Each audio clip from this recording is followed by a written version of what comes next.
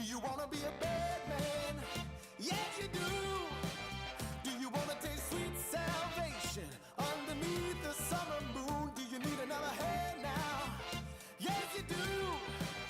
Go see Miss Josie down on Columbus Avenue. Down in the city, there's a place that never sleeps. You can see it all up past 57th Street. Music is hot and the drinking there's free. It'll turn you upside down before you count to three. One, you're looking for a helping hand. Two, you need a friendly face. Three, feeling good you can barely stand. You're falling all over the place.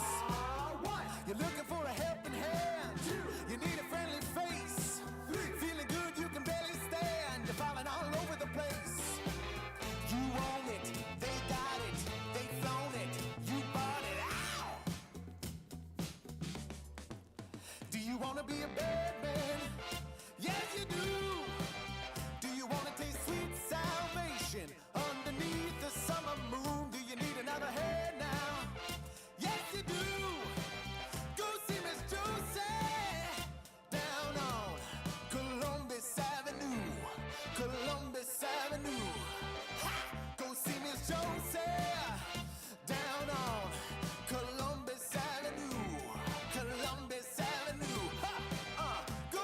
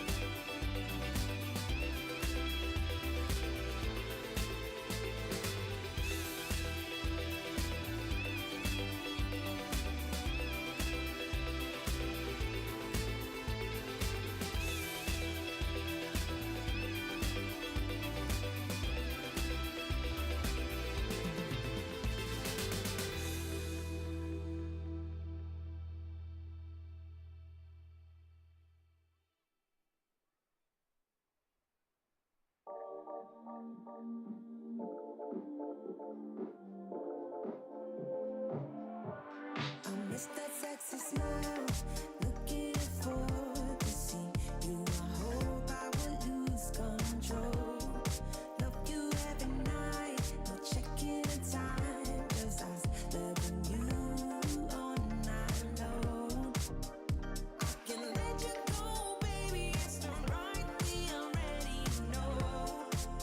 And we feel it, I really do, I say the truth, we can't go any road. Need you now, I'm your queen and you the keeper now. It's a kingdom, let's play it how you like. How does it make you feel? Or you wanna change? I'll be whatever, watching like we can dance. You got to move tonight. Stars are watching us in the sky. I wanna last it forever. It's a sexy smile, looking forward to see you. I hope I won't lose control. Love you every night, no checking the time, just us loving you all night long. I can let you go, baby, it's the right way, I'm ready to know. And we feel it, I really do, I said the truth, we can't go any road. Need you now, let's change the clothes, we have a drive. You know how you make me feel alive. Come close to me, I'm obsessed with your different kind of style. Don't you ever leave, step by my side. Hold my hand, cause I don't have much time. I wanna hug you forever.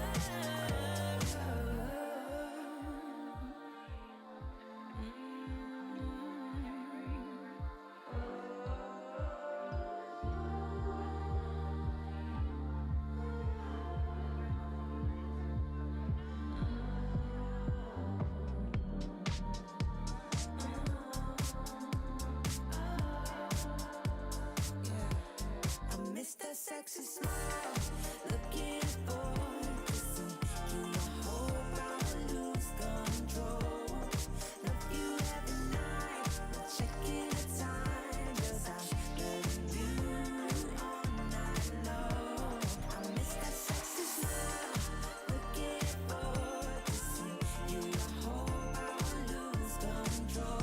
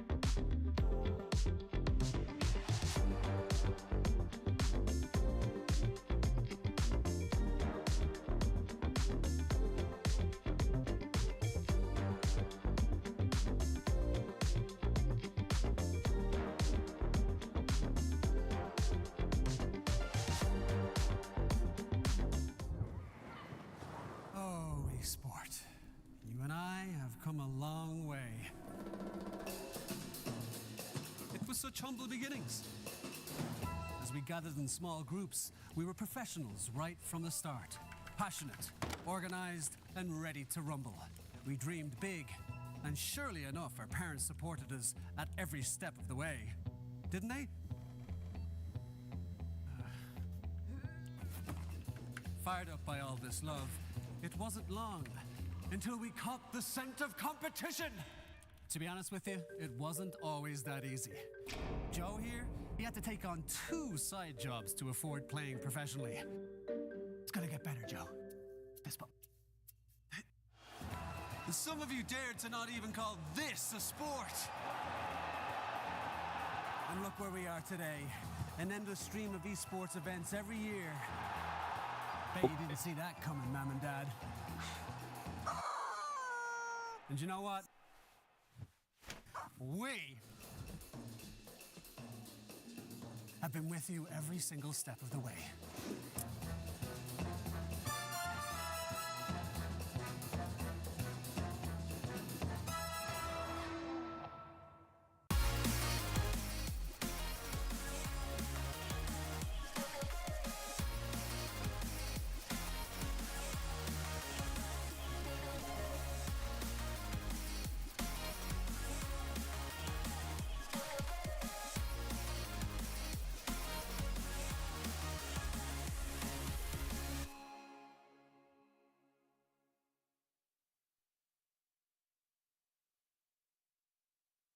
Dream of working with people you watch on screen. Exclusive esports opportunities handpicked just for you. Candidate profile to raise above competition. Let 10GG handle routines. Make a step towards your dream today.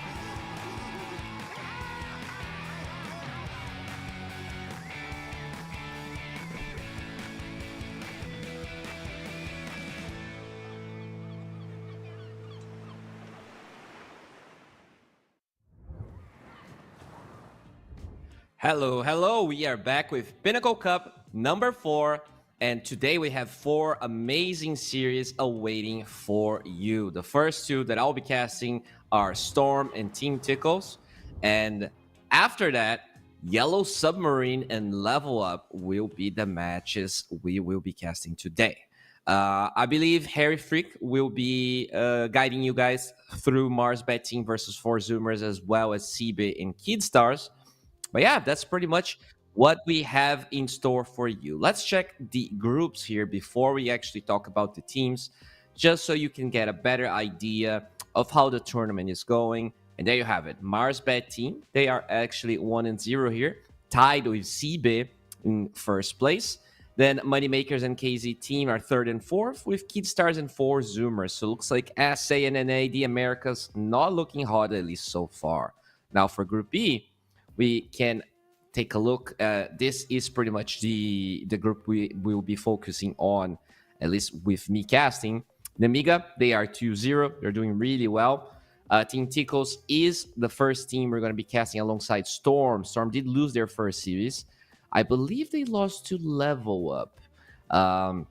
Then we have Navi Jr. and Level Up in 3rd and 4th, alongside Storm and Yellow Submarine. By the way, Yellow Submarine, the team that has Satanic, a very new up-and-coming player. I'm super excited to see how they're going to fare, but that's just the second series of the day. Let's take a look at the teams for today's match. For the first match, Storm and Team Tickle. Storm, they are veterans here in Pinnacle Cup. They've been around the block. We have Dark Lord playing as carry, Nikiku in the mid lane, Dominic as the off lane, 1J for the position 4, and our beautiful Soneko. This guy is for sure a fan favorite. He's been around for a while. And yeah, very interested to see how they're going to fare against their opponents. We can take a look at their beautiful faces here. Team Tickles. They are the finalists of Pinnacle Cup number 3. They lost to Luna Galaxy, and it is quite interesting because they are former Luna Galaxy, former D2 Hustler players. We have Shad in the carry position, ADZ playing the mid lane, Booming the off lane, Narman as well as Ducalis. They actually struggled a little bit yesterday.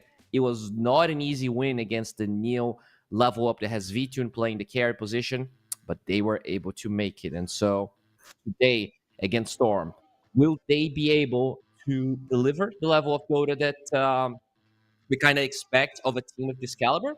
Well, we're going to find out because the match is. And, I am very excited to see how the two teams are going to perform. Storm, I think they overall did pretty well in Pinnacle Cup 3. I want to double check if they went all the way to the second stage. As I can see here, they did not. So they were what?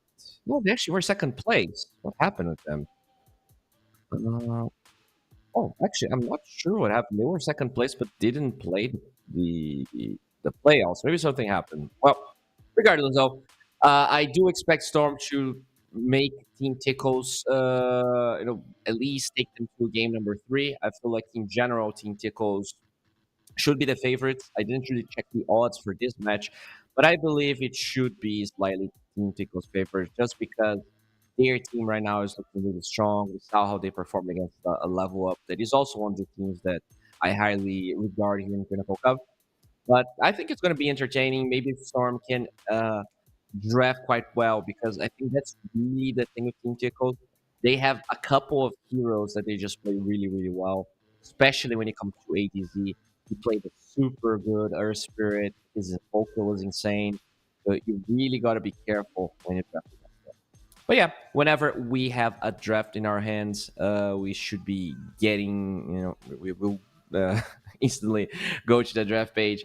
But I was honestly quite confused about Storm here because they were second place behind Level Up in Pinnacle Cup 3, but when I look at the playoffs, I cannot find them. Not sure what's up with that because one move, for instance, did play and they were third place. So yeah, maybe just something that I'm not aware. Maybe they didn't have a schedule, or they had too many standings. I am honestly unsure. Wait, okay, so second place you actually start with the quarterfinals. All right, now it makes sense. So they actually did play against Arava in the quarterfinals, and by the way, they lost to Storm. So they actually have some lore here. Storm lost to Team Tickles 2-1 in the semifinals of the Pinnacle Cup number 3. So now everything, and we have some we're gonna have a very spicy match, and we have a draft, guys. So let's jump right into that, so we can take a look on how these teams are looking and how things are going to be unfolding.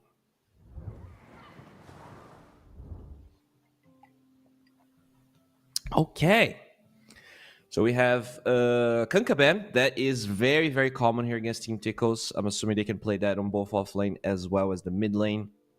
So just dealing with that is a really good idea. And Chan being removed here are definitely a Sonico special. A little bit of respect being paid by Team Tickles. So I definitely don't have any issues with that. As we also see the Treant Protector and Invoker being removed. And yeah, I talked about the Invoker. Definitely one of the stronger heroes here that Team Tickles can play.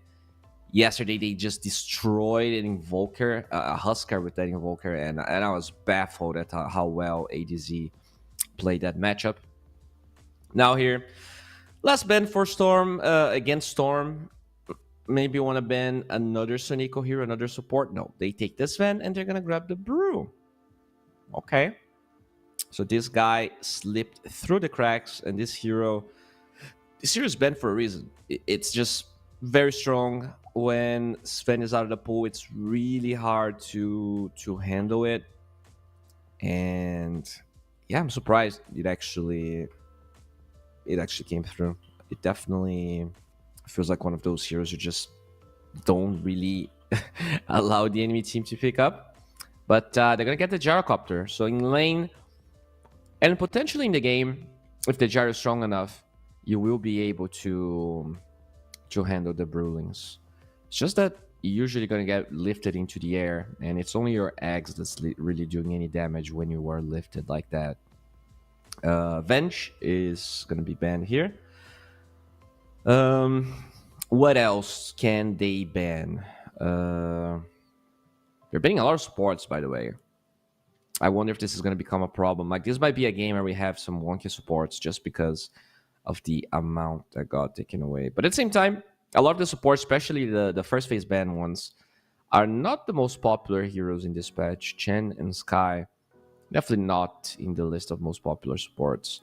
Now, the Shadow Demons, the Dark Willows, the NPs, those are the ones that are still available that we could see on both sides. They're not necessarily that good against, the Warlocks as well. They're not that good against Brew because you want a hard lockdown for the Brewmaster. I wonder if a Muerta support is something that Storm's considering. I know it's still a new thing right now, but against the Brew, that is like those long duration silences and that slow is definitely a way to deal with the Brew. I kind of like that a lot. It's one of these new technology things that works really, really well against Brew. And I'm not sure if it was Level Up or Tickles that played it yesterday, but it looked really good. It looked really, really good. And Brewmaster never came through in every match that I cast yesterday, but I believe Muerta also works really well against it. Now they're going to remove a PA, definitely a good counter to the Gyrocopter, as Nature's Prophet is going to be picked up here on the Storm side. And sure, if it's a 5 or 4, but nonetheless, is quite a strong hero. For Team Tickles, you might have to select a mid hero that doesn't really care that much about those rotations, that can be self-sustaining against the constant threat of the teleportation rotations here. And what's it going to be? Oh, they grab a Bane. Now, that is a hero that saw some play in Dream League. That's definitely a hero that's been getting popular these days. I wonder if this becomes like a game where Nature's Call gets learned, at least for 1 point, so that you can wake people up from Nightmare. You never really see Nature's Call learned. I mean, sometimes you see it, but it's uncommon. And against Bane, there's some value there. We'll see if it's going to come to that, as Team Tickles are considering what the next pick's going to be. Is it a Grimstroke? Are you going to try and combo Fiend's Grip that way? Or do you want to get, let's say, a Shadow Demon? I don't really like Shadow Demon here for Tickles. Gyrocopter is not a hero that really struggles against that. His Flag Cannon is immune, let's say, to most of the stuff that the Shadow Demon does, although creating the illusions is not bad.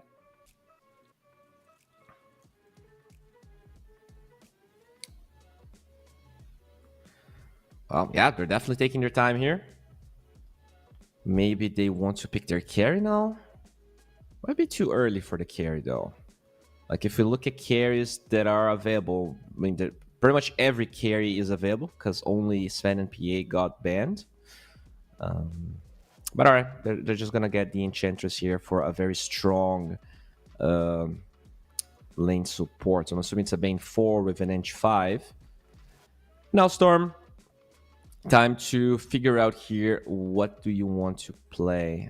Actually, let me check one thing about Bane. I believe his Q reduces attack damage. So you can actually remove 70% of Gyro's attack damage. So it's pretty good. Not gonna lie. Not that good against a hero like Sven, but against a hero like Gyro, that's a good adaptation here. Tickles found. Shaker gets picked up. Probably gonna be a core. If it's mid or off lane, time will tell. And the Dazzle, whoo baby. That Dazzle from ADZ, I'm assuming, is definitely a scary sight. It's definitely something you have to be worrying about. And I think the Shaker now has to be in the offlane. I feel like this lane is almost impossible for the Shaker. Maybe impossible is a strong word, but it's definitely a hard one. And you knew that Dez was open, so I'm assuming they're gonna flex this to the off lane. Still, could be a tough game here. Oh, they're banning offlaners here in Team Tickle, so they feel like the Shaker is mid. And now the Dusa gets removed. Interesting. I thought they were gonna ban like the Slarks to enable the Shaker off lane and picks a better matchup against the ADZ Dazzle. But okay. That's the path they're taking. We also see the Tide Hunter ban here on Team Tickles. Definitely good because you can dispel Fiend's Grip. Pretty much makes Bane useless.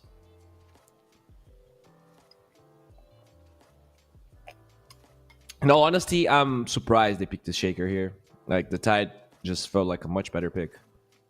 Surely, if they pick Tide, though, maybe they don't pick the Dazzle. They get a Slark, they get a Nursa, they get something that can abuse you in lane. It's easier said than done, as they are taking their sweet time with this last ban. And Void is the one they're going to take away. Definitely here. Get a guide them. Don't have that much inside Chrono, but I guess just the Dazzle could be pretty annoying here. And the Void is not a good matchup for sure. With Team Tickles. Something that could lane against these Enchantress. You have a Grimstroke.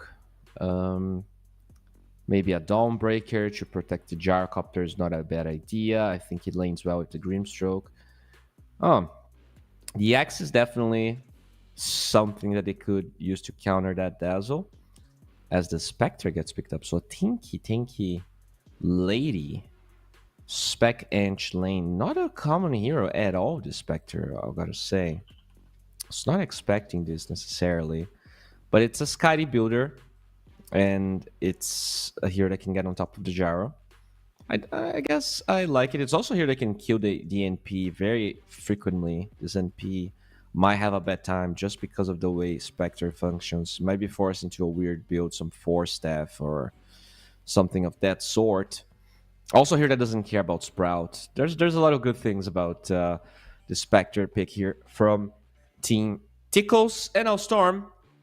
Where is he? Oh, whoa. Brood Mama pick. All right, so they're going to try and abuse this lane here. It's going to be an off-lane Brood Mama with 1J on the Grim. I like this. I think this is a very strong lane. Could potentially threaten Chad and Ducalis in the top lane. I guess I like what Storm has going here. They have 3 scaling cores, whereas it's not that Team Tickles doesn't have the same thing, but I can see Storm just snowballing a bit harder. I feel like Spectre is a hero that takes a while to get online. But still, it's Team Tickles. I do favor them slightly here in terms of knowledge and execution, and we'll see if they can make their purple draft works. I like what they have going for them. It just feels like if the lane is bad for the Spectre, which could definitely happen, then things could get a little bit out of control, especially when you consider that Sonico can also assist in that lane and pressure things. But yeah, this is the draft that we have here. I'm giving this a 50-50 just because Storm and Tickles are... Yeah, I favor Team Tickles as a team, but I think the Storm draft is pretty good. In general, though, this is the first match of the day, and I'm very excited here to see Team Tickles play. I think this is...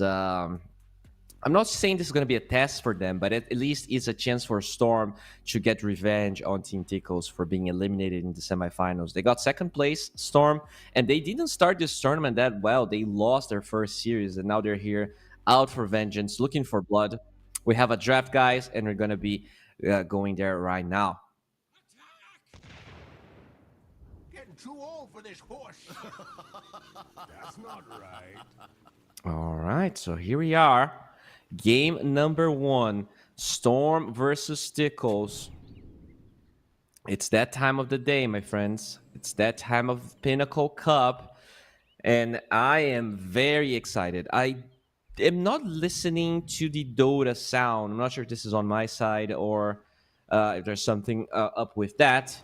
But look at that Broodmother. That is a scary looking set. Holy crap. I don't really have any fear of spiders or anything, but that's super scary. The Spectre one, that's cool. That's a classic one. I still prefer the Crimson from TI, but that one's a good one. How's the gyro looking? Let's take a look on that gyrocopter. Oh, that's literally the base model. Okay, Dark Lord. Not really a fan of sets, I guess. Time for some rune fights here. 1J going for that Q will be able to get that rune, but it's gonna be a pretty hefty price here. Those right clicks of Tucalis, they're gonna hurt. There is a Broodmother nearby, but not really a hero that can do anything about that. And now they're gonna get the Blood Grenade alongside that dagger. Can Dominic do anything about this? Oh, nicely done. Don't block your friend.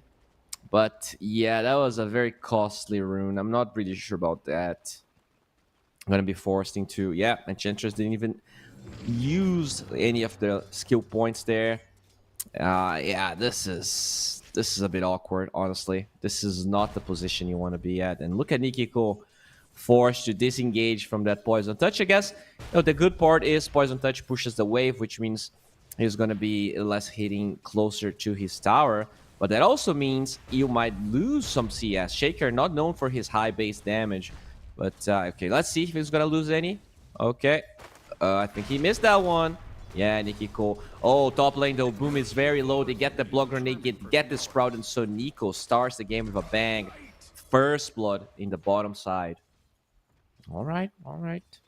3-1 here for Nikiko against the 5 and 2 of Adzantic, and I'm assuming this is only gonna get worse. This is not a good matchup. This is a really annoying one. Might even be a game where you have to... I was gonna say you might buy Bracer, but I think you need boots in this lane just so you can disengage from that Poison Touch. Or else you're gonna be dove by Adzantic and his voodoo shenanigans. Top lane, once you get level 2 here on this Grimstroke, there's some kill potential for sure. The Inkswell alongside the move speed of that Broodmother is very powerful. Finally, level 2 gets acquired here for Ducalis and Shad. So, overall, pretty even lane. But I think this gets spicy here for Storm. Especially when you consider Sonico could be attending this top lane with teleportation. Oh, TP here for 1J. So yeah, never mind. That level 2 is gonna take a while. He did TP to his own tower, so will be available here in no time, but already consuming a salve. Yeah, I mean, it's tough. Enchantress is definitely an annoying support, a very strong support, but I think he put himself in that position he didn't necessarily have to be. As we do see Sonico here has that teleport we were talking about. Could potentially even kill mid. Maybe if this Dazzle is diving the Shaker, maybe a good Sprout with a Fisher could potentially do something about this, as we do see the Flak Cannon just hurting Boom a lot. Sonico going for... no, Boom going for a Bracer, just so he can take a bit more. And yeah, these Sprouts, they... But let's be honest, they don't do that much. Level 3 here on Dominic already. So he's using the fact that the Grimstroke is, let's say, doing some weird stuff to get a lot of experience for himself. But I would like to see the level 2 on the Grim. I really feel like you could kill the Spectre. Probably not the Inch, but the Spectre is possible. Although, I guess you cannot Inkswell, because it's going to be dispelled by the Inch. So never mind, I'm dumb. This might be a lane where... You need the silence on the Inch for the Inkswell to work, but even still, the Inch probably kills the bug and then casts the spell. Oh, as I'm babbling, there we go. Inkswell worked. They killed Ducalis. Yeah. I was just conjecturing here as they just did the stuff and they got a very important kill in the top lane. And this Broodmother pick, I'm starting to really dig it. I was, slightly... questioning it just because Brood is not that often picked, but Spectre is not that often picked in. This is why when you don't get a strong laner, this Broodmother is allowed to do a lot, and they're definitely doing a great job there. Still no rotation from Sonico. I'm wondering what exactly he's waiting for. Mid is a little hard, as we discussed already, but top lane, yeah, there's definitely, especially to kill the Inch, because obviously the Spectre can go through your Sprout. You need to make sure that Dagger is on cooldown or something of that sort to really do anything about it. As we see Nikki go here, we'll get that range creep very nicely done. So overall, he's holding his own here, but for sure a Dazzle win in the lane. And is this a dive? Well, we're gonna try and use that missile. So Nico holds on to the Sprout. Okay, if he was just a little bit later, the Sprout would be doing damage once the stun came through, but still, they don't get the kill. They just pressure them a lot. They're gonna lose some creeps. The courier dies, but I think he did get his items. The courier died with nothing on it. And the Gyrocopter now working towards the Crystallis. Crystallis Entrance. Oh, top lane once again. Yeah, got another kill here, production. Looks like the Enchantress died in the top lane. Shad not really having a nice time, as Dominic is super low, trying to get some region here, and will be able to do so. I think the reason Bruce stopped being picked is that the lifesteal on creeps got like 40% nerfed or something of that sort. Speaking of, yeah, lifesteal, you gotta be careful here, Dominic, or that Spectre is gonna eat you alive. But yeah, I mean, despite the deaths on the Enchantress, the Spectre is farming, the Brew is doing a good job, and the Dazzle is owning. So overall, Team Tickles, I think for most of it, they have things going their way. They're probably very comfortable here. Time for the runes, and it's in the top side, and it is the Ange that picks it up. We see a Fisher coming out, and now this Inkswell, will they do anything? It will. They actually get a kill onto a Xantic. This Enchantress, can we click the Enchantress here? Does she have W learn? I guess she does, because she has a creep.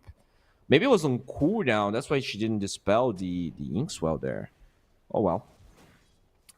Well, that's a little bit unfortunate.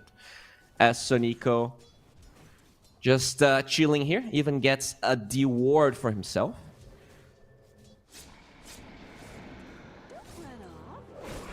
Oh, Dominic. There you go, the center stun, and finally they will get a kill here. And yeah, double damage Enchantress, very scary sight. As Ducalis is trying to steal a Wisdom Rune, but we already see that 1J is in position to deal with that. On the other side, Bane will pick that Wisdom Rune up. Nice stack here from 1J. No, I think he got blocked. Yeah, got blocked by that sentry from Ducalis. Nicely done. Stopping this camp. That's probably going to be formed by the Brood once she gets more levels. As Shad, with his level 6, will be stunned by the Inkswell, but it's a very short stun. So, fortunately, it's not really going to do much. You know, we do see Enchant level 2 there. Reducing the cooldown. We'll be able to deal with that Inkswell in the upcoming fights. As Sunny could just trade some blows. Going for what seems to be a medallion here. Sonico taking a lot of damage from Boom. Will be forced out. Gets the status resistance form. With that slow from the ulti though, can Boom get out? He's only level 5. Doesn't have his split, but the Sprout and the last right click. It's Sonico that picks it up. Nice Nightmare, but not enough to save his friend. But they killed the Shaker in the mid lane. And this is also going to be a rune for Team Tickles. It's a regen for the Dazzle. Ooh, that feels pretty good. Whew. Look at the tower falling. Oh no, that's a Spectre Haunt, and I guess it's not Haunt anymore. I think it's a different name, but yeah, it's the Shadow Step, and they get that kill. And the difference in CS between the Shaker and the Dazzle is becoming very apparent. They're pretty much taking the mid-tier 1 tower at 8 minutes here. Really good moves from Team Tickles, despite the, let's say, disappointing side lanes. They are enabling the Dazzle here to do a lot. Shad is taking this tower by himself, as we see 1J TPing to this mid lane, trying his best to protect what's left of it. Oh, look at that. That center, so annoying. Nikki Cole maybe looking for an angle, looking for an echo. There's no angle. There's nothing you can do. They just lose the tower in 9 minutes. Not ideal. There's a pretty big stack Reno here. Oh, okay. Okay, this is going to be good. All right, let's go, boys. Let's go. Give me an Echo Slam. Ooh, feels good. Feels good. Ah, that is too good indeed. Nicely done, Nikki. He's going to get a neutral item for someone. Gets a lot of farm here. Still very far behind. He's just ahead of the Shaker, but after he finishes off the big ones, should be in a good place. He only has 1 point in Ancient Totem, so it's going to take a while to really kill those big boys. And Dominic, with his level 7, is starting to accelerate here in the top lane. He also took that tower, and it will open up the map for the rest of the team. Gyrocopter pretty much has the entire bottom side for himself, and the Brood the top side. The Shaker is really the only one that's a little bit, let's say, on the struggling side. On the side of Team Tickles, this Brewmaster not having a good time, but I mean, just as bad as the mid Shaker. So in a way, you could say Broom's having a good time. This is always a question of perspective, as the Dazzle gets ink-swelled and killed. Really good rotation, and that's when the Grimstroke really shines. Yeah, there's no point in Grave, but even if there was a point in Grave, this Grimstroke just makes it so hard for the Grave to be cast. You have to kill the bug, and just a good rotation. 1J, I think they really need to start focusing on this Dazzle. The NP plus this Grimstroke should be able to kill the Dazzle pretty much 24/7. You might have to go 4 staff on the Dazzle eventually or something of that sort, so he can get some distance, can dodge the Inkswell. And Dominic, rotating from top, gets the mid tower. So Storm, they're not going to be phased by those early moves up Team Tickles. They claim a lot for themselves, and Shot, he's under the guise of a ward. We see a smoke here from Storm. They have the Inkswell. This could potentially be a big one. Blink Dagger debut with that bug, with that silence, and that's an easy one. Nikki Cole, that stack was important for this kill to happen. Brown boots on the Shaker. Amazing, amazing rotations here from Storm. No surprises, they were the semifinalists, and they want revenge from from Team Tickles. They eliminated them last time, and let's see, at least here in the group stages, they will be able to take a serious Atlantic. Going for the eggs here, just standard items, no 4-step just yet, just a standard build. So Nico does have that medallion we were talking about, and the Shaker will finally finish his treads. Pretty rough start for him, as Dominic trying to get some stacks for himself, stealing some bounties. We see now 1 rotation from Team Tickles. Bane is level 6 to Kali's. Doesn't have it yet, but you don't really need level 5 on Ench, like level 6 on Ench. It's nice to have, but it's not a necessity. Will that smoke connect, though? So far, it doesn't look like that's the case. Narman. Oh, never mind. Oh, there you go. That's a big one, but he doesn't go for the Fiend's Grip instantly. So Dominic's gonna be fine. Ooh. Maybe it was a kill if he just YOLO'd for the Fiend's Grip. Still, this means the Echo Saber is gonna be ready. And look at that top lane. The Echo Slam with the Inkswell, with the bug, with the damage. Good luck doing anything about this. And this combination of Inkswell and Shaker. Sure, Nikki Cole struggled in the lane, but they are executing this perfectly. And what's the response here? I'm not sure what you can do. I guess Grave might be one solution, but as we already noticed, no points in Grave for Atlantic. Still, the win probability, very even. Gaben really likes what Team Tickles has going for them, and especially they like killing Gyrocopter. Dark Lord is very low. He's trying to disengage. The armor from that tier 2 tower is helping, but it's not enough. That said, they're gonna kill the Spectre as he goes for this rotation. This is the 4th death, I want to say, from Shad. Not really the type of performance we use from him. So they kill the carry, but they pay a hefty price. Look at the net worth of Spectre right now. Just not impressive considering that we're already 14 minutes into the game. Atlantic, though, finished his Aghanim Scepter, and he is ready to bully some noobs with that. Time for the Wisdom Rune here, and yeah, we do see Yeah, Adzentic picking that Wisdom Rune up, has a stack for himself. So he should be just fine here. We'll be able to deal with that one. The top one from Storm still available, as we do see Dark Lord pretty much finishing his eggs with Crystallis already up. Despite that death, having an amazing performance here, pretty much tied with the Dazzle in net worth.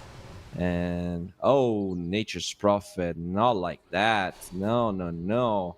Stealing the creep, Sonico. That's nasty.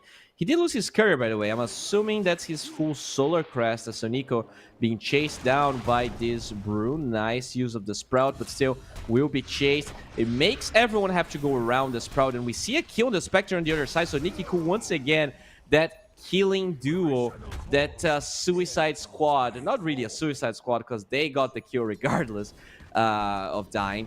And they're gonna lose Sonico in return. This is a really good trade. You don't even use your Echo Slam, and you lose a support for the carry again, man. How many deaths on Spectre? I think it's 5. Could be wrong.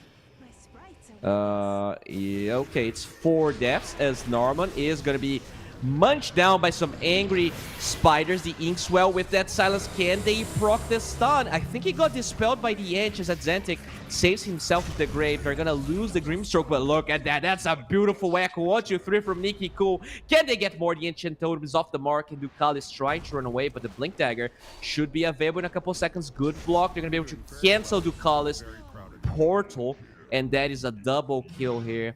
And Nikiku, that shaker, I was very afraid for him, but he's showcasing why this hero is picked so often, why this hero is really a menace in pubs and competitive.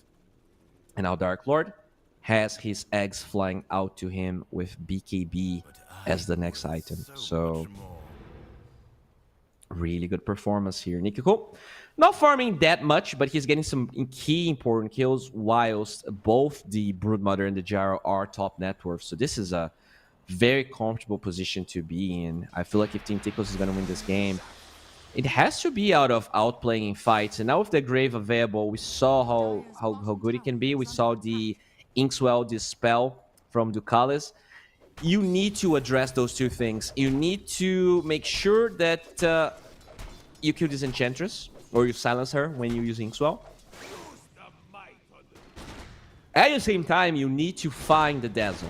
If you leave the Dazzle unaccounted, if you allow Dazzle to cast Grave, he's going to cast Infinite Graves. Like, that's how Core Dazzle works. So these are the two things here that Storm needs to be very careful about. I mean, there's so many things for you to worry about if you're Storm. There's also the Brew Split. He can just show up. He can also dispel the Inkswell, by the way, with his Panda form. And he can annoy you. He can lift you up. This is not an easy game. Like, they can get pickoffs, as we're seeing through this game. But actually taking a 5 versus 5 fight is not necessarily easy for them, as they will brute force Roshan. And no response here from Team Tickles. They're gonna at least use this time to farm and accelerate some of these scores. They need that acceleration. The support NP is about to surpass this Spectre. This is really not where you want Shad to be in. Can we see his build, by the way? What's the Spectre item build? Midas Blade Mail. I mean, I like it. I think that's probably what you need in this game. You're definitely struggling as they get the silence. Instant kill. Good luck getting the split off. And, I mean, if they're separated, as we already discussed, there is no way for these heroes to handle the bug. They need BKBs, they need mantas, and those items are expensive. Those items are really, really expensive. Yeah, let's follow them this out. Yeah. Nice. Anyways, Gyro here going for that BKB. We see the Dazzle going for a BKB. Sometimes we see the Manta on Dazzle just because, 1, he's universal. 2, oh, wait a second here, Norman. You're in no man's land, and that Nightmare is going to do anything for you as he gets killed. And now the hardest spell, 1J, with that shard on the Grimstroke. And Storm, they start with a bang here.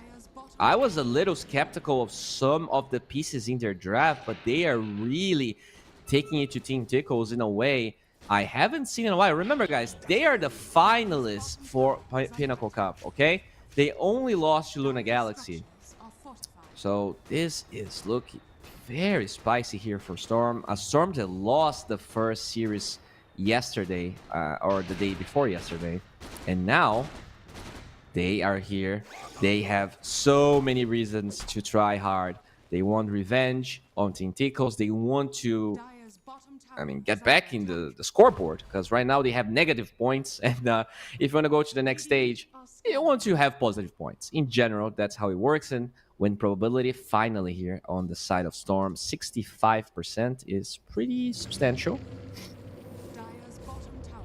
And Shad just using his Midas here, going for that Manta. His way out of the bug, his way out of that. Okay, Narman is going to be initiating a good grave. Will buy time for Narman to get that grave, and they get the kill despite losing the Bane right after. But look at those freaking bandas. They're being smashed, they're being destroyed. At Xantic, he doesn't have the reset on his grave to be able... Oh, okay, that's... So, they actually lost everyone here on Storm. I guess there's 2 heroes alive with the Brood plus the Jaro, but that's still a pretty decent fight for them. I also believe they had no vision. They just went up the high ground at nighttime, and they got an amazing fight. The Grave on the Bane. They killed the Brood split through the split. Like, the Brood just right-clicked those mother truckers, and they just died. And that's a Brew with Radiance, by the way. This is a relatively hard to kill Brew, level 12. So yeah, I'm honestly very impressed with how much damage the Brood is doing. You can see Shad's beautiful forehead. So Nico's, looks like he's gonna do a little stretcheroo right there. Ducalis.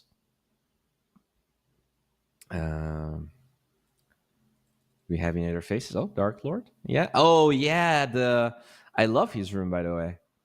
Looks like a Wes Anderson set for a child's room. Well, I'm not saying Dark Lord lives in a child's room. It's just I don't know. It's so aesthetically pleasing the way that room is. We see Nikki Cool on his 4 arms. 1J, just chilling here. Narman and his very, very mysterious face. Not a lot of emotions. Definitely struggling in this game.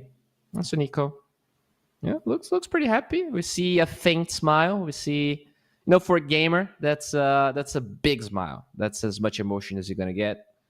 It's talking with his teammates here. Everyone seems to be back. Dark Lord. All right. We should be ready to go, I hope. I assume. Well, that was a very... that was something. We saw some things here we might want to forget. Dude, I can't get... Like, am I wrong? I think Ducalis looks a lot like Grubby. Like, a lot. I hope I'm not being mean here or anything. It's just they just look like Ducalis will TP out, and this is a 3-4-4 if you count the Aegis. Not a bad fight if Team Tickles. Like, you took away the Aegis outside of your base. That fight's not gonna matter at all. The Spectre lives. Unfortunate the Dazzle dies, but you definitely have to buy some space here for this Spectre, as now the Tormentor is gonna be handled. Dominic's getting a little low. There you go. The heal from the Inkswell should suffice, as now the Shaker with Eggs and Shard. So he got the Shard because the support bought their Shards. Very nicely done here. Nikki Cole is enabled. He's ready. Ducalis with a 4-staff on the way already has his Dragon Lance. So he's going for this right-click build. He wants to be a force during these fights. And, I like it. It's definitely necessary for these enchanters to do a bit of damage. They are struggling in really providing damage for the fights. The Dazzle is pretty much... Like, he does a lot of damage, but he's the focus. He's really going to be the focus of Storm. And they don't have a lot of saves besides that. Like, what's your save? It's a nightmare. And it's not really going to do much. Gyro, BKB completed. And it is time to go through the portal here. I wonder if they're going to try and steal the enemy. Did they get the Tormentor on the dire side for Tickles? Oh, Mukalis here, going to find Dominic. Inkswell is ready. And the Enchant Toad, I'm sorry, the Enchant was already used. So no time to dispel that one as Dominic. He wants blood. He wants Bane blood. And he's invis. So he's going to be fine as Zentik, forced to pop his BKB. Does he have a TP away? He has it, but he's holding on to it. And now with the Soulbind and the Silence, this could be very problematic. The BKB is about to wear off. And they go in with the Echo at Zentik. You should have probably TP. He tries to force a fight. And now they will not only lose the Dazzle, but lose their Bruise Split. Yeah, we can see that the Tormentor was taken, just like the lives of poor Team Tickle supports and cores here. This is a massacre from Storm. This draft just looking really good, and we're probably understanding a little bit of why Spectre is not often picked. This hero is just weird. It's just a weird hero. And when you consider the fact that I think only 3 carries were banned during this stage, it was Sven PA plus Medusa. The Spectre pick is a little questionable, not gonna lie. Just struggle so much against the Grimstroke. They never really allow that tankiness of the PA to shine through, as we do see some TPs here. And yeah, Dominic. Only the Echo Saber is still looking so strong as 1J. Trying to run away from both the Spectre and this Brewmaster. The Soulbind is going to be used with the Silence as well. Do they have any follow-up here? That Soulbind is not going to last too long, and this is pretty much just a disengaging Soulbind. They don't really force anything else out of it. As we do see the Dominic Brood. Just doing its thing.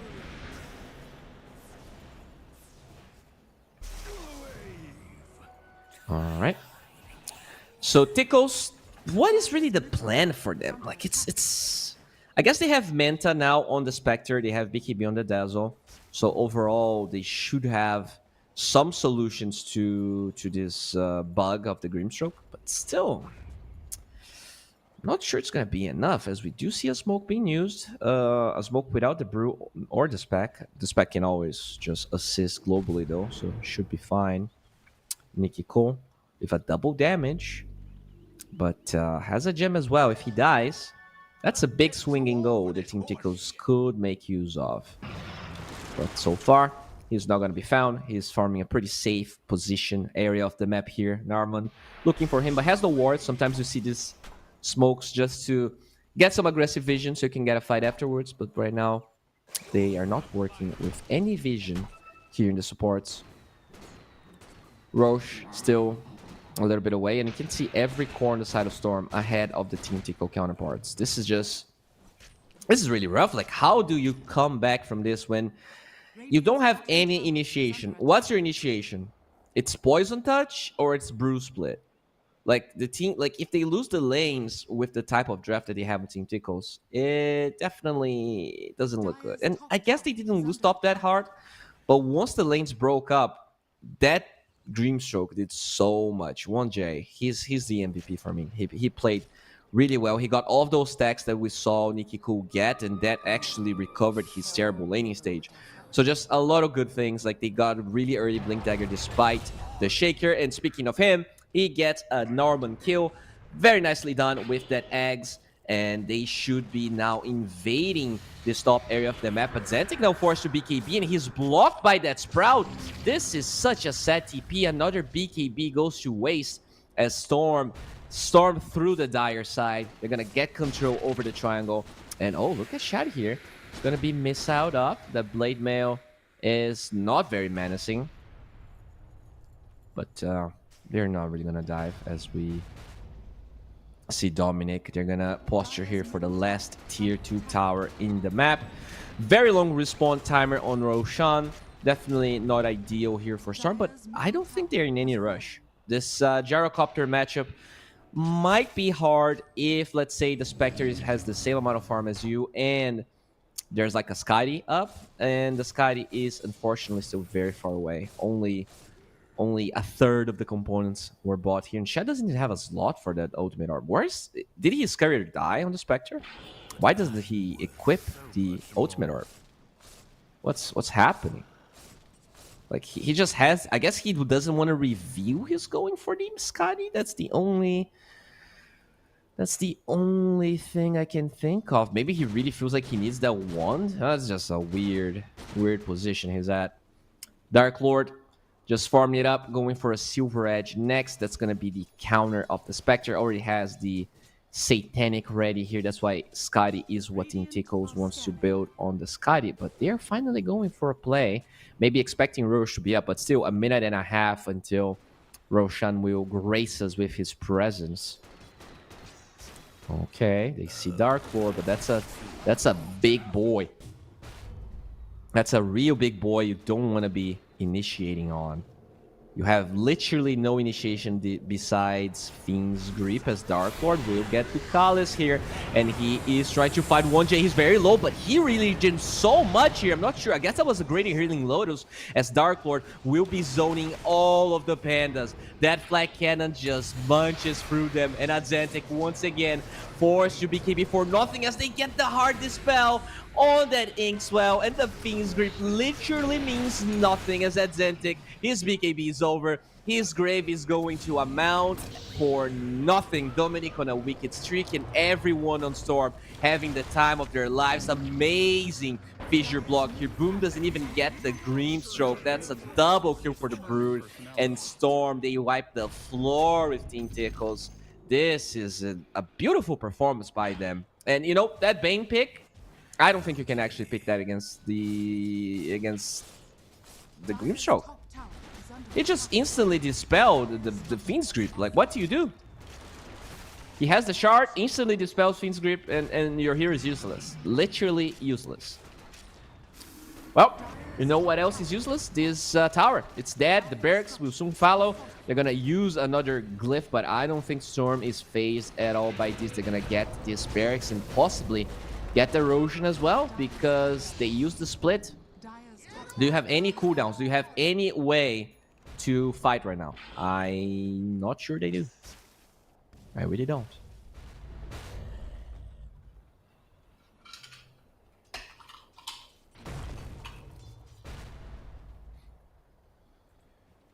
Alright, so Nikiko did finish his BKB. Probably going for an Octarine next, as most Shakers do. So Nico with his eggs, with his Solar Crest and drums, having a really good time playing that NP. Dominic with his Manta, just right-clicking like a madman. This Brood performance was insane by Dominic. It's been a while since I've seen a Brood look this good, and yeah. It feels like the unconventional picks that they went for on the Storm side, they all worked out, whereas on Team Tickles, not so much. That Spectre got handled. And sure, it was an overall last pick Brood on the side of Storm, so we do expect the Brood to look better. Still, they will get Roshan. They're going to get Cheese onto Dominic. And, I mean, I think they can just go high ground. Can we check the items to see if they're waiting for anything? But I think this game is 95% over. Yeah, so they have Scotty on shot. That's nice. That's one thing. But yeah, look at that. Look at that poor Enchantress. Yep. Just dies. Inkswell is so crazy. Such a good spell. Nothing they can do about it. The hard dispel aspect of it is insane. They already have no stuns on Team Tickles. Like, the only stun, literally the only stun is, let's say, Poison Touch with the Shard, if you want to be technical, and Fiend's Grip. And they all get countered by that Shard, Inkswell, Grimstroke. And time for a high ground siege here. Yeah, everything falls really quickly. They can't really do anything about this. I guess, yeah, there you go. They dispel the Bane's Q. That's another thing that they wanted to utilize here. Just reduce the damage of the Gyro. But it just gets instantly dispelled. So what do you do? Well, so far... Alright, so they're gonna use the split. They're gonna try and... Yeah, that's... I've always wanted to be a giant space crab. Whew, that's a wasted split. That is literally a wasted split. One fissure, and the split got wasted. Now Dark Lord, he shows up. He zones all of those bad boys, those brew pandas. At least they get one lift off as Ducal is using his shard to poke Storm, but that's just not enough. Dark Lord, yeah, sure, you removed 70% of my damage. That's still way more damage than any of you.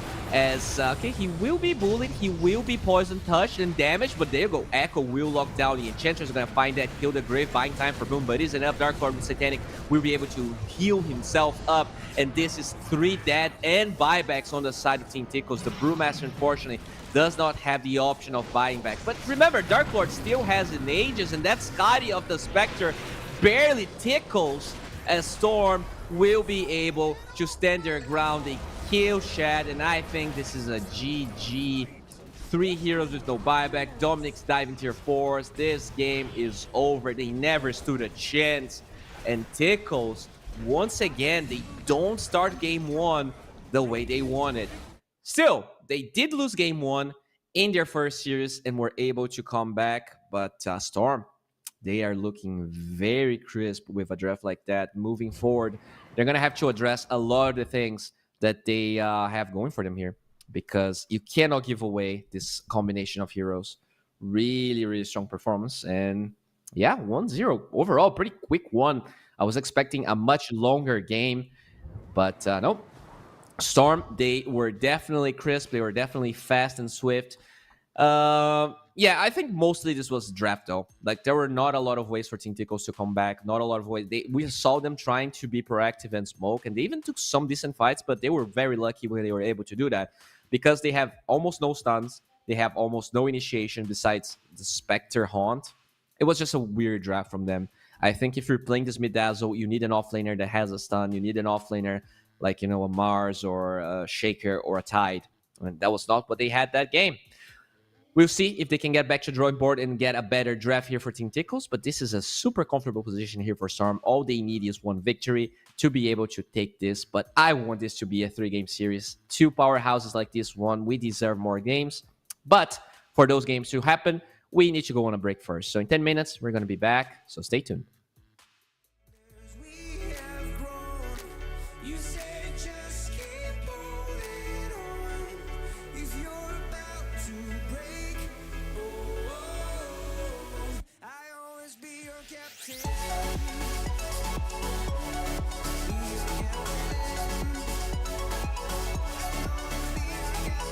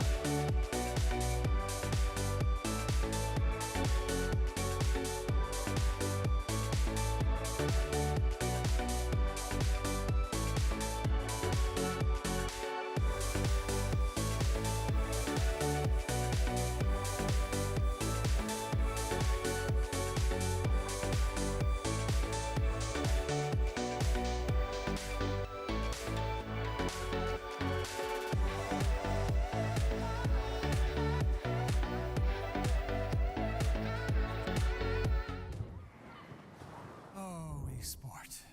You and I have come a long way. It was such humble beginnings. As we gathered in small groups, we were professionals right from the start. Passionate, organized, and ready to rumble. We dreamed big, and surely enough, our parents supported us at every step of the way. Didn't they?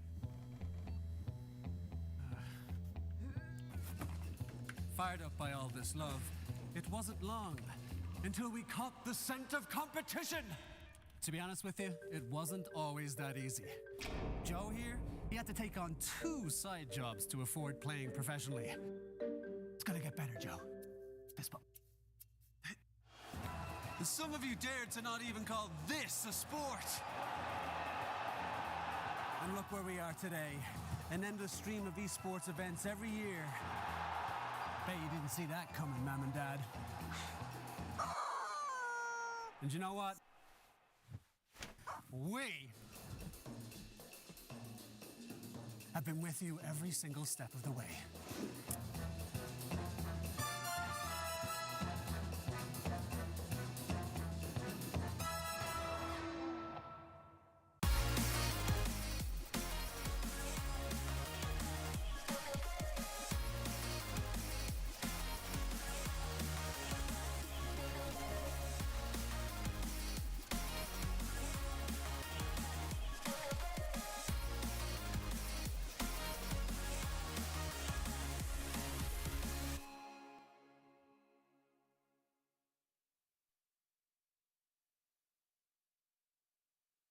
Dream of working with people you watch on screen. Exclusive esports opportunities handpicked just for you. Candidate profile to raise above competition. Let 10GG handle routines. Make a step towards your dream today.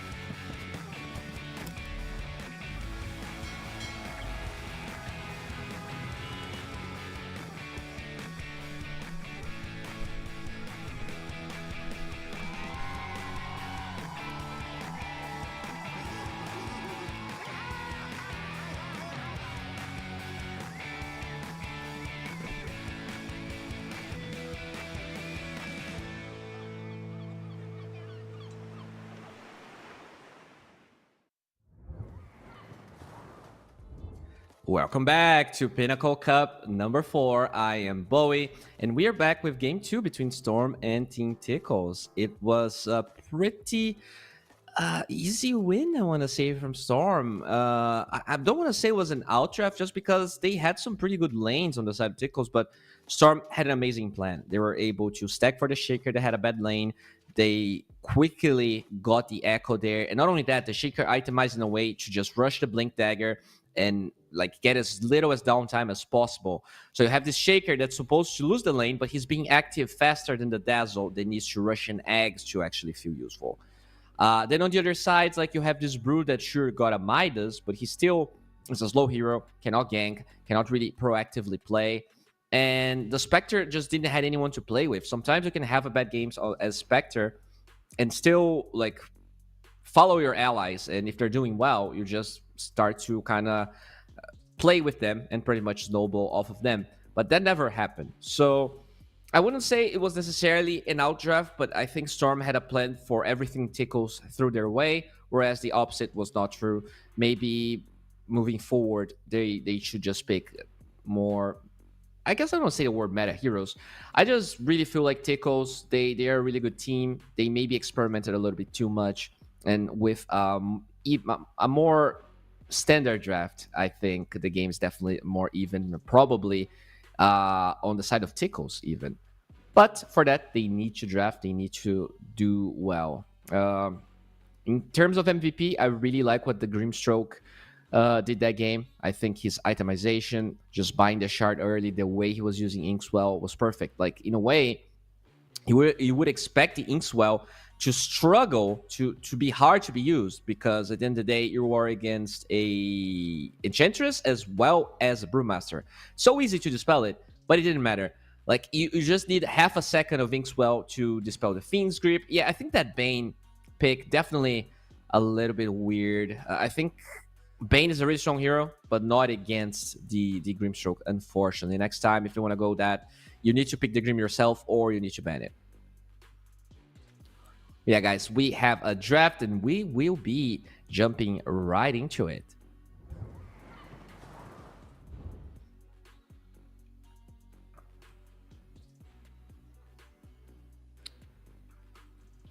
All right, so for the most part, very even, very similar draft here. They're gonna ban the Chen as well as the Kunkka on both sides, but it's now Tickles that's banning the Brew, and Storm taking away the Invoker. Interesting. So a little bit of adaptation here. Okay, so if you're banning the Storm, you're probably picking something that struggles against it. Are they picking Shaker first pick again? Might be the case. They just don't want to be EMP'd. I wonder if they just ban the Shaker. I'm trying to think of the heroes that you would like to maybe first phase mid, that the Invoker would be annoying. But, you know, maybe you're just banning at Zentix Invoker and there's no thought after that. Maybe you're like, sure, they lost with Dazzle, so let's leave them the Dazzle and let's just ban this Invoker that we think is maybe a bigger problem. And I think they're right.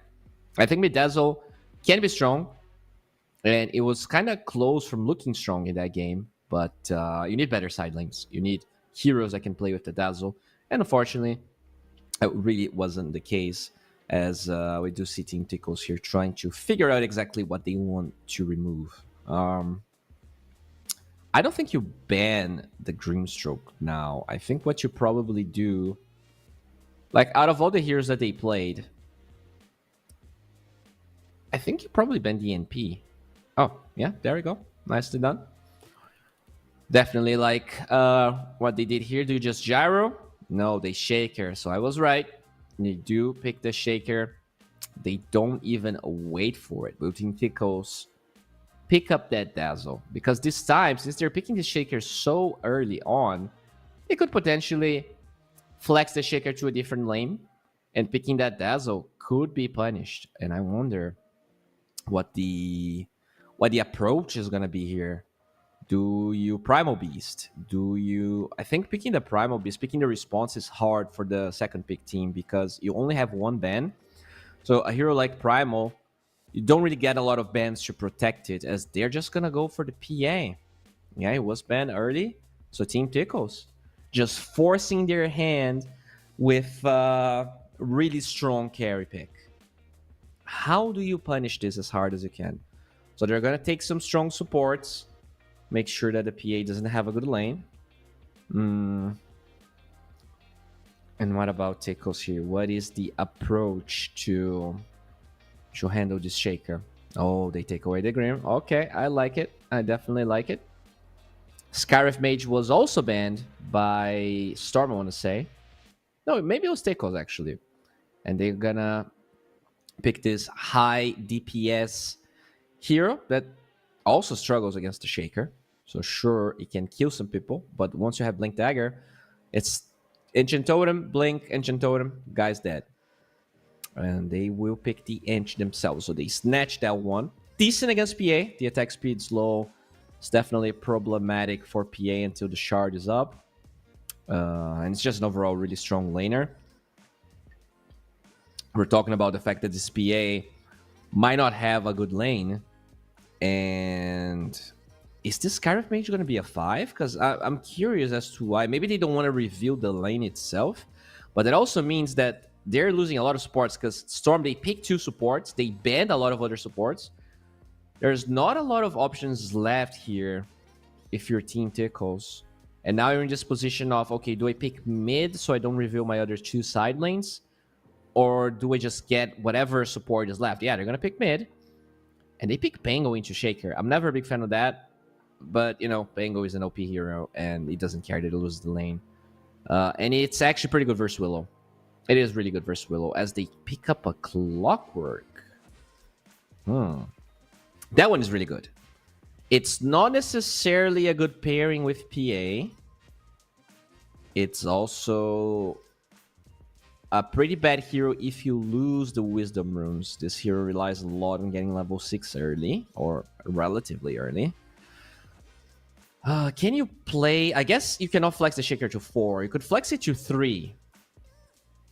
And I wonder if that's what they're going to be trying to do here as they pick a Timber. Yeah, that's probably going to be the... That's probably going to be in the off lane. I like this Timber. I think the Axe is really good this game. You just pop it. Even if PA breaks you, you're still going to keep all of that max armor. Very interesting pick here from Storm, but I honestly like it a lot. I like it a lot. It's going to be a Timbersaw Dark Willow lane. Yeah. Once Dark Willow is level 6, you can use the Bedlam on top of the Timber. You're going to have a lot of damage, a lot of pure damage that just the PA is definitely going to struggle against. I really like what they have going for them here as they ban the Doom. Yeah, it's time to ban Boom heroes, whereas for Team Tickles, you want to be banning carries. Gyro's still in the pool, but not really the best matchup against PA, so maybe you don't have to take that one away. When you think of the best matchups against the Phantom Assassin, let's be real, there's not a lot of those. But let me double check here. So the worst ones are, carry-wise, are Sven, that's banned. Weaver, but no one plays Weaver. Oh, they do take the Jar anyways. And they did take away the Bloodseeker. I wonder if Slark is a possibility. The problem is picking Slark without knowing your matchup is a little scary here. But you know, you have a way out of the cogs. You have a Dispel for the Sky. You already have an Enchantress as a strong laner. I wouldn't mind seeing a Slark here for Storm. What else do you ban? I would probably ban Tidehunter, honestly. It would be able to dispel everything that they have. The Anchor against Timber and Shaker is super annoying. I really wouldn't give away Boom Tidehunter. To me, that's the biggest one that stands out. Unless they want to pick something they know is weak against a particular hero. So, okay. They take away the Axe and they pick the Troll. Okay. Yeah, I mean, Troll can definitely kill you through... the Axe can definitely kill through his ulti. So I see where they're going. Where they're coming from.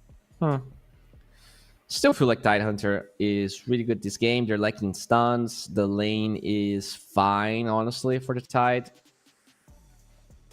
It gives them a little bit of push. Is there anything else that's good here for Tickles? Like, what else can they pick? No Brew, no Kunkka. Unless they bristle back or they pick something super funky. And I don't think they should do that. They usually pick some greedy heroes for Boom, but I think they just need a stun. I think that was a big plan game 1. Their draft was...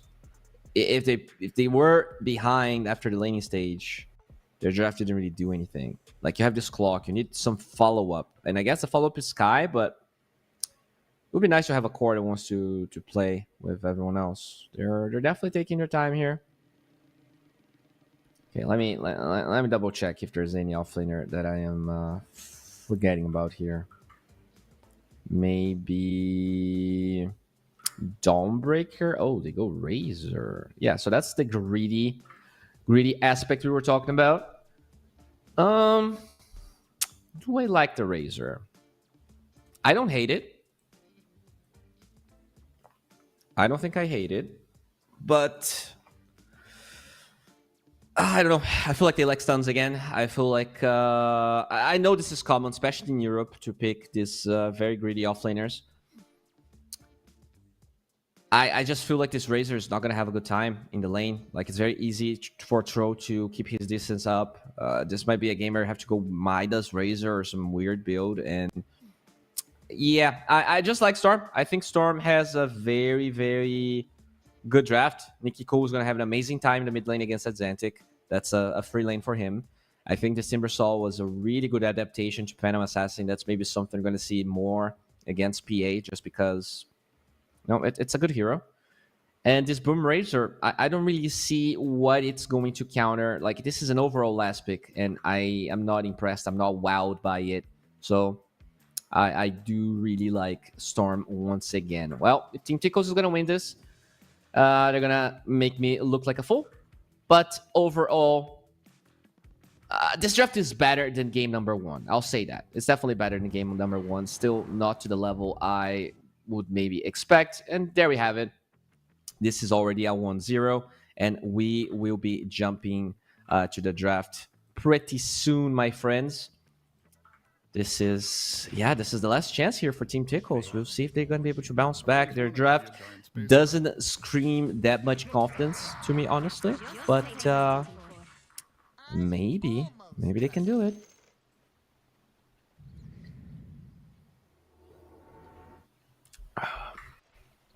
All right, so it's going to be a very early fight.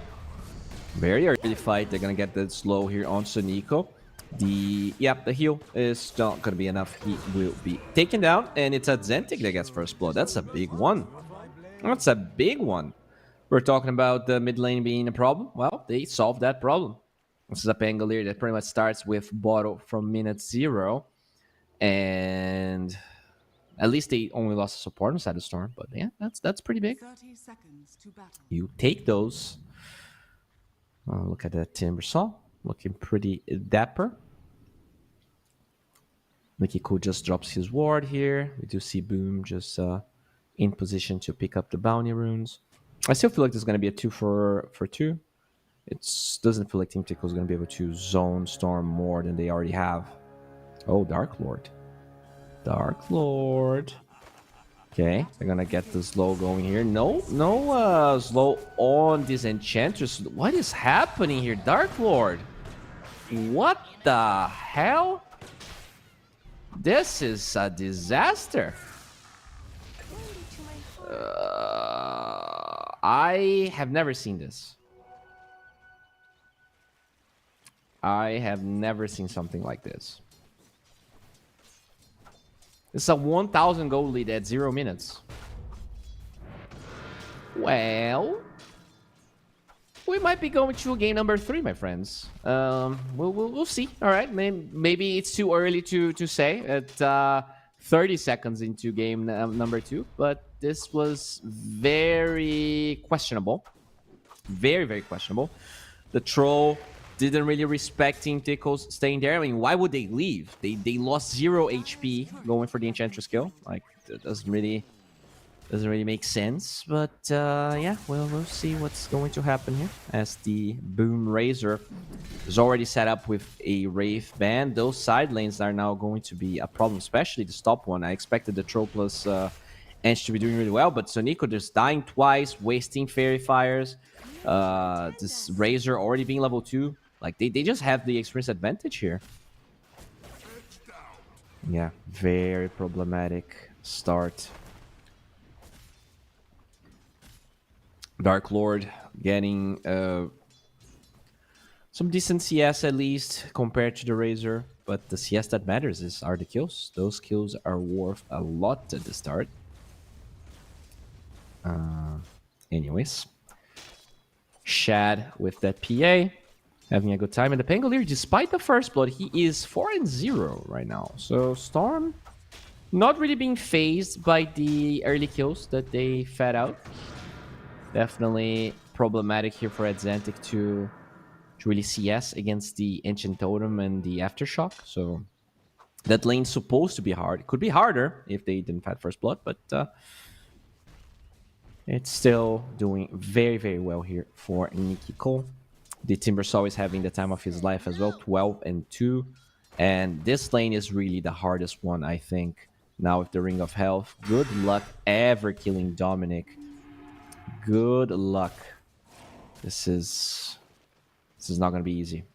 So Nico with the purple creep, just draining some mana. Very good against Razor. Usually relies a lot on the mana to be CSing with his plasma field. All right, so I mean, sure they fed 3 kills, but still, I feel like this is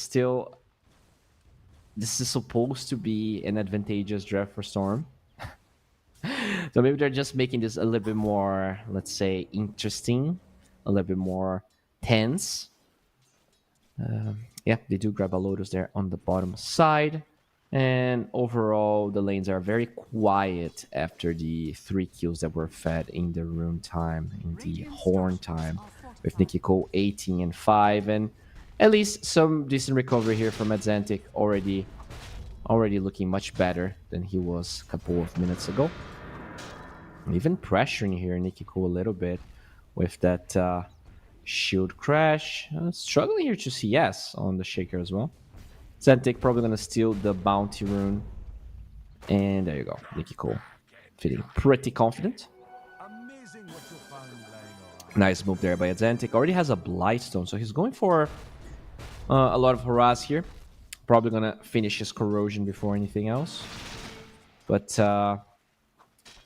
maybe we should check the top lane. I'm seeing some low HP heroes. Oh, it's actually bottom that the Willow is. Willow is 180 HP. Has some stick charges.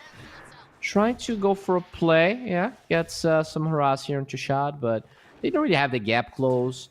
Unless Ducalis walks onto 1J like that. And yeah, there you go. That's the gap close you need. Nice cogs will push them away, and 1J will survive, as we do see that a Razor died in the top lane. Enchantress. So Nico gets revenge. And yeah, we can see the strength of their side lanes. Maybe that kill would be... Oh no, look at Nico. He's so low TP coming from that Enchantress of Sonico. You gotta be careful though. There's gonna be a swashbuckle in 5 seconds. He also has some 1 charges. This is not an easy kill. If you're trying to get Adzentic, swashbuckle off the mark. Now he's in a weird spot. He's going to lose the courier. Those were the raindrops that he needed. And he gets slowed down.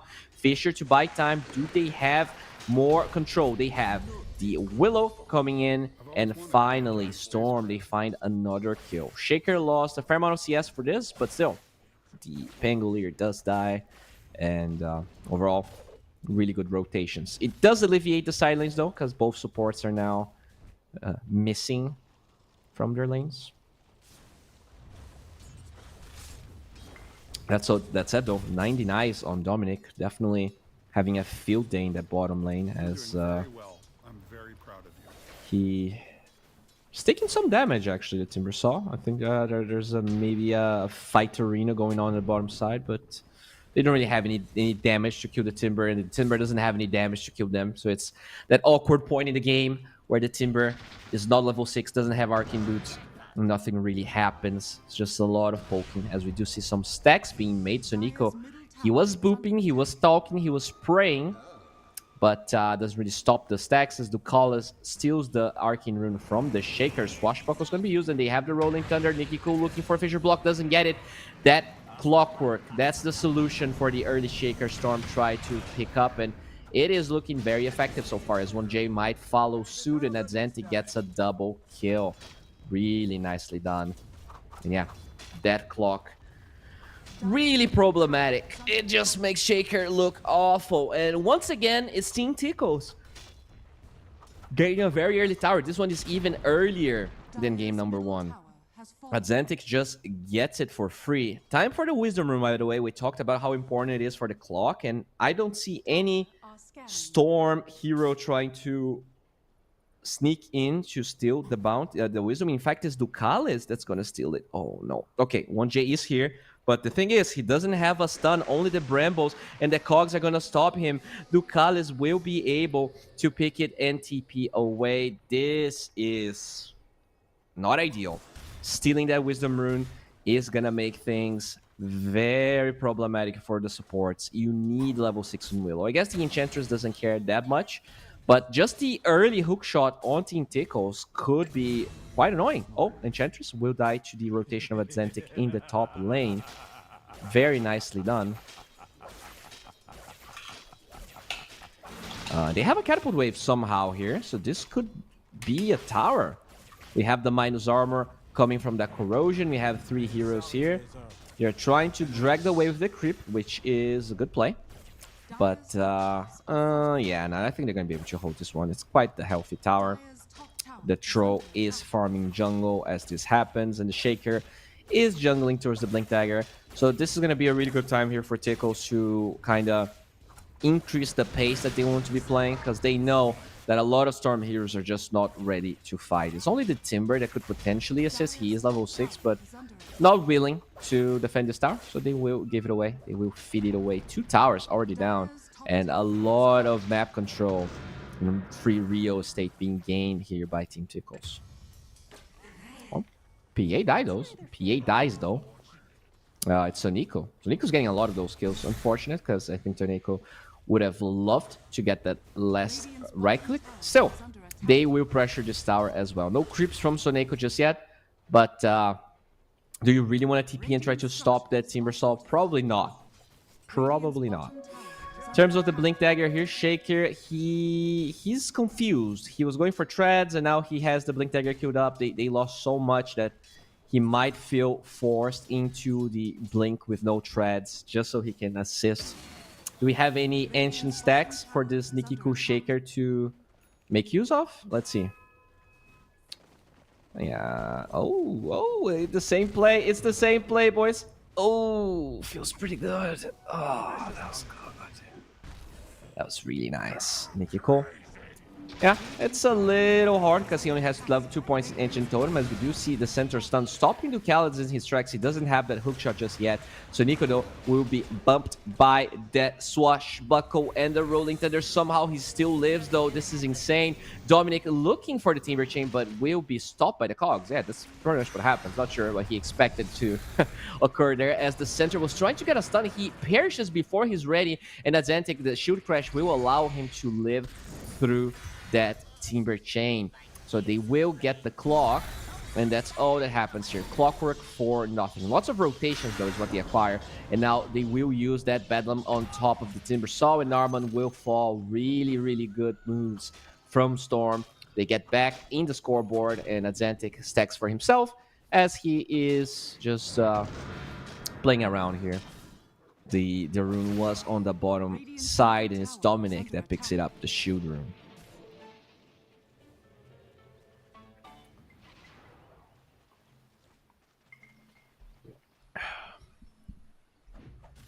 All right. You see Dark Lord farming towards the Battlefield. Both players going towards Battlefield and Shad. Okay. Is that a Blink Dagger debut? It is. They get a perfect Bramble there. And Nikiku, I mean, this is a repeat of game number 1. They stack Ancients for Nikiku. He echoes the Ancients. He gets a fast Blink Dagger. He kills Shad. And what seemed to be a decent start from Team Tickles gets put on hold. And then you consider the fact that, alright, at least the Razor's not going Midas, he's actually going Blade Mail. We're gonna see Sonico being slowed down by Ducalis, and the first hookshot kill will be given to Azantic. So at least they are going to control this big jungle here, repel Storm a little bit, but it's just a support edge. You really want to be finding the Shaker. And I wonder here, is this a game where you have to go BKB on Nikiku? Because you can't really Ancient Totem out of cogs if Battery Assault is turned on, and they fight Azantic. They just kill him. Not fast enough with the silence, and this is a huge one. The supports were nearby, but they were helpless. Nikiku. Yeah, that Shaker of his.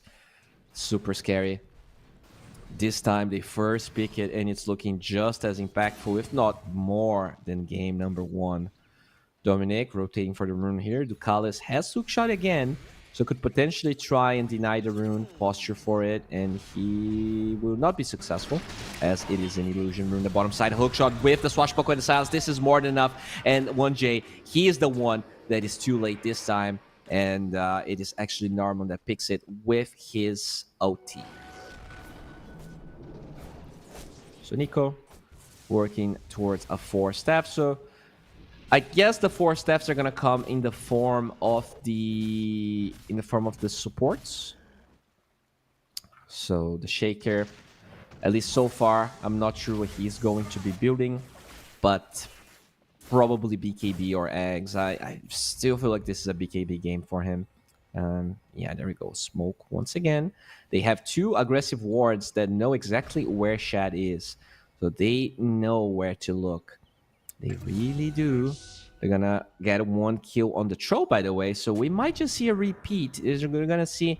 Oh no, as he tries to get the D ward in the bottom side. That PA, they know where she is. Chad, can you run away? The Fisher trying to block his path. And now with the Tumbler Soy and the aid of Dominic, they get that kill. And it's mirrored carry kills on both sides. That was so funny. He was like, okay, I'm gonna D ward for myself so I'm safe. And that's exactly what they needed to pinpoint his exact location. Adzentic, though, finds another Enchantress kill. So Nico definitely struggling a little bit here.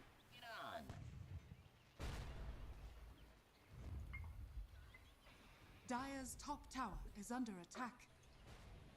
Radiant's bottom tower is under attack. Nico still saving a lot of money here. 1,000 gold. Trying to decide what he wants to build. Adzentic will be Bramble. Nice use of the Willow ulti. It's now only the Clockwork fighting the Shaker, but the damage off that Mystic Flare should be enough. And Ducalis, with the help of that support, gets a kill. They're gonna get a counter kill onto Narman, but it really doesn't matter. Shaker plus the Willow dying. Successful rotation in my books, as Dark Lord did finish his Battle Fury. So he is having a better time than PA. That's really the difference maker here, as we do see Adzentic in the top side, about to finish his blink. So he is giga farm. That first blood definitely helped, because yeah, probably would have lost the lane a little bit harder if he didn't get such an early bottle, such early timings. So Nico now close from finishing his 4-step. So despite his struggles in the beginning of the game, that 4-step will be very valuable. There, oh, doesn't get the CS. Feels bad, man. I always feel bad when I see supports less hitting under tier 2. So hard. Even cores actually struggle, let's be honest. As there is shot available here in general. This Clockwork from Ducalis, I think he already found a lot of success with it. Just stealing that Wisdom Rune, making sure that the hook shots would be coming from an early stage of the game. I think really good moves by him. As the smoke from Storm will be used once again. This time, it's actually on the big jungle here. They are not going to hunt for that PA. They want to find someone else, and they're going to solo echo the Clockwork, which, let's be honest, not necessarily the best kill, as Adzentic looking for the Timber Saw, but good Timber Chain away. The silence on the Enchantress does nothing. Really good Willow ulti. Boom, very low with the Blade Mail, trying to stand his ground. Can they find Sonico? No, they can.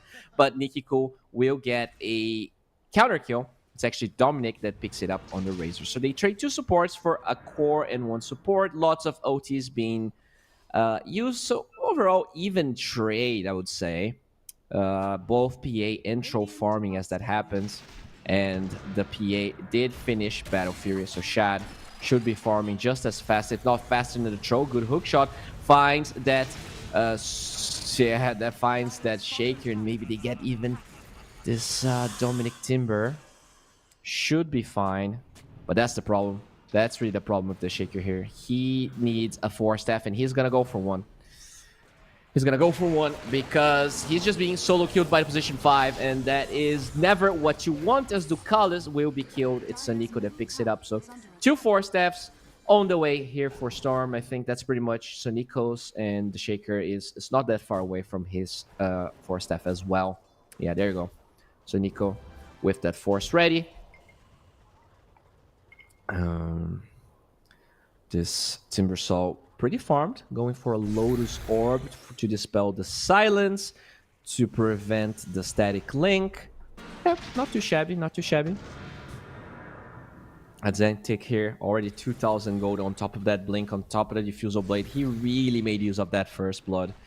If they're gonna win this game, I'll say that first blood had some pretty big implications. You know, we saw how they were 60% chance of winning after the 3 kills, and I kind of agree with that. It's a lot of momentum. I feel like the Storm lanes were really good, and without the first bloods, they would have stopped them.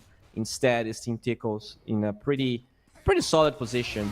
Still, they have this PA, and that is the scary part as we see the Brambles being used. Hookshot's going to cancel that Shadow Realm TP, and 1J, unfortunately, will fall.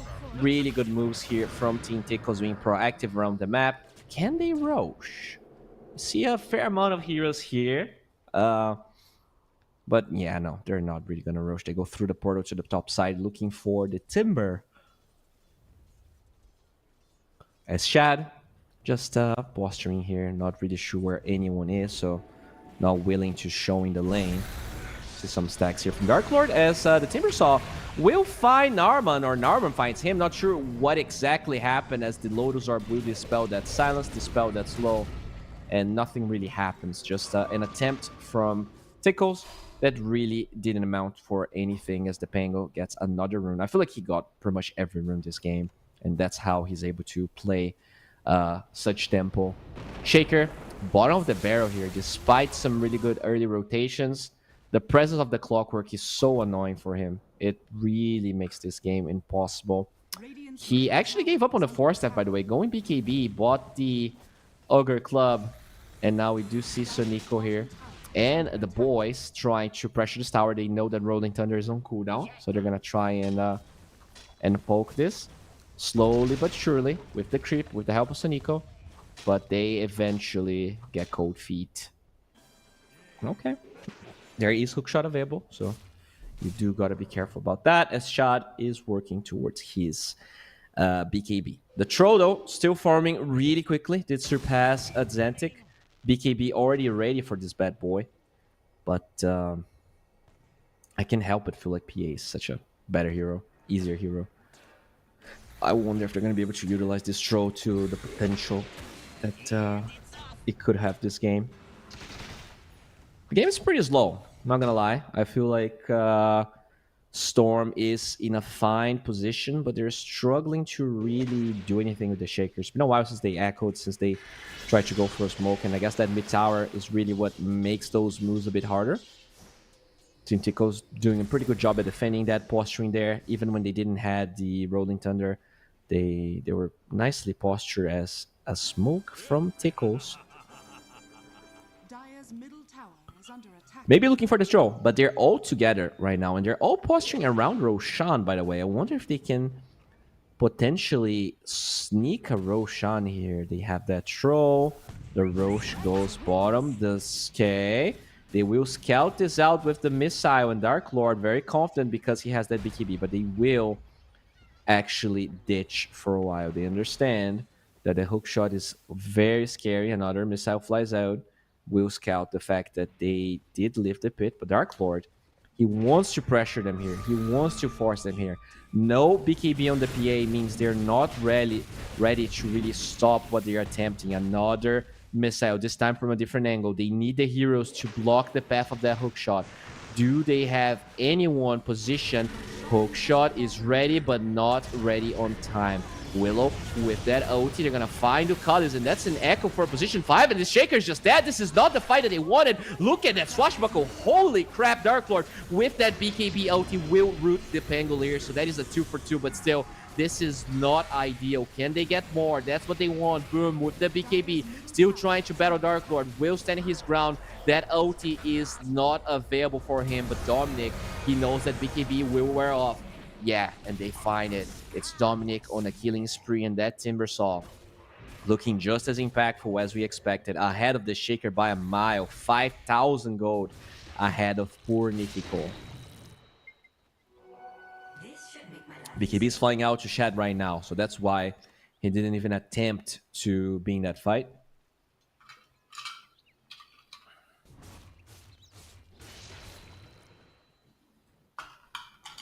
All right. Shad now going towards his Desolator. Going for some stacks, being very efficient here at the time, but still a little bit behind that troll. He did win some fights, did get Roshan for himself, so it is expected. As we do see the Shark going for Sonico. Not necessarily the one he wanted. Nikiko would have loved to have a Shard himself. But the Willow died. Yeah, that Pangolier, they picked Pangolier despite the Shaker. And I feel like Storm, they're like, okay, we have Shaker.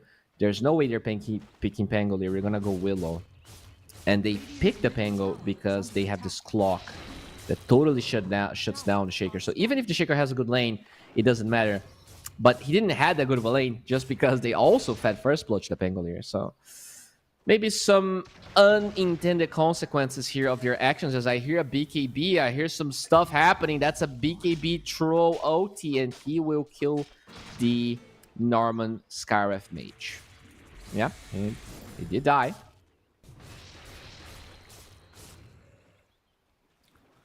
Shot going for the Desolator here. Dominic also going for a BKB, so maybe scared of the clockwork and all the stuff that he can do. With the Blade Mail is actually pretty problematic for him to deal with. In terms of that Shaker BKB, it's about to be finished. And this game is, I mean, this game is dead even. Even in terms of win probability, we're at 54% for Team Tickles. It's pretty much a 50-50, let's be honest. Pangolier with the gem as well. They have everything they really need on Tickles. I wonder what exactly they're waiting for. Maybe second Roshan, because this PA, there's not that much incentive to do anything until you can get an Aegis for yourself, or you know you're going to get a good fight. Like a fight that he can just TP and join a little bit later on.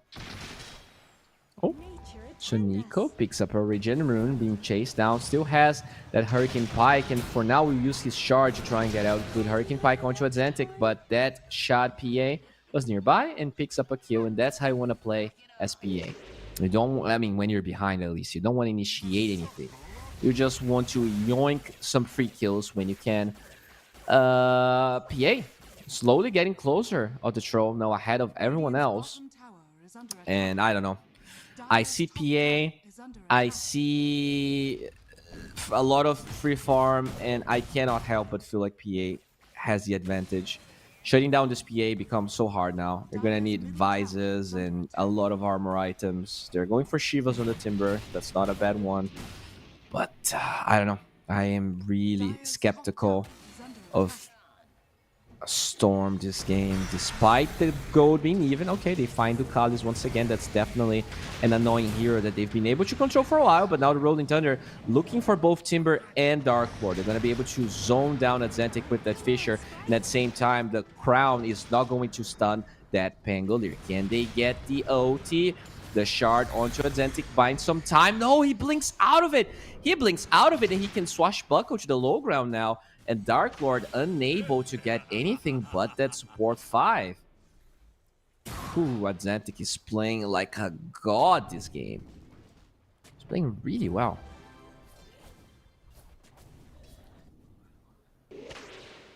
BKB is being used as we said, and now this PA. Finally grouping up with the team. Pokes some creeps. He's not gonna touch the tower. He's not gonna show. But he is nearby in case she is needed. Echo is still available here on Storm, but they're not willing to smoke or really do anything about that, despite the BKB being ready here on Nikki Cole. He's been very absent. He's still level 14, it's just not his game. Unable to really do too much, as the PA will be found. Curse Crown will isolate her, but Shad not afraid to commit. I mean, he doesn't need to commit his BKB. He's not afraid. That's what I meant. And now, boom, we'll hit this tower here alongside Adzentic. They even gonna glyph, so do they want to defend this, or are they just, like, they glyph with no creeps? This is a really weird glyph from Storm. I guess they were protecting their creeps in the mid lane, possibly, but they cannot trade those towers. Such a weird glyph. Not sure what the plan was there. They don't defend top, they don't take mid. Just an interesting choice, as we do see MKB ready for Dark Lord. Not an item we see very often on Troll, but against PA, it's exactly what you need. Dark Lord may be expecting a move through the portal, but that's not really what they're doing. Shad is farming, as he did for the entire game, and Boom is also farming, as he did the entire game. Now going for an AC on that Razor. I heard an echo.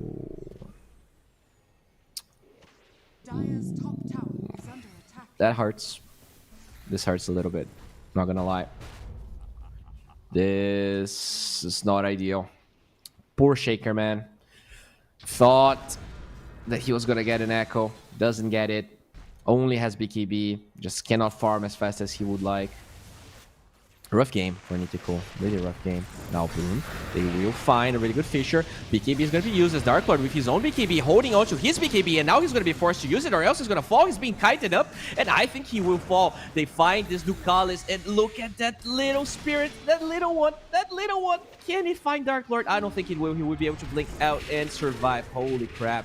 He's going to make it, but at the end of the day, they use Echo, BKBs, OT on throw, and all they find is Ducalis. Just really good kiting from Team Tickles, and now 1J trying to Shadow Realm TP will be successful. But these trades are just not going Storm's way. And when you look at this Shaker compared to everyone else, you're going to need that Shaker. I thought this Shaker was going to look menacing and strong right now, but he is just a shadow, a shell of a hero right now. Not the ideal position.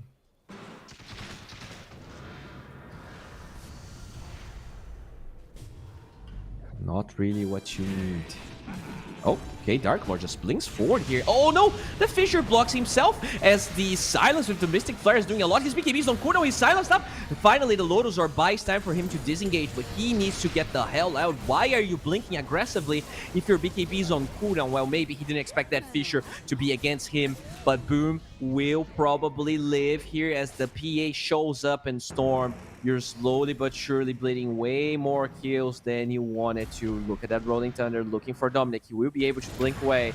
Zantic, though, doesn't want to give up the chase, and he's right in doing so. He finds Dominic. It's a weird angle, and he's not going to be able to lock him down. So they lose that Shaker one more time. This Enchantress is about to surpass the Shaker. This is how bad this game is looking. Holy crap. Dark Lord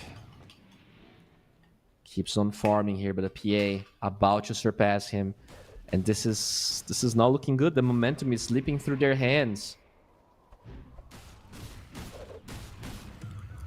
Not a comfortable game if you're this Shaker. Roche did spawn. Now going through the top side to the bottom side, and it looks like a free Roche here for... Oh, wait, what? I guess they did see Roche going through, right? What are they waiting for? They're waiting for the Pangolier to go through the portal. But at the same time, I see some Storm heroes in the vicinity. Will they scan? They have to scan right now, or else it's going to be too late, and it's already too late. Yeah, this is not gonna work. Look at that Midas Armor. They're coming, but they're just a little too slow. This was way too fast of Roshan. Yeah, the Desolator, the Pango passive, the Corrosion, the Smoke is way too late. And now Shad picks up the Aegis, and this game is looking grim, my friends. This game is looking like a possible free ticket to game number 3. As the Dominic Timbersaw waiting for an engagement angle here in Atlantic. Good shard usage. Maybe baiting a play as Shad. He's in the sidelines, and he's going to find poor Sonico. Really good boop to the sidelines, but the Mystic Flare will not find that kill. They jump on top of the PA, and they're trying to use that OT. Look at Ikiko. He barely lives through the first life, but how about the second one? That Rolling Thunder is creating havoc, creating chaos in Dark Lord. He's trying to get on top of the PA. Will be killed. Shad now forced to pop BKB, and it doesn't matter. Shadow Realm TP will be cancelled somehow, and they will find not only 3 kills, make it 4, with only Dominic living through this one. This is terrible. This is terrible. They don't get Roshan. They smoke regardless of the Aegis already being there. We can rewatch the fight. Yeah. Good boop there from Sonico. Even dodges the Mystic Flare damage as well. Like, that by itself was so big. But they BKB OT the PA. I mean... You knew there was going to be a second life. The Shaker just dying there. Just really... A really hard fight. Really hard fight. And finally... At least the Timbersaw survives. But Boom with a triple kill. Bad Razor. just allowed to farm the entire game. Kind of like the Timbersaw. It really, the big difference here is the Shaker. At least the supports on the side of Storm are doing a bit better. But Ench is not going to solo carry this game. Willow, it's a fine hero. Will really solo carry this game. Not sure about that.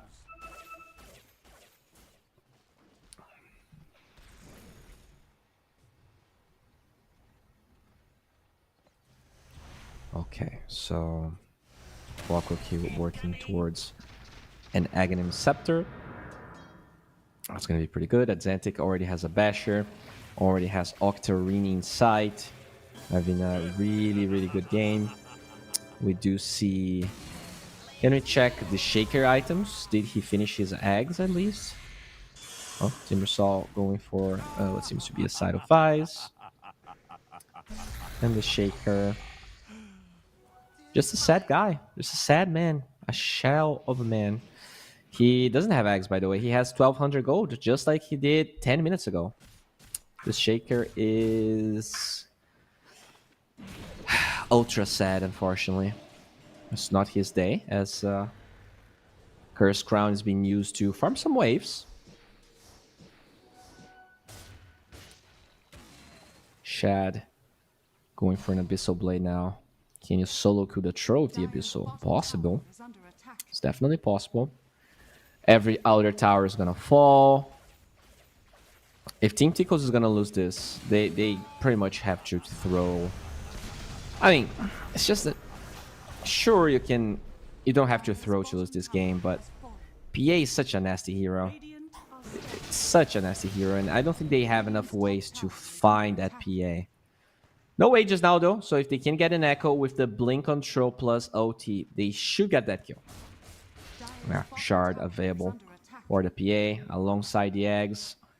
So even scarier now for this Troll. You're going to have to BKB OT or else you're not going to get that passive through your attacks, and that's how you kill the PA in the first place. 1J just trying to split push the top lane, just doing some stuff. Actually doesn't really do that much, but it's honest work, at least, as Storm posturing very interestingly here to this area. Dominic maybe baiting a play. Boom, takes the bait, but Dominic will be able to disengage. Now look at that shard from the clock getting on top of the sidelines. Now Dominic will force Steph away, and they should be fine. Only Sonico really being any danger. He will fall with no buyback. Two heroes kind of stuck there, but with the shard and that blink away, they're going to be fine. And Storm yet to really get a meaningful kill. The PA just blinks forward, finds a Shaker, and that's a solo kill. Shad did pop his BKB for this, so this might not be a place he wants to stay anymore. They're going to keep the other heroes pressuring the tower. And now the question is, do you buy back your Shaker? What do you do against all that pressure? Shad finds another one. He finds the Timbersaw. Yep. That Timbersaw was supposed to be useful like 10 minutes ago. And now he gets solo killed. He is the third net worth hero in the game. Second on the side of the Dire. Well, make it fourth because he is now behind Broom here. And Storm, it feels like that PA pick was an auto-win. First pick PA. Lose the lane. Farm for 30 minutes. Come back into the game. Get Aegis. Win the game. Pretty fun, Ice Frog. Thanks for putting this here in the game here, as we do see that Blade Mail actually hurting Sonico a lot. Oh, okay. Should be just fine. I guess just fine is an overstatement, but he's alive.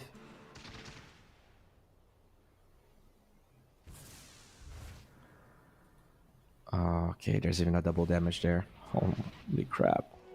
PA did TP top though, so might not be able to find that in time.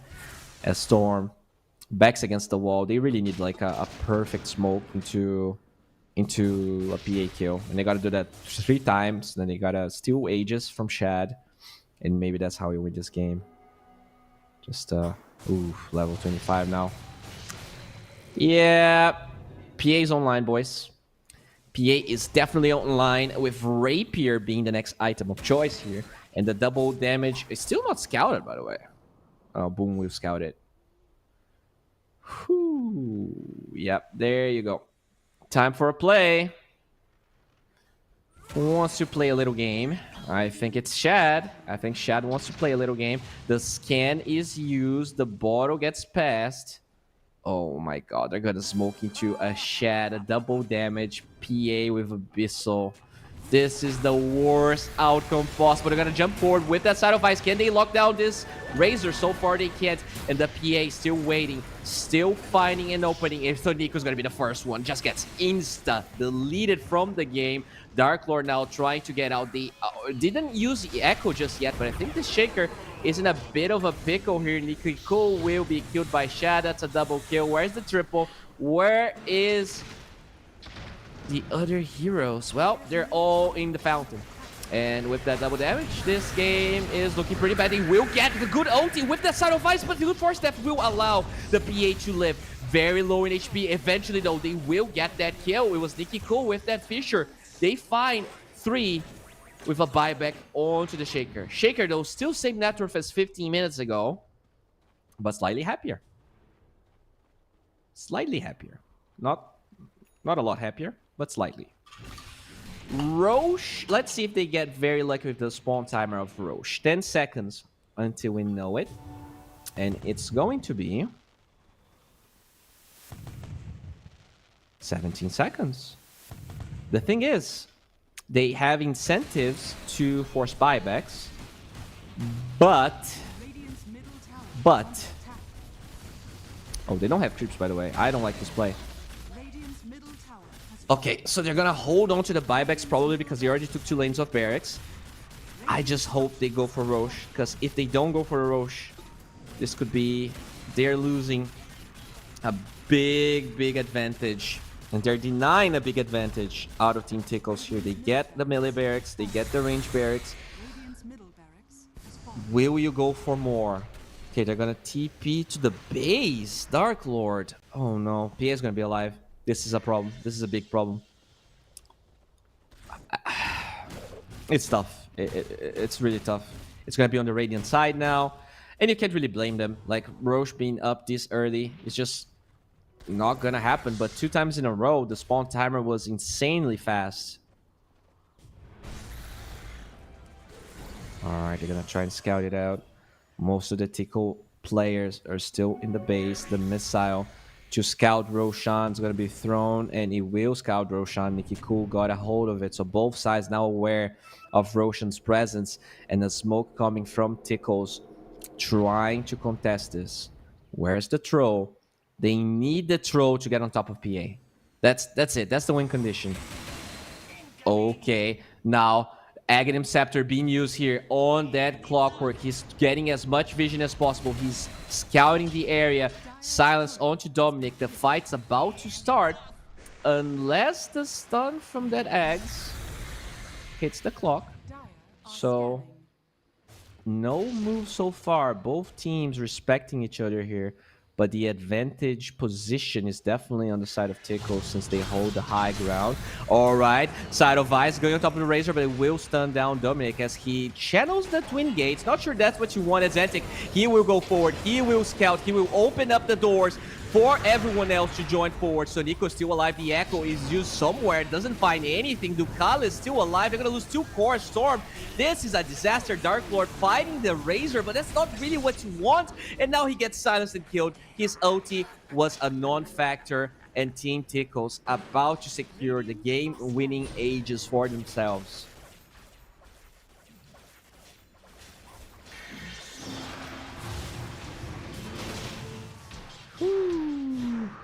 Well, yeah, I mean that's Dark Willow. That's something that she tried to do. Not gonna really do too much, though. I guess that's going to be Aegis on the PA and the eggs on the Razor. Yeah, I mean, not like they actually struggle to push buildings by any stretch of the imagination, but now with that eggs, it's even easier here for Boom to get the mega creeps they need to close this one out, to shut it through Storm's throat. Yeah, unfortunate here. That clock pick was really good from Team Tickles. Maybe a little bit overconfident in going for the Shaker this early on. I mean, some teams do it, But honestly, I still gotta say, if they don't feed those 3 kills, I feel like this game is theirs. Their lanes were really good. They were supposed to snowball so hard. They feed the kills. They don't control their wisdom runes properly. And Team Tickles, they just slowly allowed this PA to be ready to fight. And yeah, Glyph's gonna be used. I guess they will buy the 14 seconds necessary for Tro to be alive, which means that Tickles will, for now, give them some respect.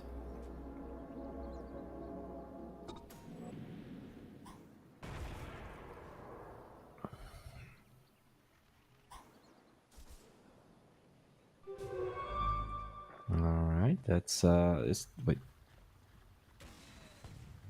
They're gonna all TP to the outpost. We do see, does Nikiko have a ninja gear? I think he does. And he ended up going for a Shadow Blade, so didn't even go for eggs. That's such a sad game for him. Really sad game for him, as he's probably looking for a silver edge.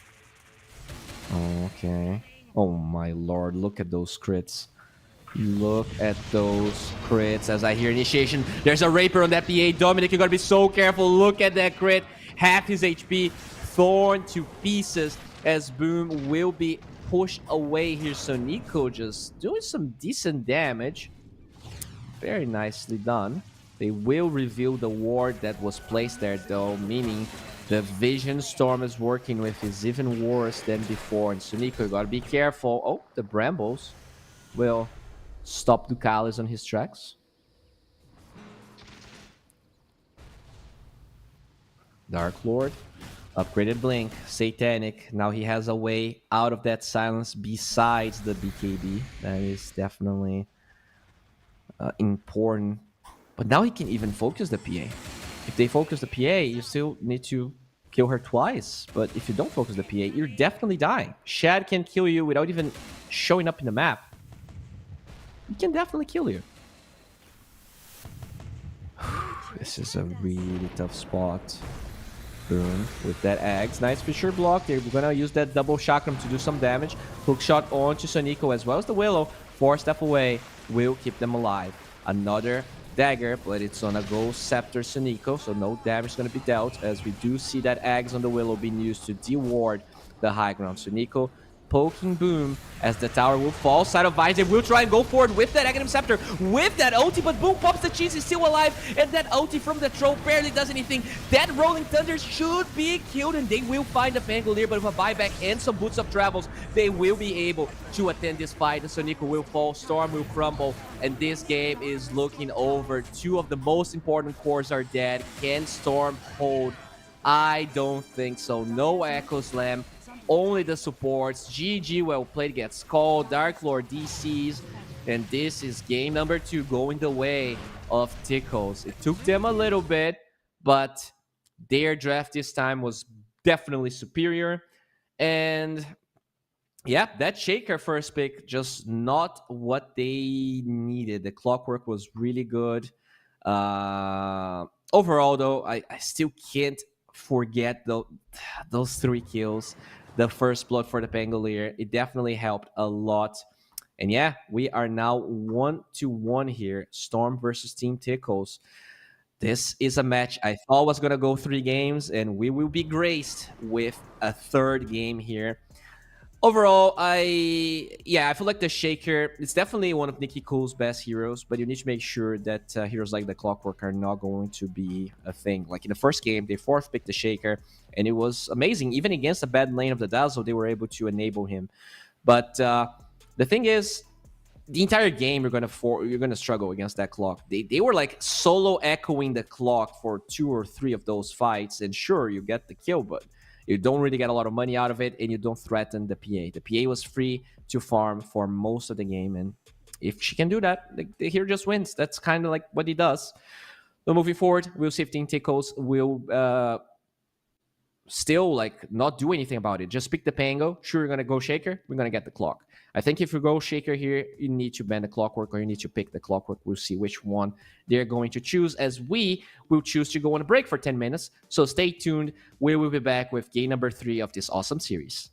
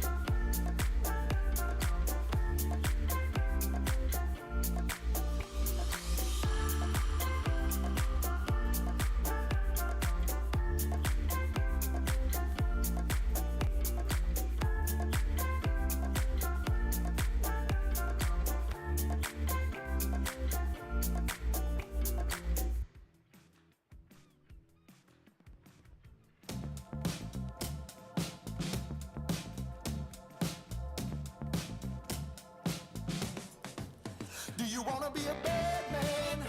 Yes, you do.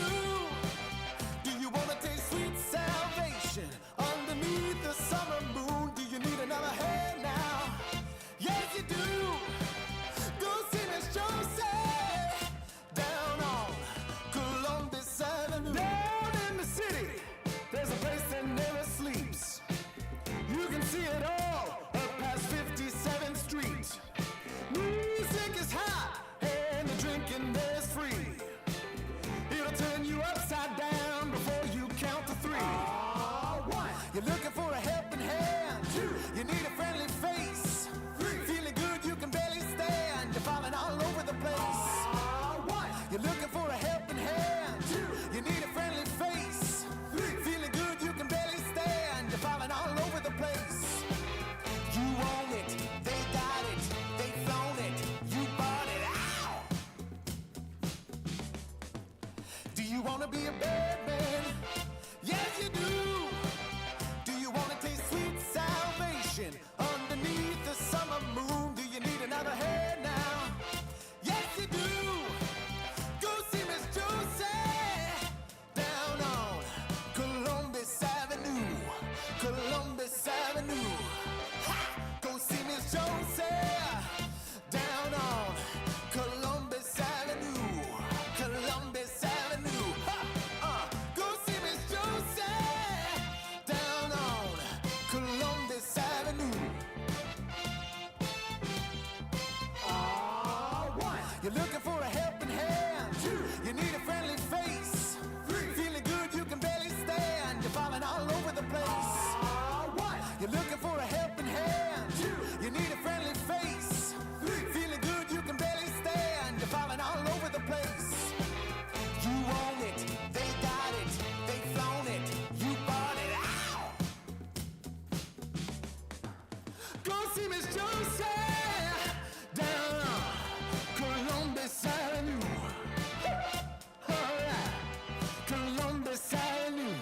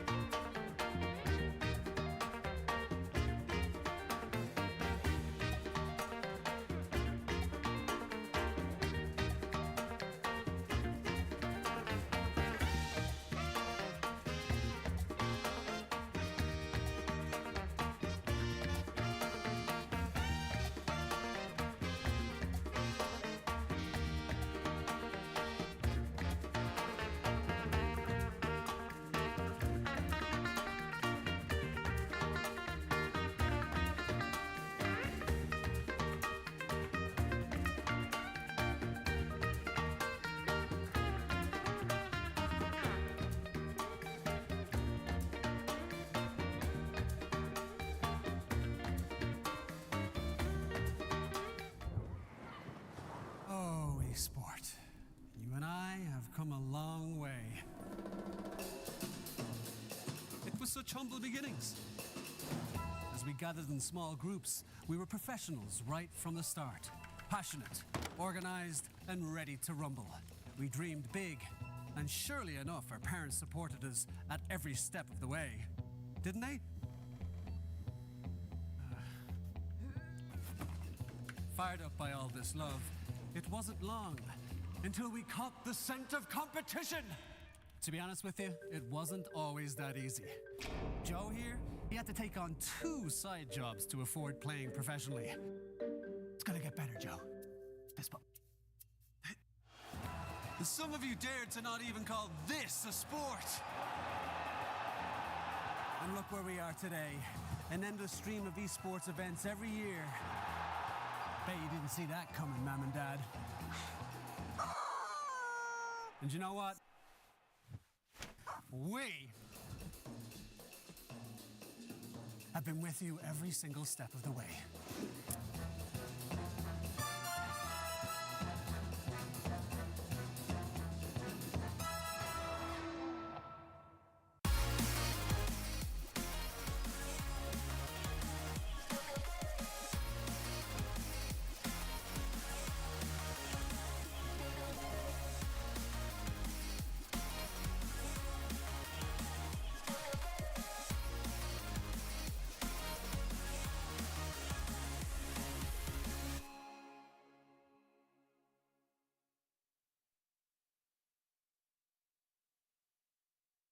Dream of working with people you watch on screen. Exclusive esports opportunities handpicked just for you. Candidate profile to raise above competition. Let 10GG handle routines. Make a step towards your dream today.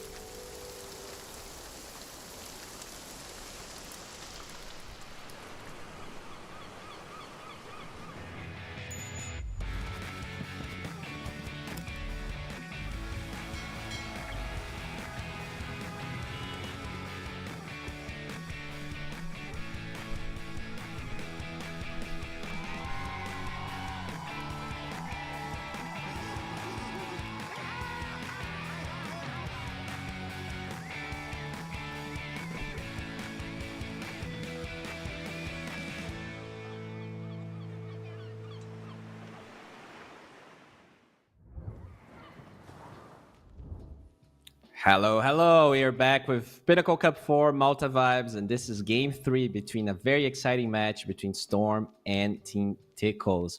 This was an amazing series to cast and to watch, and I'm very curious to see how both teams are going to adapt here into game number 3. I really feel like, giving away that PA was a mistake. I would ban PA over Dazzle any day of the week, honestly. And, they tried. It didn't work out. You get back to the drawing board and you just run it again. It's not that... It's kind of tough because PA, I don't think her win rate really reflects how annoying the hero is to play against. It feels like you get to a point in a game where it's impossible to win against the hero. And that's never fun. That's never really where we want the balance and the game state to be at. And, there's definitely a chance they win that game. They just needed to snowball things a bit faster. And in hindsight, I don't think they really had the draft for that. You have a Timber. Sure, Troll can actually push towers, but everyone else was struggling. The Timber recovered, but his early game wasn't good. And that's pretty much the same thing for the Shaker. So we'll see if they're going to bend the PA, if they're going to pick it themselves, what is going to be really the plan for them moving into game number 3. I believe... we're having some coordinator issues right now, so it could potentially take a little bit for us to start the lobby. Yeah, I believe we might go to a pause until we actually get the coordinator going, because we have no idea how long this is going to take. It could be 5 minutes, it could be 15. So, yeah, I think we're going to go to a pause, and once everything is resolved, we will be right back with the draft of game number 3.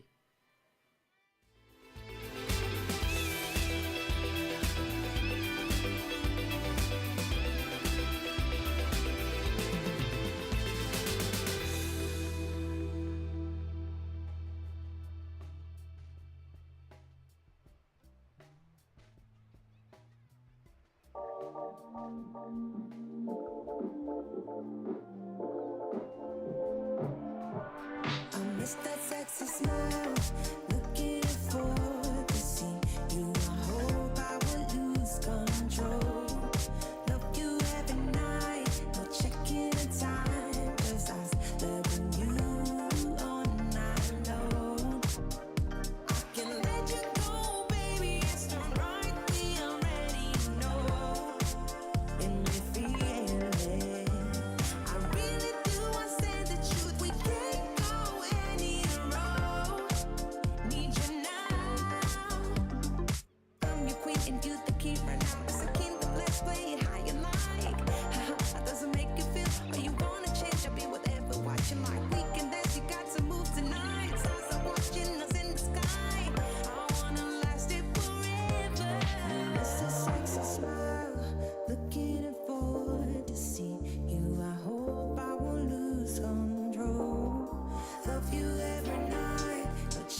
checking the time, just us loving you all night long. I can let you go, baby, it's the right we already know, and we feel it. I really do, I said the truth, we can't go any road. Need you now. Let's change the clothes we haven't tried. You know how you make me feel alive. Come close to me, I'm obsessed with your different kind of style. Don't you ever leave, stay by my side. Hold my hand, 'cause I don't have much time. I wanna hug you forever.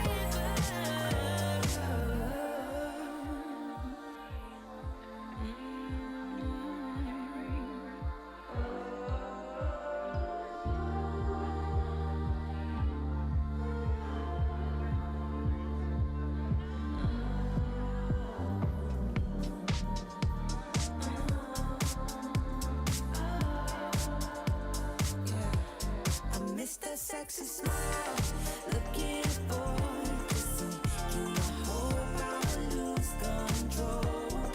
Love you every night, not checking the time, just us loving you all night long.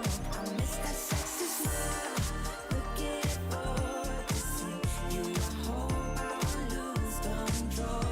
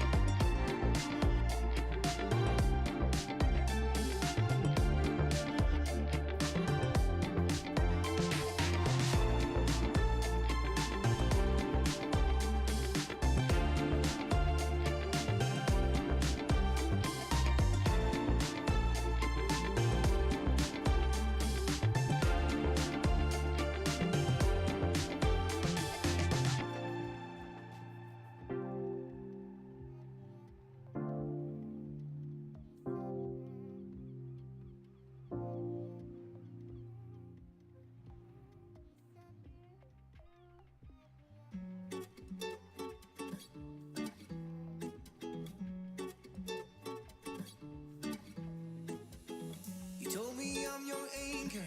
I told you you're my bow. Through the wind and fire, we try to hold on. We build this ship together, searching for a home. Despite the storm that hit us, we are still on board. Dancing in the moonlight, the world just stopped and stares. We got no destination, I'll take you anywhere. All the doors we've opened and all the books we've closed. Words just come together, story that we never told. So far saying for my own, you said just keep holding on. If you're about to break, I'll always be your captain. For our failures we have grown. You said just keep holding on. If you're about to break, I'll always be your captain. I'll be your captain. I'll always be your captain.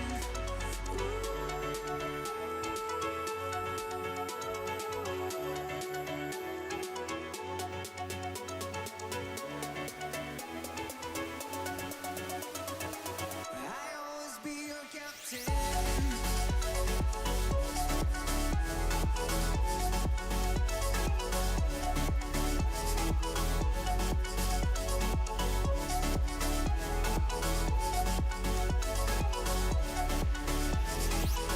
You told me I'm your anchor.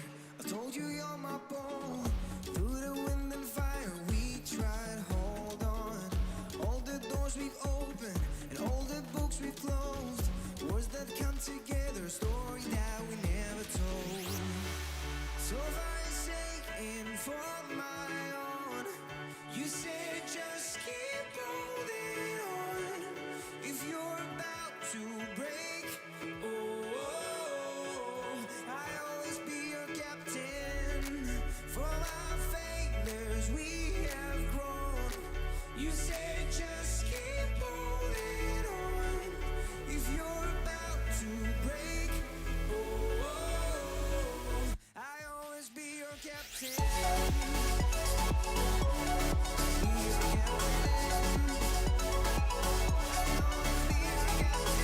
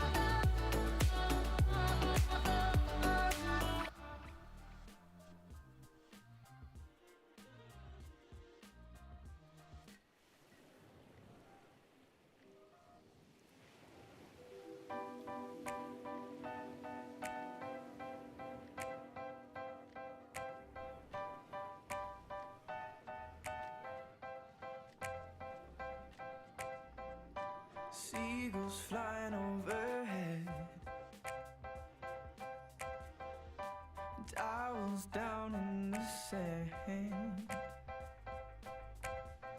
little crabs walking over our legs, and we were together just like lovers should have been. Like the changing tides, you have changed your mind, and now you are no longer mine. Last summer, you were holding my hand. Last summer, you were laying in my bed. Last summer, we were more than just friends. But that was last summer. That was last summer. I miss the salt in my hair, and I miss your emerald stare, and I wish you were still here in your red sundress, watching the sunset by the pier. In your red sundress, watching the sunset by the pier. Last summer, you were holding my hand. Last summer, you were laying in my bed. Last summer, we were more than just friends. But that was last summer. That was last summer. That was last summer. That was last summer. Like the changing tides, you have changed your mind. Now you are no longer mine. With tears in my eyes, I recall the times when I had you by my side.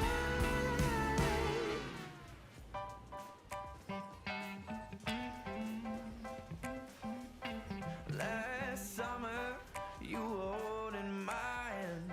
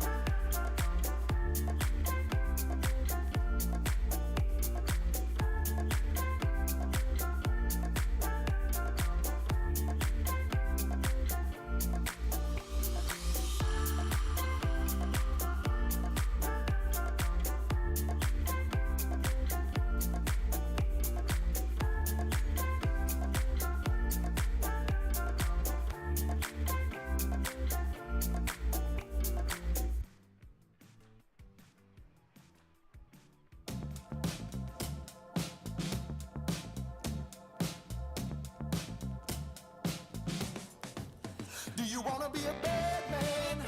Yes, you do. Do you wanna taste sweet salvation underneath the summer moon? Do you need another hand now? Yes, you do. Go see Miss Josie down on Columbus Avenue. Down in the city, there's a place that never sleeps. You can see it all up past 57th Street. Music is hot and the drinking there's free. It'll turn you upside down before you count to three. One, you're looking for a helping hand. Two, you need a friendly face. Three, feeling good you can barely stand. You're falling all over the place. One, you're looking for a helping hand. Two, you need a friendly face. Three, feeling good you can barely stand. You're falling all over the place. You own it, they got it, they flown it, you bought it. Ow! Do you wanna be a bad man? Yes, you do. Do you wanna taste sweet salvation underneath the summer moon? Do you need another head now? Yes, you do. Go see Miss Josie down on Columbus Avenue. Columbus Avenue. Ha! Go see Miss Josie down on Columbus Avenue. Columbus Avenue. Ha! Go see Miss Josie down on Columbus Avenue. One, you're looking for a helping hand. Two, you need a friendly face. Three, feeling good you can barely stand. You're falling all over the place. One, you're looking for a helping hand. Two, you need a friendly face. Three, feeling good you can barely stand. You're falling all over the place. You own it, they got it, they flown it, you bought it. Ow! Go see Miss Josie down on Columbus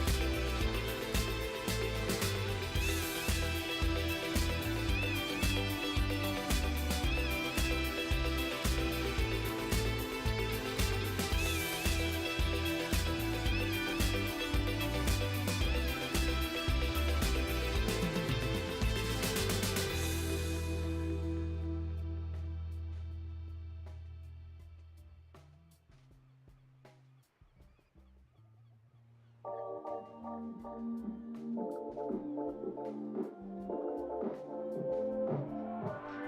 miss that sexy smile, looking for to see you. I hope I will lose control. Love you every night, no checking the time, 'cause I was loving you all night long. I can let you go, baby, it's the right thing, I already know. And you feel it, I really do, I say the truth, we can't go any road. Need you now. I'm your queen and you the king right now. It's a kingdom, let's play it how you like. That doesn't make you feel, or you wanna change, I'll be whatever, watching like we can dance, you got to move tonight. Stars are watching us in the sky. I wanna last it forever. It's a sexy smile, looking forward to see you. I hope I won't lose control. Love you every night, no checking the time, just us loving you all night long. I can let you go, baby, it's the right we already know. And you feel it, I really do, I said the truth, we can't go any road. Need you now. Let's change the clothes we haven't tried. You know how you make me feel alive. Come close to me, I'm obsessed with your different kind of style. Don't you ever leave, step by my side. Hold my hand, 'cause I don't have much time. I wanna hug you forever.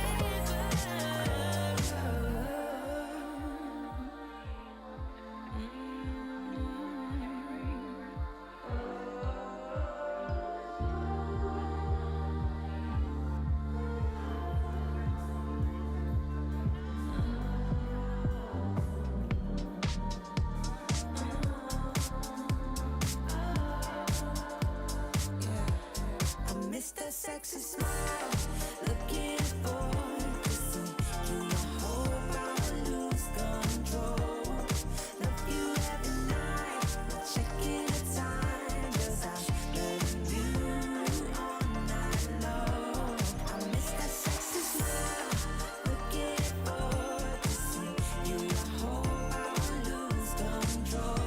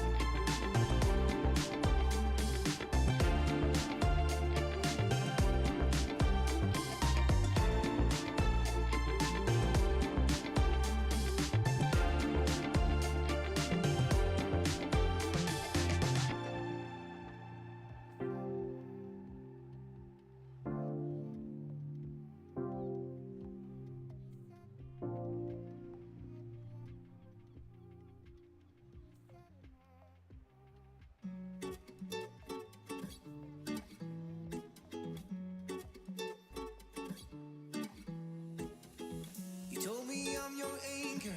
I told you you're my bow. Through the wind and fire, we try to hold on. We build this ship together, searching for a home. Despite the storm that hit us, we are still on board. Dancing in the moonlight, the world just stops and stares. We got no destination, I'll take you anywhere. All the doors we've opened and all the books we've closed. Words just come together, story that we never told. So far forsaken for my own. You said just keep holding on. If you're about to break, I'll always be your captain. For our failures we have grown. You said just keep holding on. If you're about to break, I'll always be your captain. I'll be your captain. I'll always be your captain.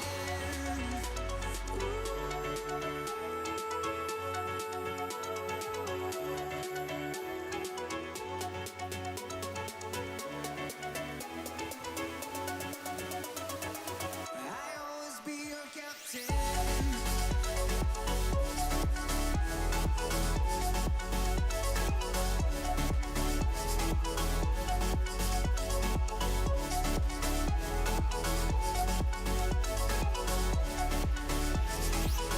You told me I'm your anchor. I told you you're my bow. Through the wind and fire, we tried hold on. All the doors we've opened and all the books we've closed. Words that come together, story that we never told. So far forsaken for my own. You said just keep holding on. If you're about to break, I'll always be your captain. For our failures we have grown. You said just keep holding on. If you're about to break, I'll always be your captain. Be your captain. I'll always be your captain.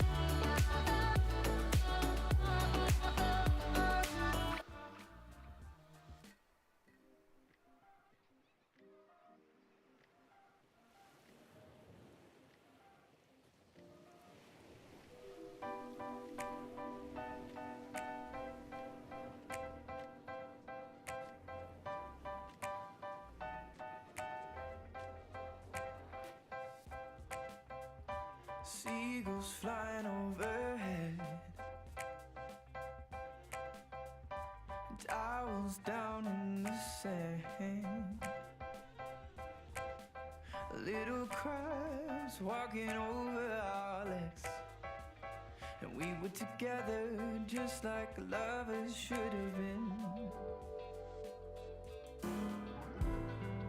Like the changing tides, you have changed your mind, and now you are no longer mine. Last summer, you were holding my hand. Last summer, you were laying in my bed. Last summer, we were more than just friends. But that was last summer. That was last summer. And I miss the salt in my hair. And I miss your emerald stare. And I wish you were still here in your red.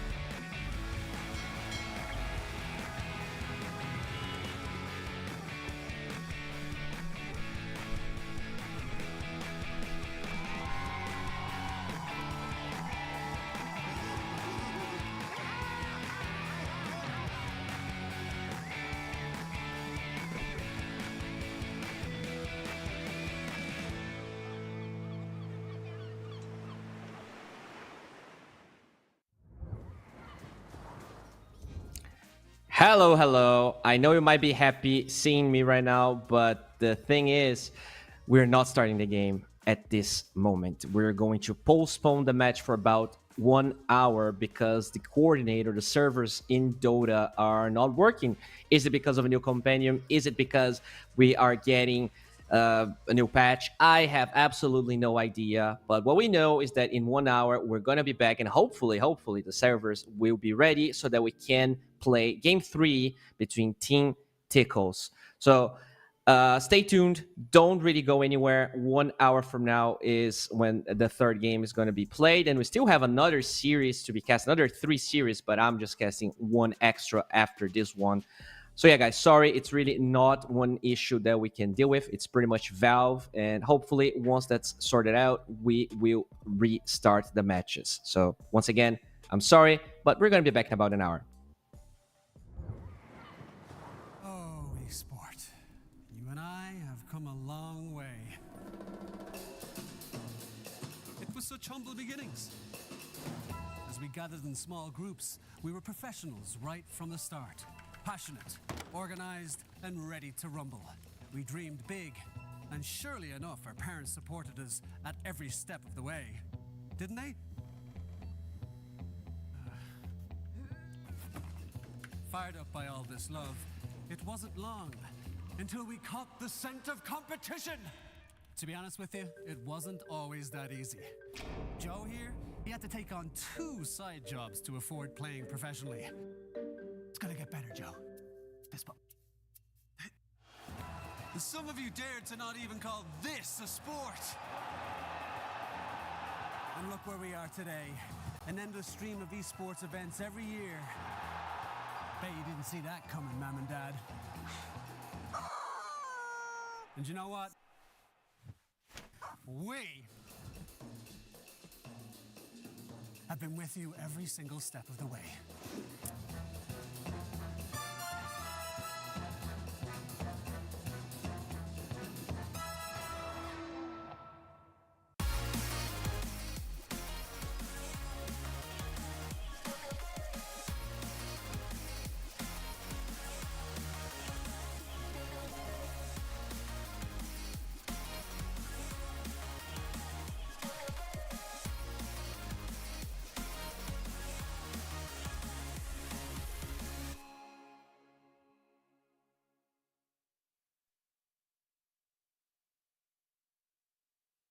Dream of working with people you watch on screen.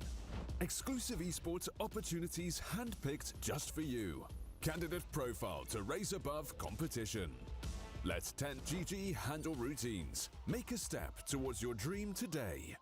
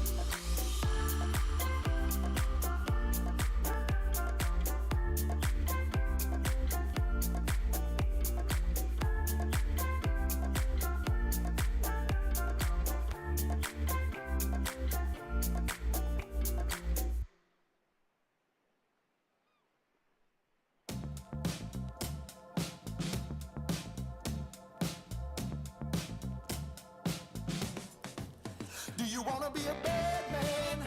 Yes, you do.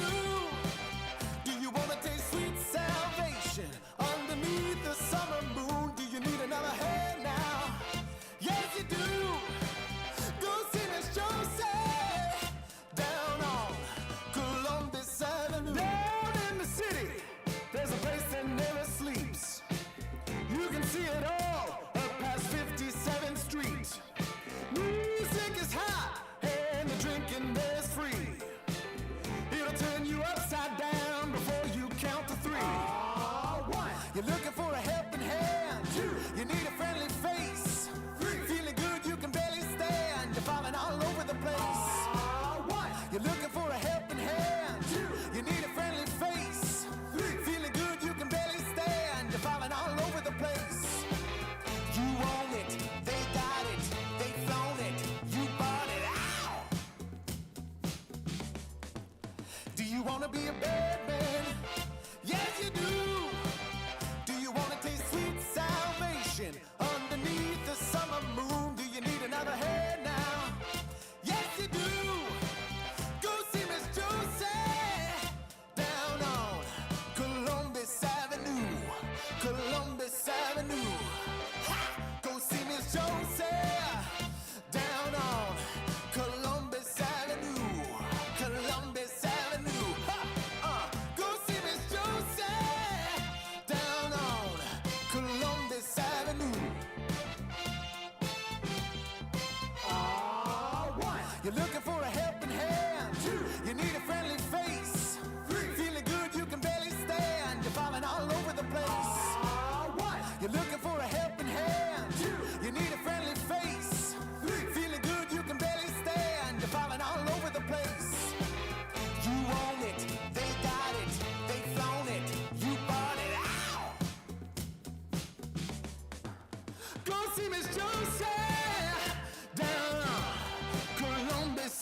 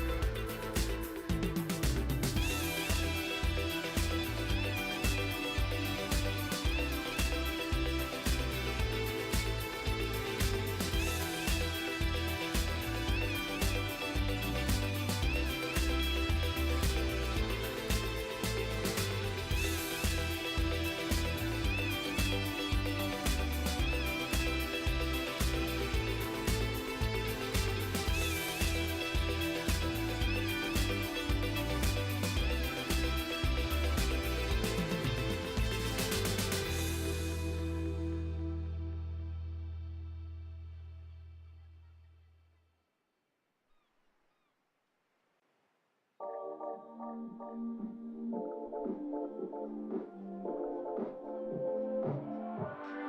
miss that sexy smile, looking for to see you. I hope I will lose control. Love you every night, no checking the time. Just us loving you all night long. I can let you go, baby. It's the right thing. I'm ready, you know. And we feel it. I really do. I said the truth. We can't go any road. Need you now. I'm your queen and you the keeper. Now it's a kingdom. Let's play it how you like. How does it make you feel? Or you wanna change? I'll be whatever. Watching like we can dance. You got to move tonight. Stars are watching us in the sky. I wanna last it forever. It's a sexy smile, looking forward to see you. I hope I won't lose control. Love you every night, no checking the time. Just us loving you all night long. I can let you go, baby. It's the right we already know. And we feel it. I really do. I said the truth. We can't go any road. Need you now. Let's change the clothes we have a drive. You know how you make me feel alive. Come close to me. I'm obsessed with your different kind of style. Don't you ever leave, step by my side. Hold my hand 'cause I don't have much time. I wanna hug you forever.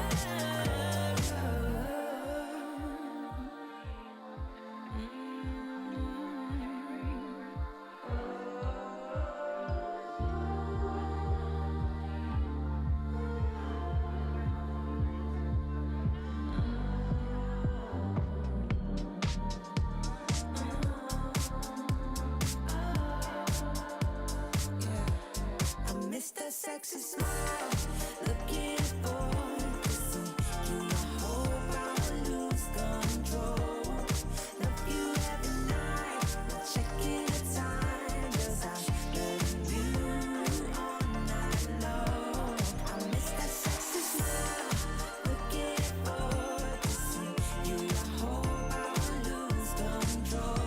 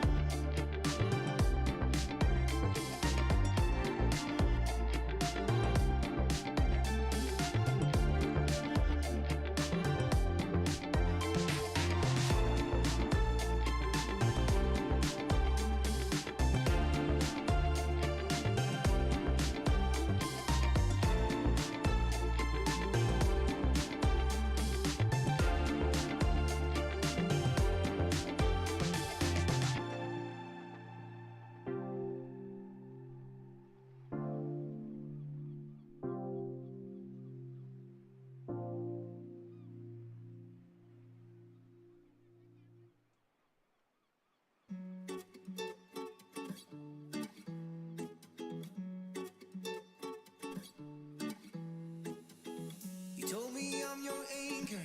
I told you you're my bow. Through the wind and fire, we tried to hold on. We built this ship together, searching for a home. Despite the storm that hit us, we are still on board. Dancing in the moonlight, the world just stopped and stares. We got no destination, I'll take you anywhere. All the doors we've opened and all the books we've closed. Words just come together, story that we never told. So far you're saying for my own. You said just keep holding on. If you're about to break, I'll always be your captain. For our failures we have grown.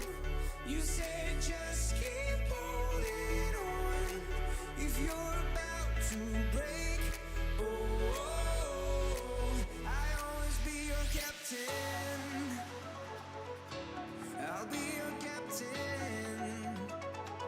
I'll always be your captain.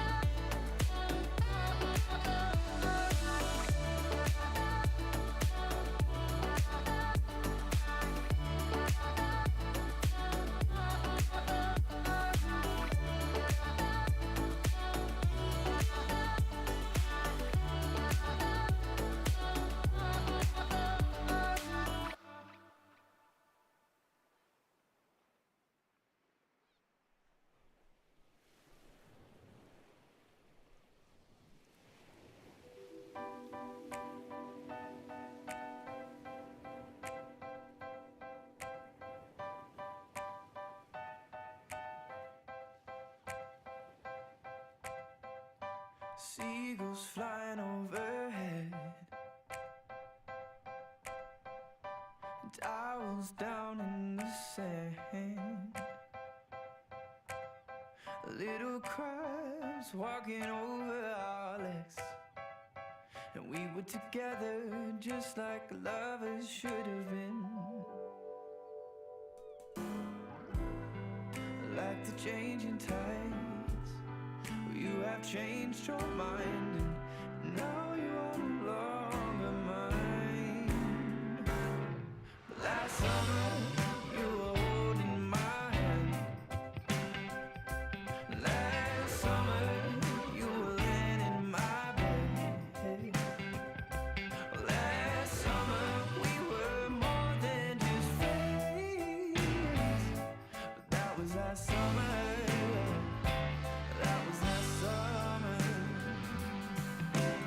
And I miss the salt in my hair, and I miss your emerald stare, and I wish you were still here in your red sundress, watching the sunset by the pier. In your red sundress, watching the sunset by the pier. Last summer, you were holding my hand. Last summer, you were laying in my bed. Last summer, we were more than just friends. But that was last summer. That was last summer. That was last summer. That was last summer. Like the changing tides, you have changed your mind. Now you are no longer mine. With tears in my eyes, I recall the times when I had you by my side.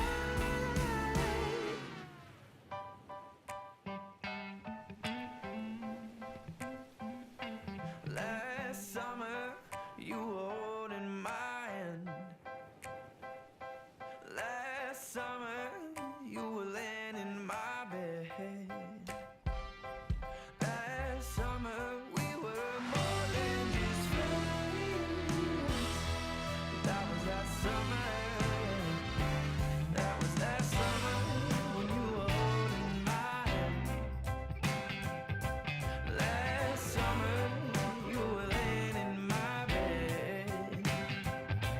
Last summer, we were more than just friends. But that was last summer. That was last summer.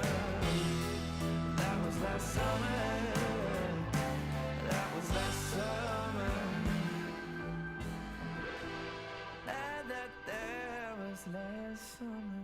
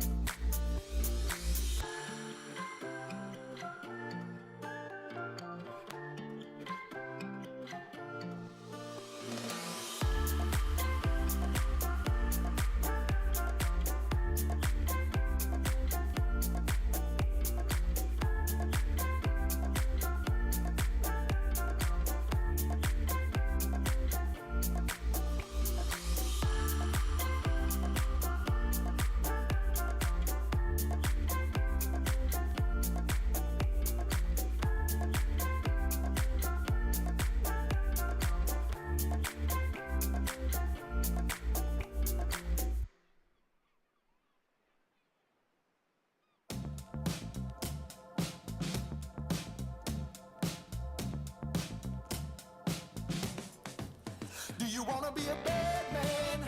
Yes, you do. Do you wanna taste sweet salvation underneath the summer moon? Do you need another hand now?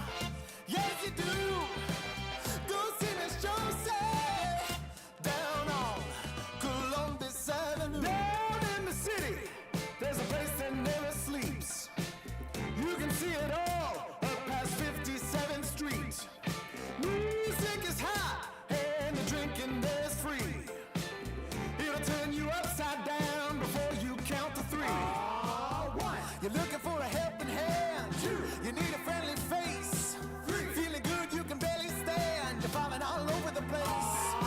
One, you're looking for a helping hand. Two, you need a friendly face. Three, feeling good you can barely stand. You're falling all over the place. You own it, they got it, they flown it, you bought it. Ow! Do you wanna be a bad man? Yes, you do. Do you wanna taste sweet salvation underneath the summer moon? Do you need another hand now? Yes, you do. Go see Miss Josie down on Columbus Avenue. Columbus Avenue. Ha! Go see Miss Josie down on Columbus Avenue. Columbus Avenue. Ha! Go see Miss Josie down on Columbus Avenue. One, you're looking for a helping hand. Two, you need a friendly face. Three, feeling good you can barely stand. You're falling all over the place. One, you're looking for a helping hand. Two, you need a friendly face. Three, feeling good you can barely stand. You're falling all over the place. You own it, they got it, they flown it, you bought it. Ow! Go see Miss Josie down on Columbus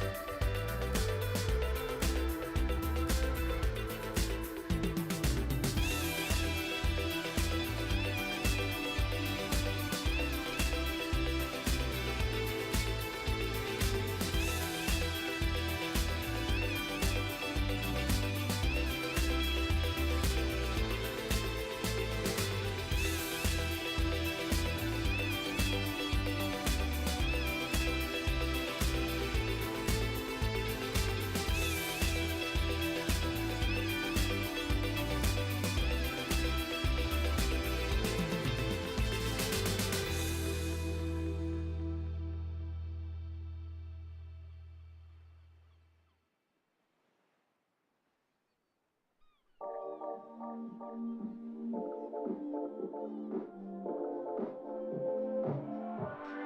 miss that sexy smile, looking for to see you. I hope I will lose control. Love you every night, no checking the time, just us loving you all night long. I can let you go, baby, it's the right thing. I'm ready, you know, and we feel it. I really do. I said the truth. We can't go any road. Need you now.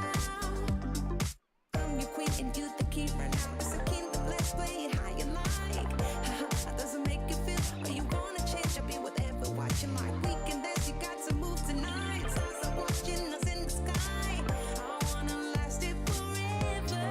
It's a sexy smile, looking forward to see you. I hope I won't lose control. Love you every night, no checking the time, just us loving you all night long. I can let you go, baby, it's the right way. Already know, and we feel it. I really do. I said the truth. We can't go any road. Need you now. Let's change the clothes. We have a drive. You know how you make me feel alive. Come close to me. I'm obsessed with your different kind of style. Don't you ever leave, step by my side. Hold my hand 'cause I don't have much time. I wanna hug you forever.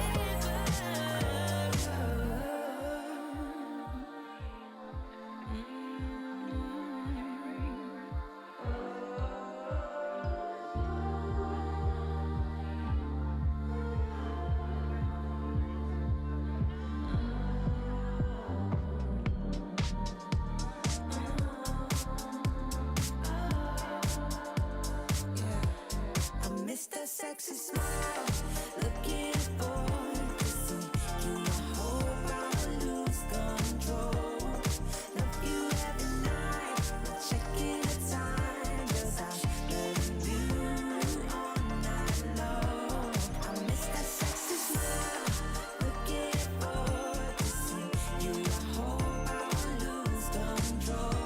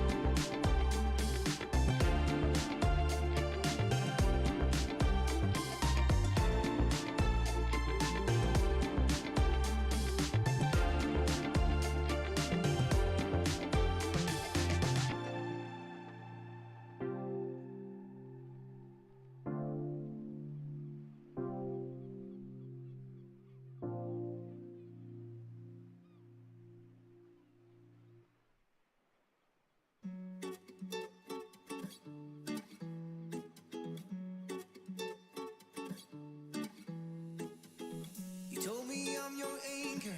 I told you you're my bow. Through the wind and fire, we try to hold on. We build this ship together, searching for a home. Despite the storm that hit us, we are still on board. Dancing in the moonlight, the world just stopped and stares. We got no destination, I'll take you anywhere. All the doors we've opened and all the books we've closed. Words just come together, story that we never told. So far forsaken for my own. You said just keep holding on. If you're about to break, I'll always be your captain.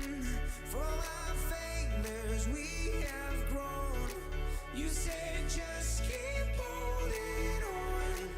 If you're about to break, I'll always be your captain. I'll be your captain.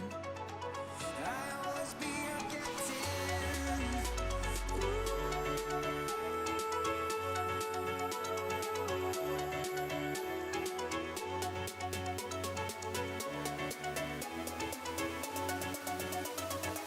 I'll always be your captain.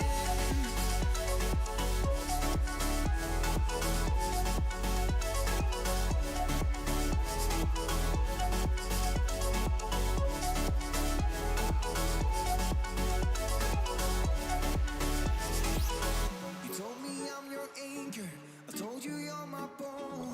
Through the wind and fire, we tried to hold on. All the doors we've opened and all the books we've closed. Words that come together, story that we never told. So far forsaken for my own. You said just keep holding on. If you're about to break, I'll always be your captain. For our failures we have grown. You said just keep holding on. If you're about to break, I'll always be your captain. Be your captain. I'll always be your captain.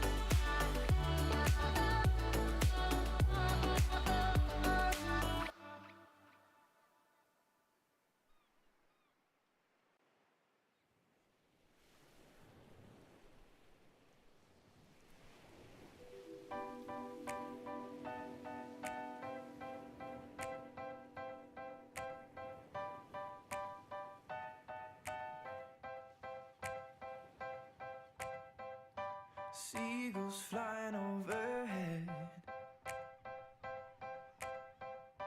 and owls down in the sand, little crabs walking over our legs, and we were together just like lovers should have been. Like the changing tides, you have changed your mind, and now you are no longer mine. Last summer you were holding my hand. Last summer you were laying in my bed. Last summer we were more than just friends. But that was last summer. That was last summer. And I miss the salt in my hair, and I miss your emerald stare, and I wish you were still here in your red sundress, watching the sunset by the pier. In your red sundress, watching the sunset by the pier. Last summer, you were holding my hand. Last summer, you were laying in my bed. Last summer, we were more than just friends. But that was last summer. That was last summer. That was last summer. That was last summer. Like the changing tides, you have changed your mind. Now you are no longer mine. With tears in my eyes, I recall the times when I had you by my side.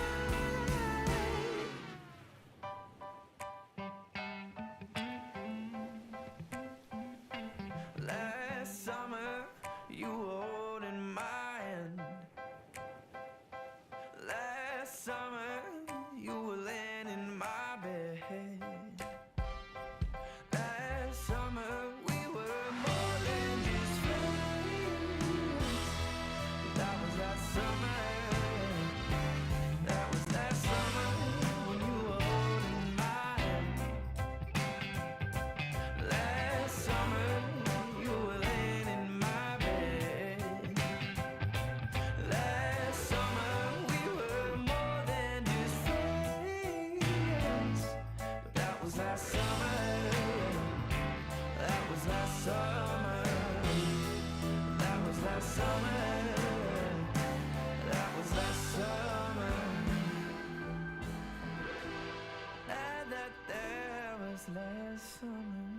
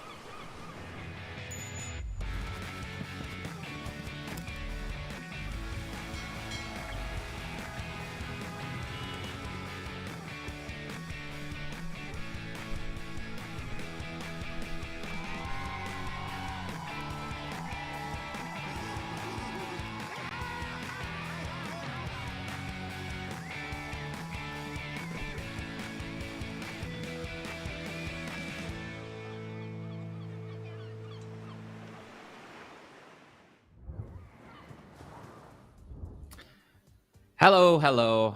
We are back, and we're back with, unfortunately, a couple of sad news. The first one being that the third game of this series is going to be postponed for tomorrow at 10 CEST. Waited as much as we could here for the coordinator to be back, and no response. Valve still tinkering with the servers, just making sure that the Woodfire is, fitting all of the servers worldwide. But unfortunately, we're not there just yet, and we're gonna have to let this one go. It's gonna be tomorrow. Only the third game of this series is gonna be cast at 10 CST, right before the fourth series that we have for tomorrow. The second news I have to give you guys is that the next series that was going to be Yellow Submarine versus I can't remember, but anyways, that second series is going to be postponed for October 1st. That Yellow Submarine match will only be played, I think, the first series of October 1st. We only have 3 series that day. Yeah. Level Up versus Yellow Submarines going to be played on October 1st, and that's going to happen just normal, but it will be postponed as well, which means that the third series of this day, here in the screen is the second one, is For Zoomers versus Marsbet, will start as soon as the servers are back. I'm not going to be casting those ones. It's going to be handled by Harry Freak, and it starts soon. How soon? We hope as soon as possible, as fast as possible.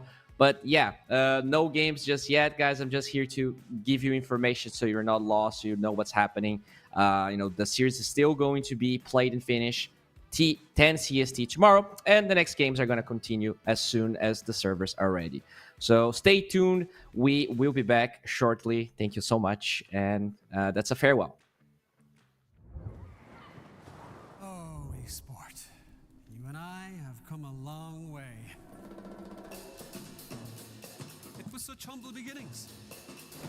As we gathered in small groups, we were professionals right from the start. Passionate, organized, and ready to rumble. We dreamed big, and surely enough, our parents supported us at every step of the way. Didn't they? Fired up by all this love, it wasn't long until we caught the scent of competition. To be honest with you, it wasn't always that easy. Joe here, he had to take on 2 side jobs to afford playing professionally. It's gonna get better, Joe. Fist bump. Some of you dared to not even call this a sport. And look where we are today. An endless stream of esports events every year. Bet you didn't see that coming, Mom and Dad.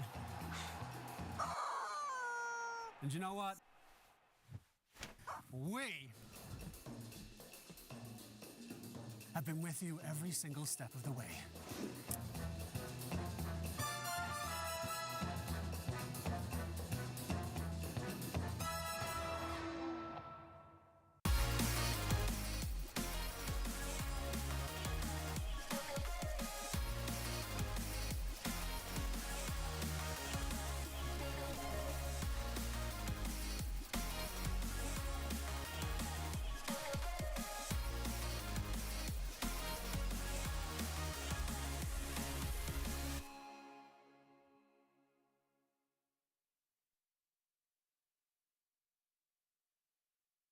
Dream of working with people you watch on screen.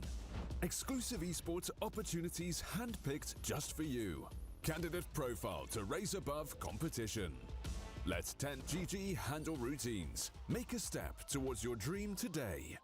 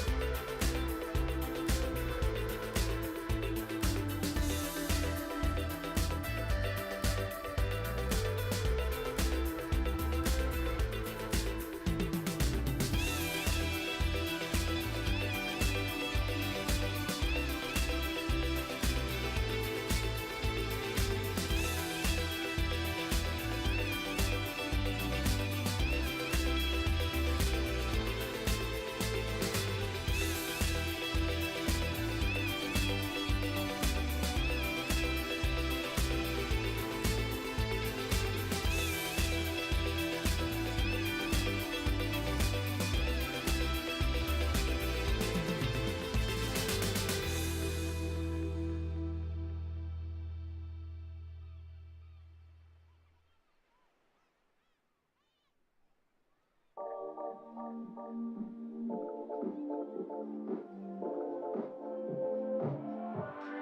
miss that sexy smile, looking for to see you. I hope I will lose control. Love you every night, no checking the time. Just us loving you all night long. I can let you go, baby. It's the right thing. I'm ready, you know. And we feel it. I really do. I said the truth. We can't go any road. Need you now. I'm your queen and you the king right now. It's a kingdom. Let's play it how you like. How does it make you feel? Or you wanna change? I'll be whatever. Watching like we can dance. You got to move tonight. Stars are watching us in the sky. I wanna last it forever. It's a sexy smile, looking forward to see you. I hope I won't lose control. Love you every night, no checking the time. Just us loving you all night long. I can let you go, baby. It's the right we already know. And we feel it. I really do. I said the truth. We can't go any road. Need you now. Let's change the clothes we have a drive. You know how you make me feel alive. Come close to me. I'm obsessed with your different kind of style. Don't you ever leave, step by my side. Hold my hand 'cause I don't have much time. I wanna hug you forever.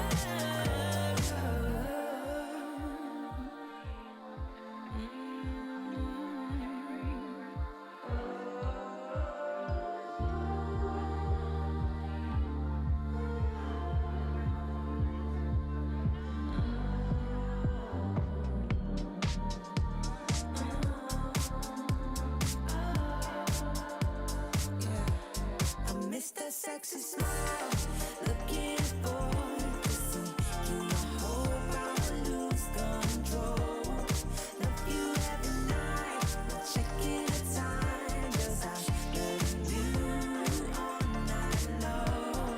I miss that sexy smile, looking forward to see you. I hope I will lose control.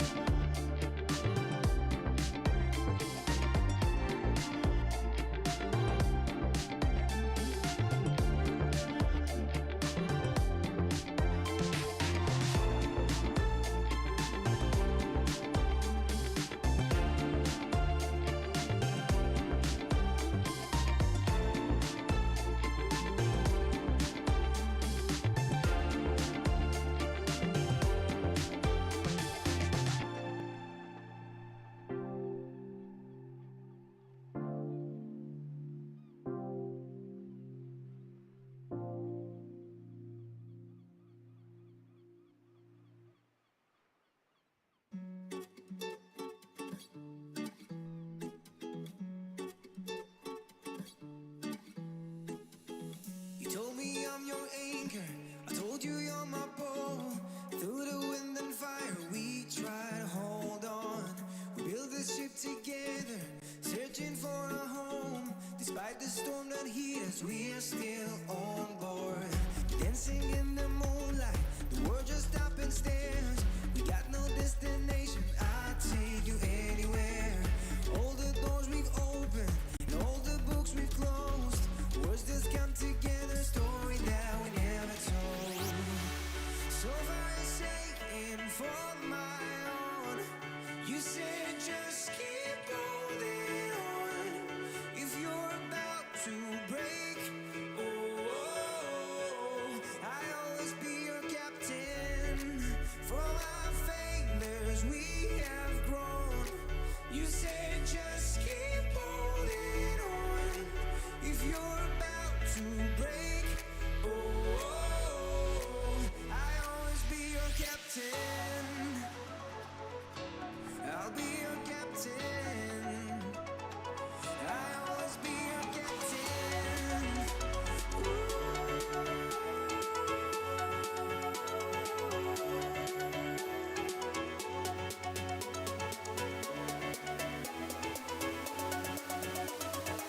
I'll always be your captain.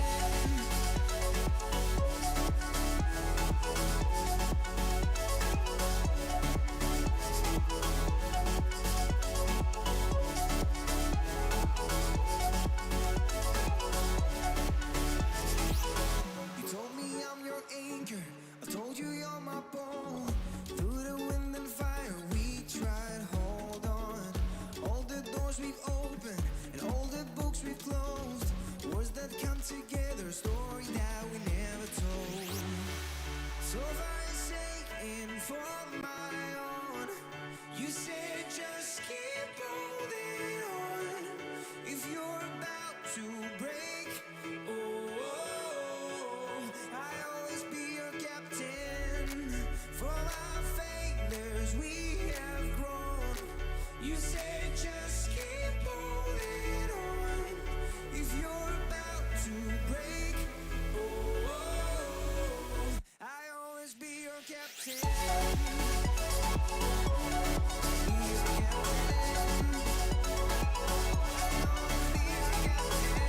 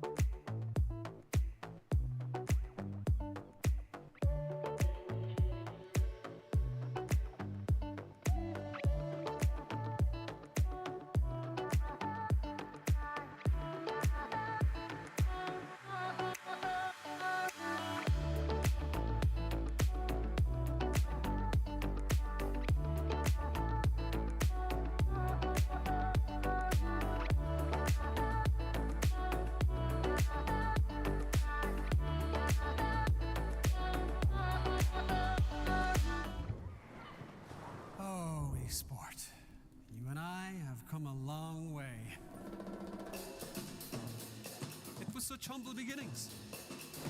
As we gathered in small groups, we were professionals right from the start. Passionate, organized, and ready to rumble. We dreamed big, and surely enough, our parents supported us at every step of the way. Didn't they? Fired up by all this love, it wasn't long until we caught the scent of competition. To be honest with you, it wasn't always that easy. Joe here, he had to take on 2 side jobs to afford playing professionally. It's gonna get better, Joe. Fist bump. Some of you dared to not even call this a sport. And look where we are today. An endless stream of esports events every year. Bet you didn't see that coming, Mom and Dad. And you know what? We have been with you every single step of the way.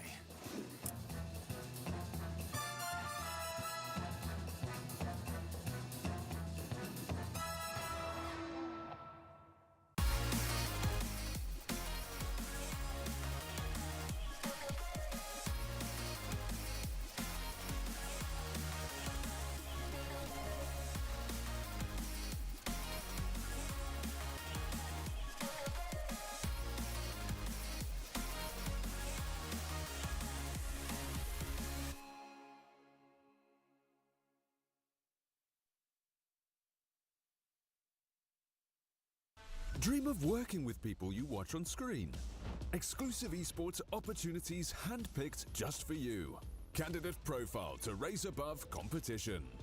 Let 10GG handle routines. Make a step towards your dream today.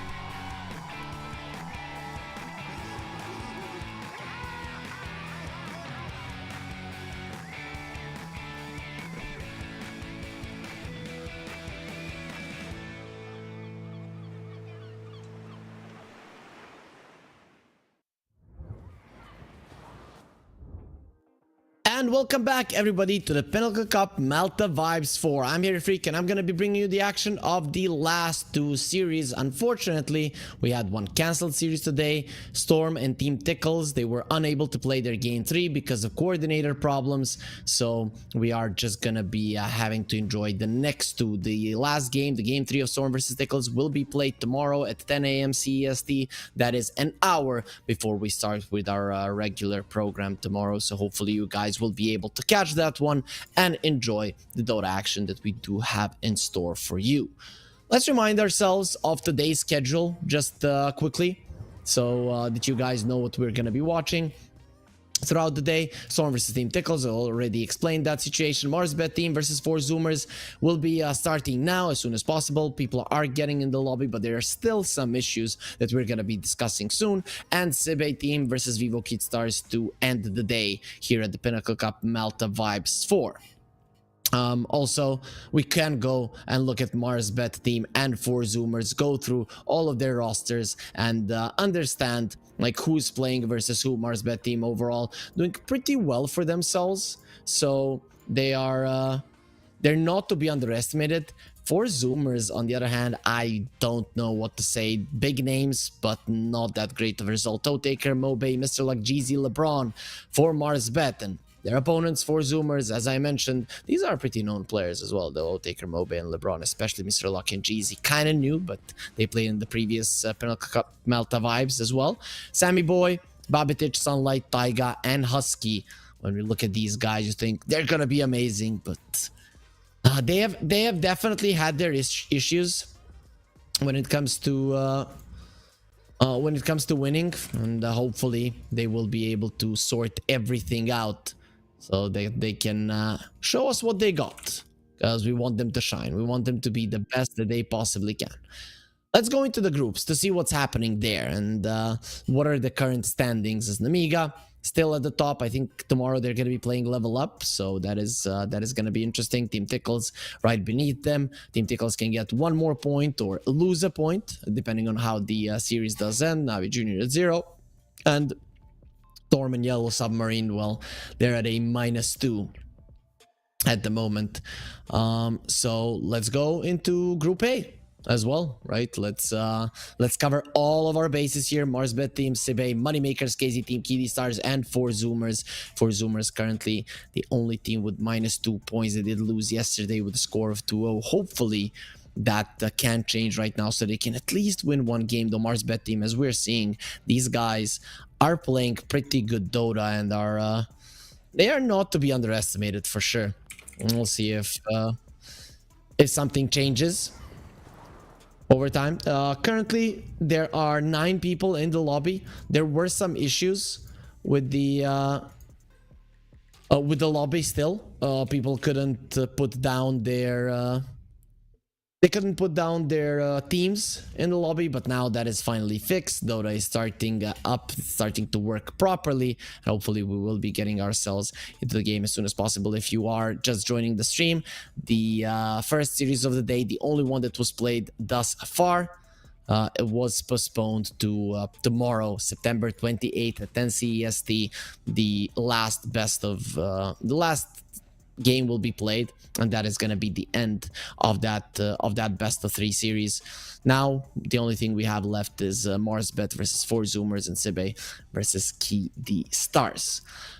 Overall, as I mentioned, now everything is working in the lobby. The coin toss was used, and hopefully we are going to be getting ourselves in the game as soon as possible. For you guys, if you want all the news, all the new things that we have for you, follow Pinnacle Esports Dota 2 on Twitter. Also follow me, Harry Frick, on Twitter, as well as all of my colleagues, because we are going to be tweeting when we are going live, when the games are going to be starting, retweeting all of the official tweets, so you guys know what's up, what's happening, when the games are going to be starting. But usually, under normal circumstances, 11 CEST every day, we are here during the group stage. Of course, when the group stage does end, then the timings are going to be slightly different, but we're going to be announcing that as time goes on. Also, if some of you guys are new and you do not know about the Pinnacle Cup Malta vibes, even though this is the 4th tournament, so I'm pretty sure that all of you fans out there know exactly what you have in front of you. $50,000 tournament, 22,000 goes to the top spot, to the first spot, but that is not the only thing. Whoever wins this tournament will be going to a 5-star hotel with an exclusive boot camp on Malta, and the beaches of Malta will be on your screen now. Let's go, production.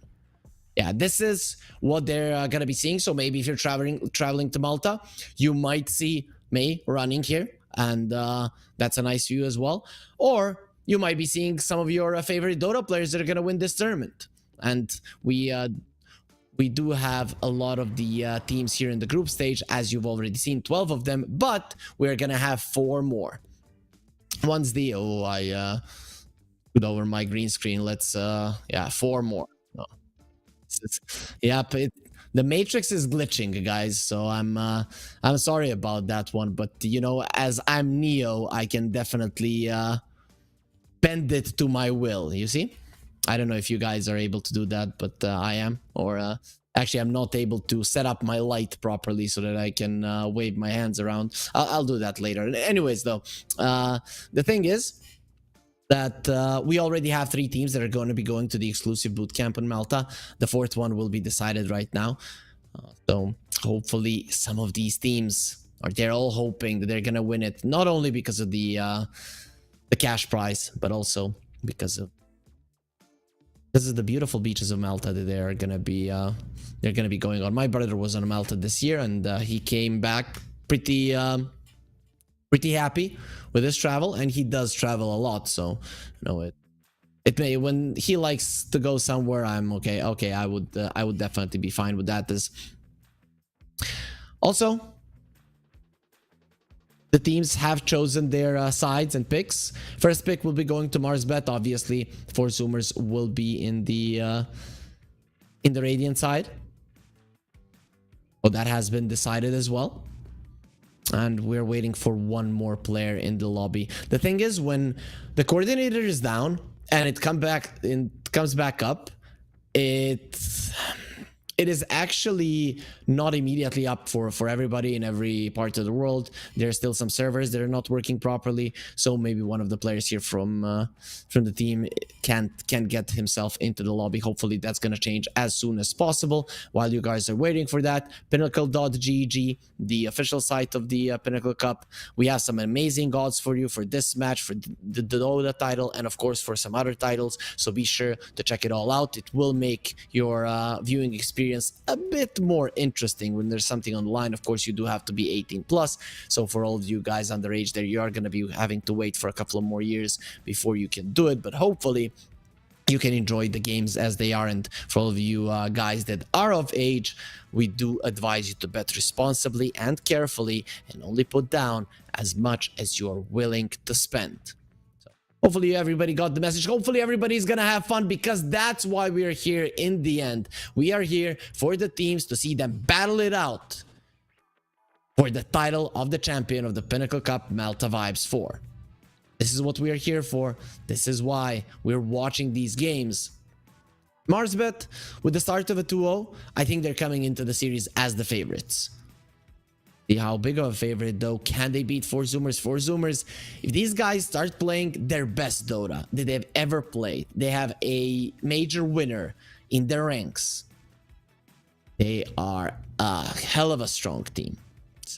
So let's look out for them. I really want to see what they have in store for us. It is going to be very interesting what they bring to the table. Though I do think that Sibe versus KD Stars is going to be more interesting. Though a lot of people, maybe just a month ago, maybe a month and a half, when maybe it was even more, I don't know, time flies. Either way, Sibe, Eastern European Division 2, lost every single game. I think they maybe won one map. That's it. Right? They lost every single series, winning one map in the process. A catastrophe for them, right? In Malta Vibes 3, they did pretty well. In Malta Vibes 4, currently they're 2-0 versus Moneymakers. So KD Stars, I don't know, even though they are a TI team, versus a team that got eliminated from Division 2 in Eastern Europe, you would assume they should crush them, but that's not going to be an easy game. Though, I have some good news, everybody, and the good news is that the draft has started, and finally Dota action is back here at the Pinnacle Cup Malta Vibes 4, so let's get into it.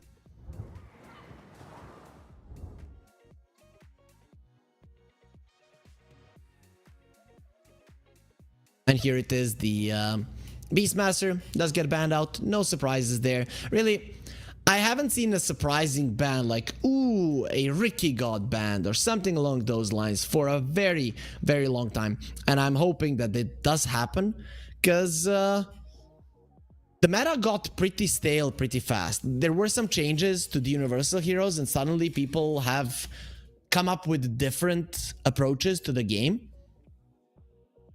But the meta was established super fast. I don't know if teams are too scared to try to innovate, or if maybe they're lacking ideas, or if it's really that the other heroes are unplayable. Though I don't think that's the case. The Primal Beast will be picked up by Marsbet, and again, no surprise there. There's absolutely nothing surprising about this hero. It does come out fairly often. Whoa, oh, that is very surprising. Oh, I never would have expected a PA. That's pretty big, right? Not something that we see every single game as the first pick. Yep. I'm hoping that our viewers can understand sarcasm, but considering that they are very smart, educated, and genius, they most definitely know what I'm talking about. So Sammy Boy, he will be playing the PA. I doubt that this hero will be played in any other position. It's so weird. In a Blade Mail meta, when there is actually a pretty solid amount of magical damage, the PA is crushing it.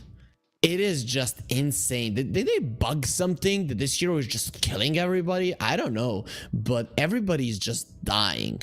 No, there are some patches where the PA comes in, starts critting people, and nobody's dying. Nobody cares. She just gets slapped out of the fight, either runs away or dies. Currently, the hero is looking amazing.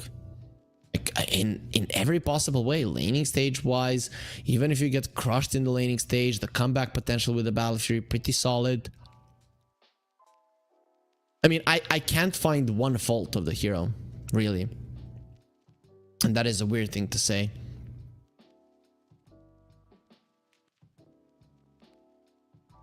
So for Zoomers, they have one more ban.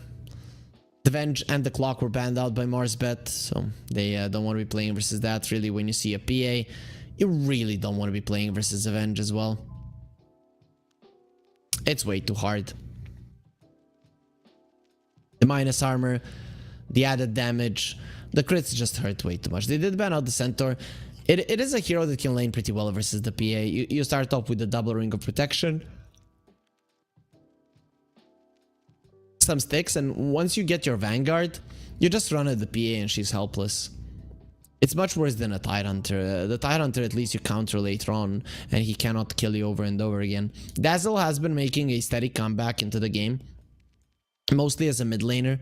We did see it as a 5 as well, though very, very unsuccessful.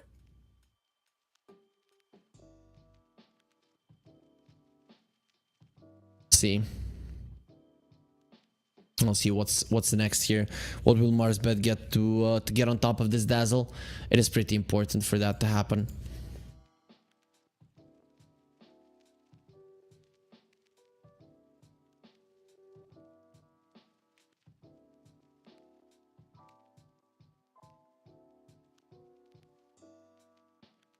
The Marsbet are taking their time. They have a ton of reserve time to work with, so really no reason to rush it here.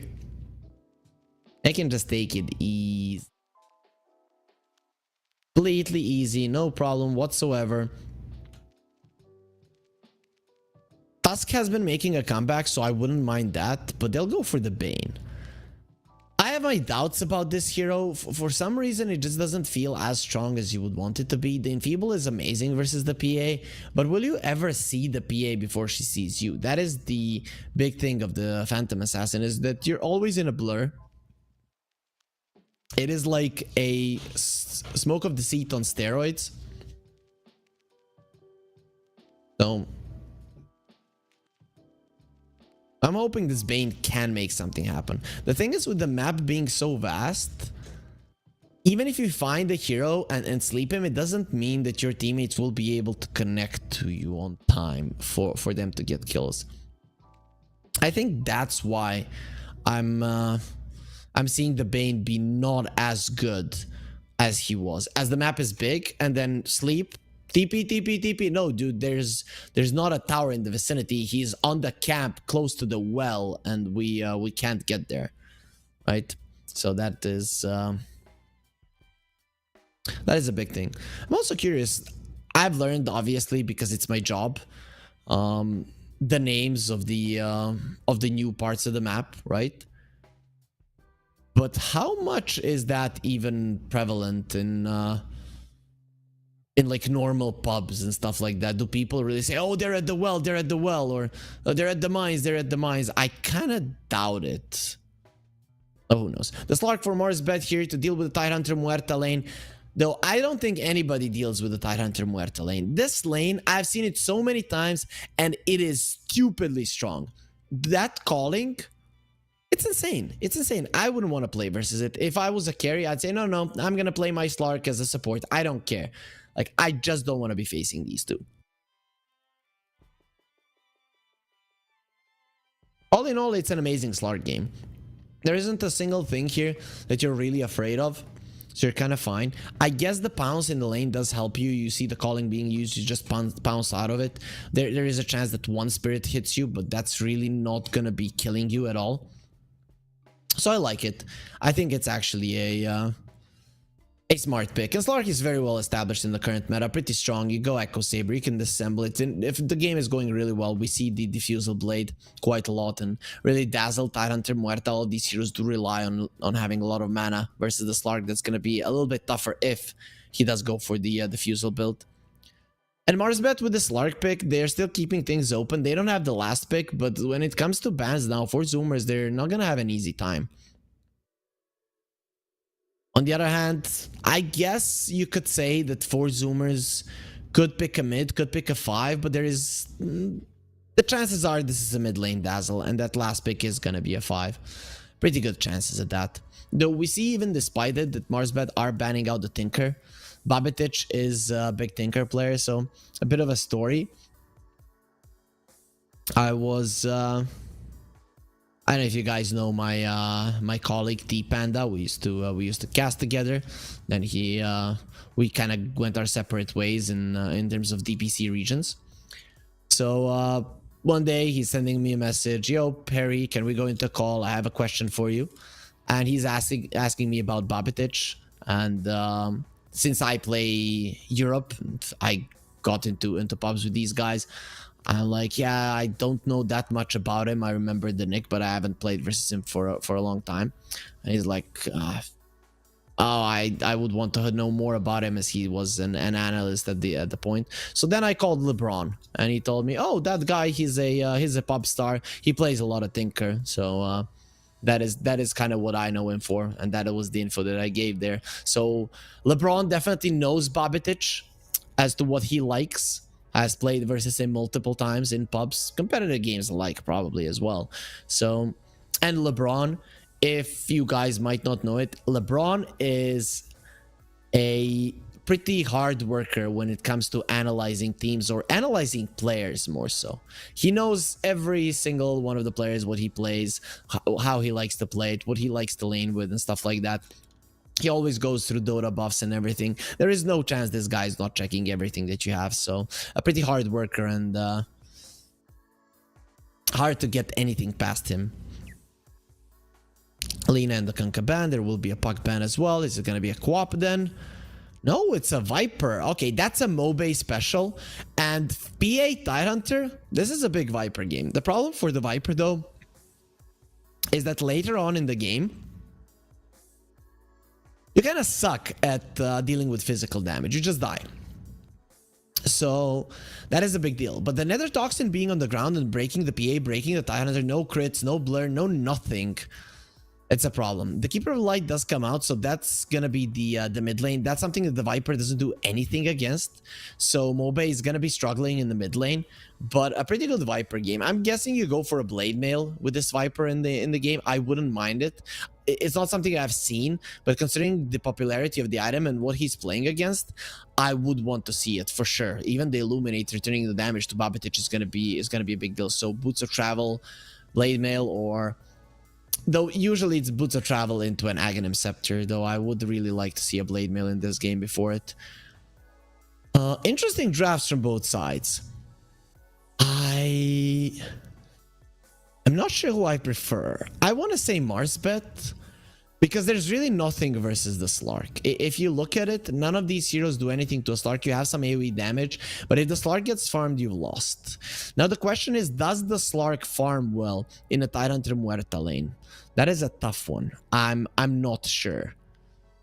Especially because it's going to be a Dark Willow 5. The LeBron is loving the Dark Willow recently. I still maybe would have preferred to see a Bane in that lane. But the Dark Willow at least does have the Shadow Realm to protect herself and not die. Stay in the... okay, we saw the Metro Goldwyn Mire there. A little bit of a yawn. My late geography teacher, whenever somebody would be yawning in class without putting their hand over their mouth, she would say, yo, Metro Goldwyn Mire, what the hell are you doing? And that was her thing. Anyways, Marsbet versus 4 Zoomers. I want to say I do prefer the Marsbet draft just because of the Slark. I know I'm kind of putting my mouth against the PA, but I think the hero can be beat. Let's get ourselves into the game to see if I'm right or if 4 Zoomers will be getting the win here. I wouldn't be surprised. I think the drafts are actually quite equal between the two teams. I don't think there's a big difference currently between what they're sporting. Bobbitich and his rotations are going to be a big deal, for sure. Because he's going to do well in the mid versus the Viper. I don't really see Mobay like crushing that matchup. Even though Mobay is a specialist on the Viper, I just don't see what you do versus the Coddle. He pushes in the wave and that's it. Both of you will farm. Coddle will farm more. It's just how it goes. There's no doubt about that.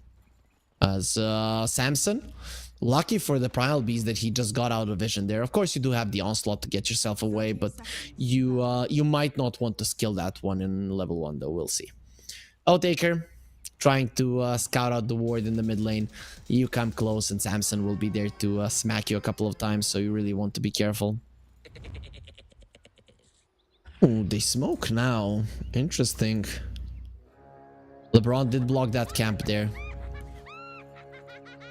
but he didn't manage to find the enemy ward. He is under the ward though at the moment. Mr. Luck gonna be slowed down. He wants the rune and he will be able to get it. So that's actually 4 runes for Marsbet. Mr. Luck takes a lot of damage for it, but 4 runes, more than worth it for sure. Yeah, that really was unexpected. I don't want to lie either. I thought that Zoomers would at least pick up 1 rune. They're actually pretty strong. It's not like their level 1 sucks. See, Bobbitich getting pushed back by Mobay a little bit. This is the thing. When you are a Viper player, you might know how to play even against matchups like this. Viper actually has quite a long range. Ooh. Miss on the dead shot. Taiga started on the bottom. Not successfully. He tried yesterday as well with his Tusk to do something similar. Well, again, it's not going to work. And GZ versus the PA. Just being very annoying with the Enfeeble. Man, that spell is annoying for carries. So what is it, level 1? Damage reduction, 55%. 55 freaking percent. How am I supposed to last it versus that? 9 seconds. The dagger of the PA, it also relies on her damage, so it does have a base damage, I guess, so you can get some of it, but it's still super annoying. Top lane, LeBron fighting Taiga, losing the fight actually. One side using magic, the other one using guns. Guess what's stronger? Still want to see how that Slark will do in the end. For now, not doing that well. This mid lane, once Mobay gets his level 3, I kind of think Keeper Light might want to have at least 1 point in the Blinding Light. If you start running him down and the slows are there, you might actually get the kill. Oh boy, that Slark is really suffering. That is pretty big for 4 Zoomers. If this continues, it's gonna be a huge deal. Yes, the other 2 cores are farming, but the Slark isn't the best at catching back up. Sure, ultra late game Slark is always going to be super powerful, but it doesn't mean that you're going to get it to the ultra late game versus a PA if she gets a good Battle Fury timing and you have nothing versus her. I guess that's where the Viper comes in. You're not a solo core lineup, so it's not all an Outtaker to do this one, but it is just such a good Slark game. It would be a bummer for Marsbet if he didn't get a good lane. Though if he would get a perfect lane, it would just mean an easy game for him. And we don't want this to be too easy. We want there to be fighting. We want there to be a lot of unexpected happenings. If some of you guys are a Sing Sing fan, you know, when he dies, he would sometimes say, unexpected things have happened. This is what we want. Unexpected things happening.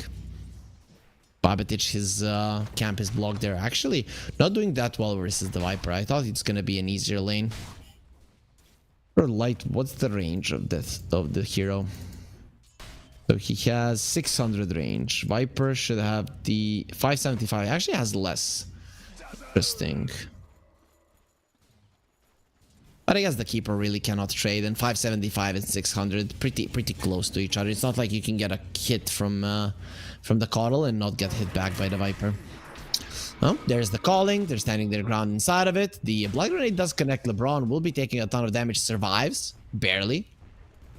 Still survives. Had the Fairy Fire to work with. He also has the the healing salve to work with, so he is gonna be fine. Otaker, on the other hand, he is just gonna have to be enjoying tangos, while Jeezy, he's gonna be enjoying a very nice bath in his own fountain. Mr. Lucky did a lot of damage to the PA, did a lot of damage to Husky as well. None of it will be resulting in a retaliation kill, so that's gonna be our first blood, or just a share there. LeBron will be going down as well. 4 zoomers doing well in the lanes here, in the side lanes, especially top lane, because bottom lane they're losing in CS slightly, but top lane they're winning in CS and they're getting kills, and that is the power of the Muerta Tide. And really, when you look at it, Muerta also has 9 CS as well. Babitic finds a ward. This one has been annoying him for quite some time, hasn't been able to stack that camp. Taiga, nice steal on the bounty rune. Really nice movements from Muerta. I like this Muerta support. I really would like to try it. You can still do some serious damage later on. LeBron misses the brambles. Otaker is coming over, but I think it's just a cover for LeBron. It's not like they can kill Taiga. He got scared there for a second that his buddy is gonna die. Taker getting a couple of hits in. Wants those Cessna shifts just to be able to farm a little bit safer here, though. This top lane is not looking good. 11 denies on the Tide. There's gonna be a lot more here. Really want to secure that flag bearer, and Otaker will. And we'll be able to do it. Despite all this, the difference in the mid lane, it's really something that you should be thinking about. Sunlight standing his ground, but there's a lot of stacks that the Slark is getting. Jeezy getting jumped on. Well, that's gonna be a nightmare for Samson. And Otaker, a much worse nightmare for him. Not a spell, but actually his death being brought to him. The Dazzle did die, so finally Marsbed, they get themselves on the board. So that's quite nice for Marsbed, but what is not nice is that the Slark did go down. So Mobay still hasn't put anything in the quick buy, but I think, yeah, now it's going to be the Boots of Travel. Considering that he has 1800 gold and hasn't bought anything, it kind of is a clear tell of what he wants to be doing. The thing with the Viper is the hero is very slow to maneuver around the map, and having the bots really does allow you to have presence on the map, because there are these times when Viper is the strongest hero, but nobody cares. Like, it's not like he can get on top of anybody. So you're pretty fine. The Primal Beast going into the jungle, farm some stacks. Taiga coming over. You know, his positioning has been found, and really now Mr. Luck though in a lot of trouble. Onslaught not gonna be happening. He does have a solar bind on him, very slow down, but Viper is coming over. Husky in a ton of trouble. Mr. Luck surviving. There's gonna be another Illuminate, and he dies. Close to dodging it, but not close enough. Mobay with that shield rune coming in. He's already super tanky, and Taiga needs to get himself out of this. He has stopped for a second, trying to juke around. Not gonna be happening. Nice dead shot usage though, going for a TP out, and he will be successful at doing so. No way that Mobay can do enough damage to Taiga. Taiga gets himself away. Looking at the net worth, Viper is almost 1,000 gold ahead of the Keeper. I thought the Keeper will be farming more, but after that camp was blocked and he lost the first couple of waves, he could never recover. Only after minute 5 did he devoid his camp, but at that point it was already too late. Otaker will be getting level 6. That means he's probably not going to be dying. LeBron, a little bit too deep. He does have a TP, not going for it, however, so he just accepts his death. I understand it. The thing is that Muerta was saving the dead shot, so Taiga knew what he needs to do, and that's why LeBron didn't even attempt it. It would be a thrown out 100 gold for the TP. And you don't want to be just throwing away money. Despite, you know, some of the CS problems on the top lane, the Slark is ahead of the Tide, which is pretty good. The Tide, of course, he will be getting a Meteor Hammer fairly soon. And speaking of, he will get the Ravage off. The silence is there on the Slark, but he'll be fine. The TP in from the Viper with the Haste Rune has to be very careful. That Calling still does a lot of damage. And with the rotation from the Call, he would die if he continues to chase over. So Mobe just keeps it easy. Babitage though, gonna be slowed down quite a lot. The solar bind there onto Mobe, who will have to run away from all of the slows. Keeper Light will take a solid amount of damage, not enough to die. And that is where the skirmish will end. Slark still has his ulti, but the Tidehunter doesn't. Sunlight using that Ravage. That is something that might cost him in the future. And look at Otaker just being super annoying, getting those Essence Shift stacks up. Oh, Meteor Hammer coming in. Nothing Otaker can do to stop it. The two supports are here as well to cover for Sunlight. Knowing he doesn't have the Ravage, he does need the backing of his team. How is the PA doing? So has the Claymore and the Perseverance, so Samson is going straight for a Battle Fury rush, even without the boots. So this is full-on maximization of the farm. You don't want to be fighting early, you don't want to have the treads, the Orb of Corrosion, nothing. You just want to straight up have a... no, tower, dead. Sunlight gets the last hit. Nothing that the Marsbat could do about it, and... that is a Pounce that will miss, do absolutely nothing. Meanwhile, mid lane, the PA in trouble. That is a big kill if the Viper can get it, and he will get it with ease. Mobe just runs down Samson, the TP from the Dazzle a little bit too late to save his buddy. Even with a Shadow Wave, I don't know if you are healing enough through the Viper damage, and Samson will be tipping Mobe. Like, yeah, you're a Viper player. I'm gonna cut you down later on. We'll see just how much that is going to be possible.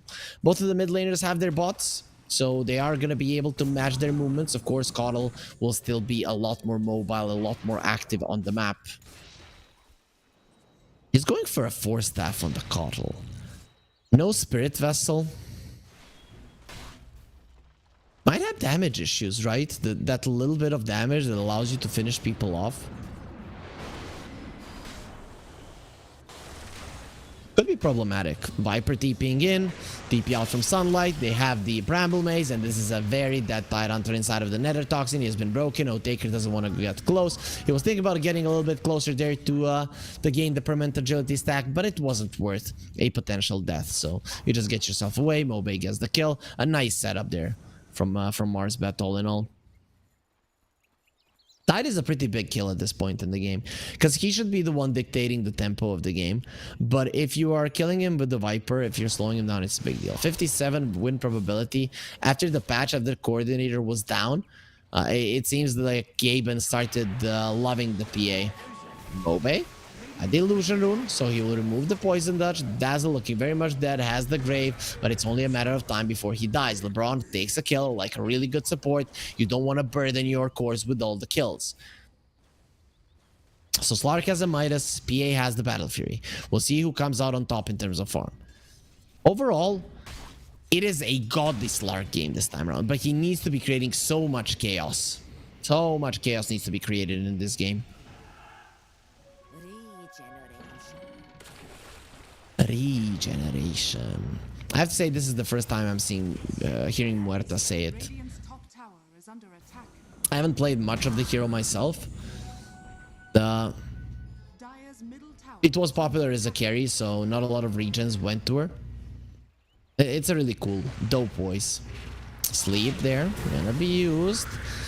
The Viper Strike comes through. Nice 4-step there to the side. But look at the onslaught. Mr. Luck comes in. The Ravage will be used. And Mr. Luck, you might be a tad too deep. Ulti from Bane onto the Tide. Both of the offlaners in a lot of trouble. One of them is going to be great for now. And all of the heal Sunlight will be fine. The sleep does come through, but he will be surviving through it. Blinding Light, beautifully used from Babitic. Gets Jeezy to the low ground. Come here into the river and get into the sun. And Jeezy... well, he should have put sunscreen on, guys. If you do go to Malta, for all the teams that are going to Malta, don't forget your sunscreen, or at least get yourself out of sun's way when it is midday.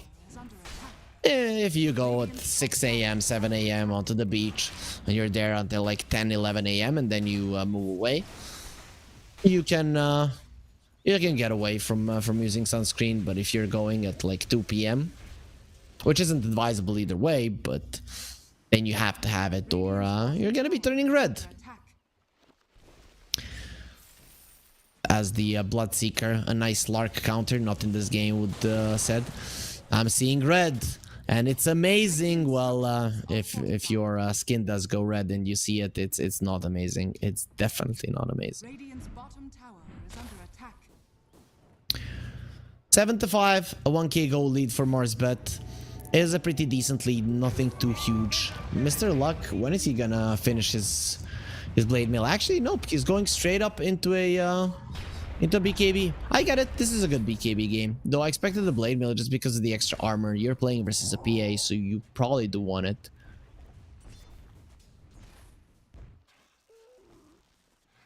Mobe going for an axe, no blade mail for him either. Nosedive is a big spell, right? 4 seconds disarm is pretty huge. If you would get a halberd later on, you could just be a super big nuisance to the PA. Though I'm guessing something like an Octarine core might be on the menu. Meteor Hammer does drop, and the tower drops as well. Sunlight once more gets the last hit on the tower with the Meteor Hammer. Happened the same way twice. This time around, he was dreaming a bad dream, but then he comes into reality, and he's taking down towers. I know a lot of us, we have those problems. We have bad dreams, and then in reality, everything is amazing. Or was it the other way around? Who knows? Who cares in the end? Dazzle? Dazzle is looking very dead. Poor guy. He doesn't get the grave off. Definitely could have bought a couple of seconds of time there. Grave level 1 is 3.5, right? Yep.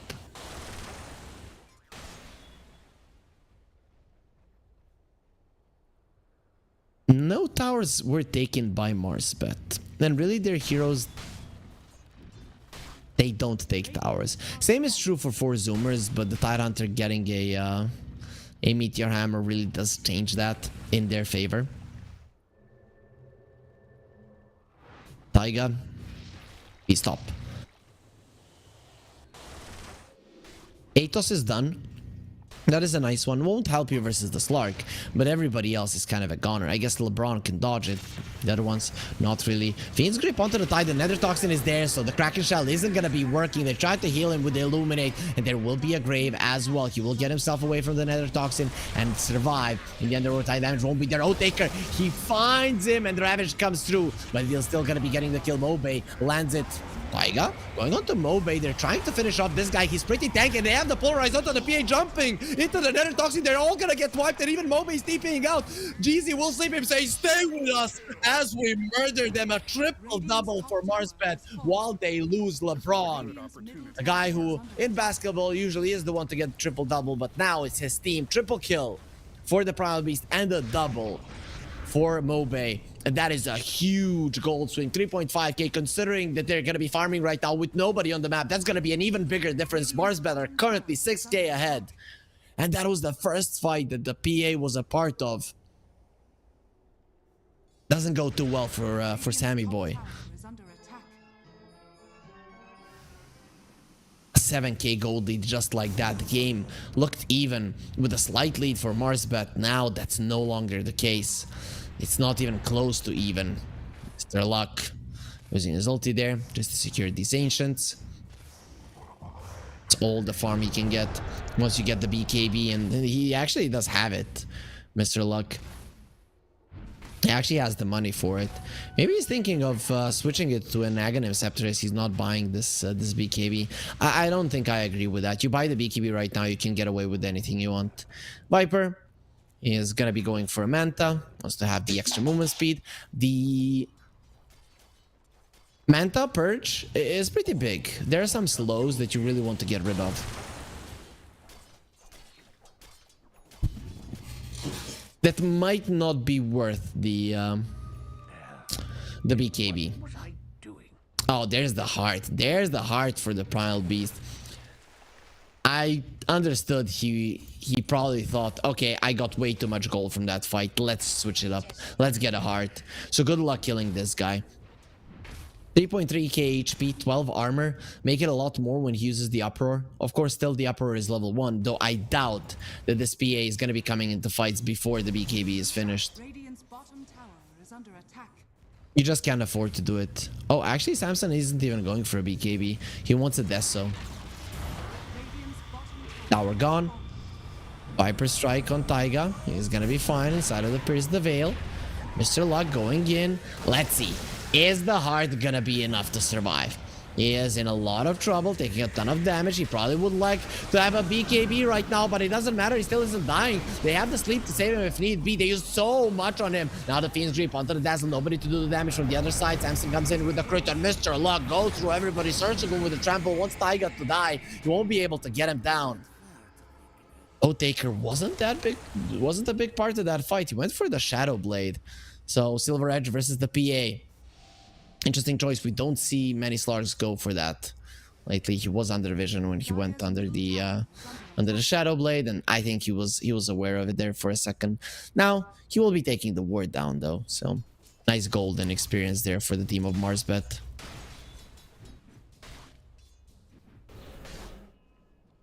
Even with the heart, if you dive tier 1 next to 5 heroes, you're still gonna die.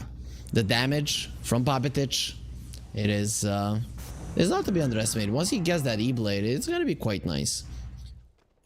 No, E-Blade, I see it more as an offensive item here than a defensive one. Really not a lot of right clicks on the side of Marsbet. Most of them come from the Slark. The Viper, he needs the right clicks to come in for his magical damage to kick in, but it's not that big of a deal. Husky needs to use the Grave there. He actually would have died 100%. And Taiga, he gets his shard. Not the best one. I think they were hoping for the Dazzle to land it there. They get 30% spell lifesteal during Praise the Veil, and when somebody dies near Muerta, you get 2% magic damage increase. It is amazing for a carry Muerta. For a support, not so much. Viper approaching his Manta. LeBron. The underfarm. He has money for a shard if he wants it. Yep, Viper, as he gets the Manta, he becomes universal at level 25. Imagine how strong he will be if he does get to that point. Taker, steals the rune, goes for a TP out, dead shot, stops the TP. He's not happy with this. He's very dead. He is so very dead. I'm very surprised he went for a play like that. Sure, Wisdom Rune, 21 minutes in, it is solid, but giving your life away, that's not too big. So the goal lead was 6-7k, now it's 3-4. So pretty solid for 4 Zoomers, 50-50 in terms of win probability. That's the power of the PA. Finally, the Dota Plus has started acknowledging what kind of a hero this is. Even behind, even weaker. One-shotting enemies, it is a possibility. And, well, Samson is gonna have his Aghanim Scepter fairly soon. I guess Ags, then Shard, then you jump in and you destroy everything in your wake. The problem I see, though, you're playing without the BKB versus the Nether Toxin, and that is a problem, right? Because you're gonna get broken, and then what? None of your spells actually work.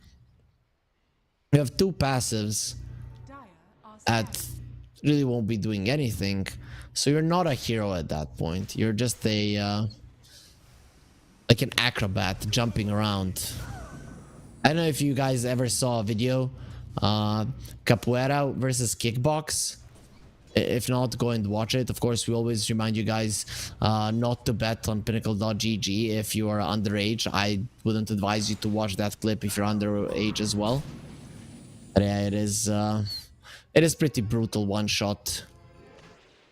As Marsbet's still in a good position in terms of net worth. The only reason that the net worth did decrease is because they got the Tormentor on one side and not on the other. Oh man, this Primal Beast is so strong. Mr. Luck now has the BKB. Aghanim is going to be next. There's a blink on the Tidehunter, so there is a chance you get the stun before the Primal Beast reacts, or even the Slark reacts. That'll be pretty big if you get on top of the Slark, use the Ravage before he uses the Dark Pact, and you actually burst him down. The saves on Marsbet are pretty limited. You do have a Sleep, you do have a Terrorize, but both of those heroes are most likely getting caught up in the Ravage. See, 4 Zoomers are in a smoke.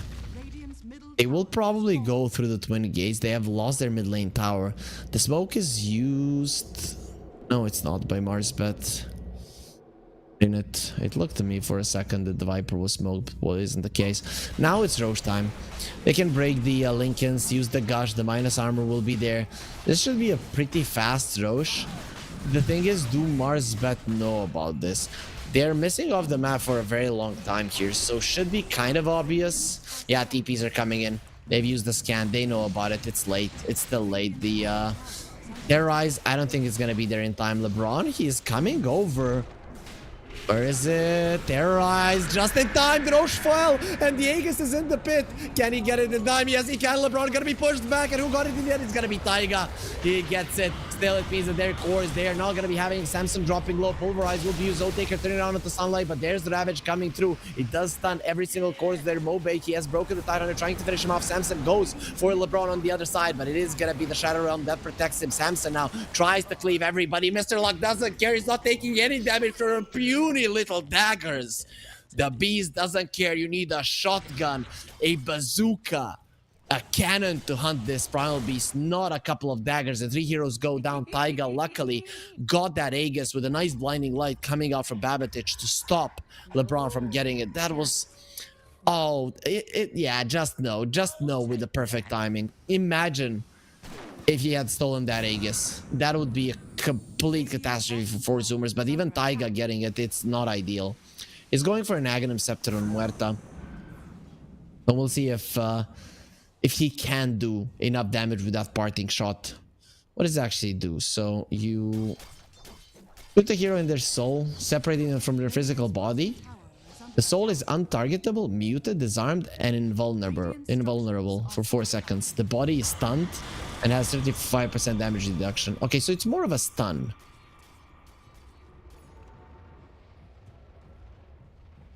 Okay.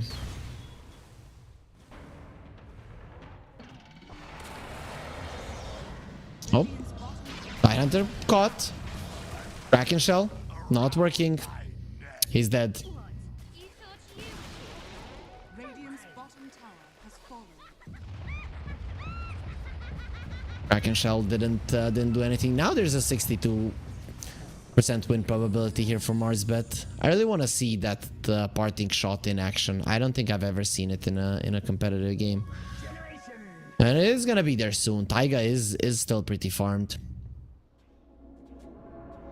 So the Bane is farmed as well. Has the Blink, going for the Glimmer as well. Aether Lens on top of it as well. Sporting a Philosopher's Stone. Oh, Jeezy has that nice light there. I think he's practicing for once there's an Aghanim Scepter on the Coddle so that he gets used to the light, right?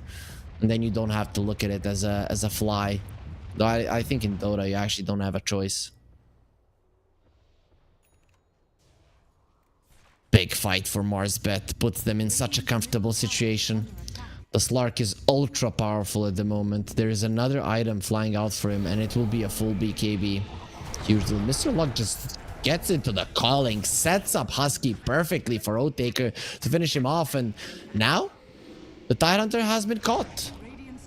Enfeeble does connect. Nice 4-step there to dodge the pounce, and they're not going to be going in. Mr. Luck says, who's not going to be going in? I am. Sunlight is taking so much damage. Now the Nether Toxin will be there. Ravage used, BKB is used on both of these cores. They're going to be fine. Samson next on the menu. He's going to have the Blink onto the side, stunned up, and there's the pounce. He won't be getting himself away. Remove the dead shot immediately from Oathtaker. A couple of more hits. The disarm is there on the PA, and he will die to the lingering damage of Mobe. 3 heroes dead just like that, and Marsbet, none of their heroes come close to dying. You could say this Dark Willow taking some AoE damage, but really nobody was sitting on her and threatening LeBron's life.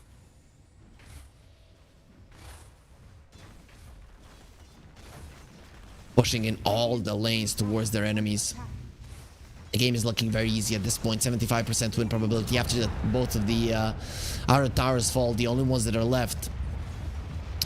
It is gonna be a tough road back into the game. Everybody is looking at Samson. He does have his Aghanim Scepter, but it hasn't helped him all that much. Aghanim Scepter and the Primal Beast will be done fairly soon, and then you're gonna have multiple breaks for the PA.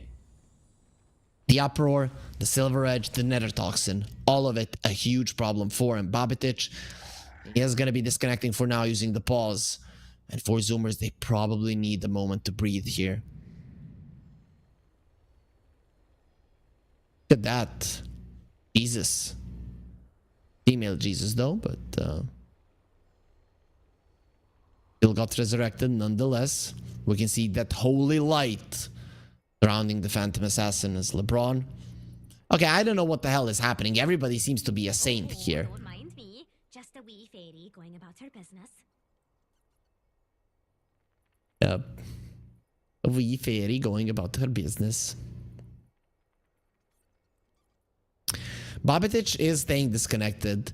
It's like, dude, where are you? But he's probably in his room staring at the ceiling and thinking, do I really have to go back in that game just to be killed another time?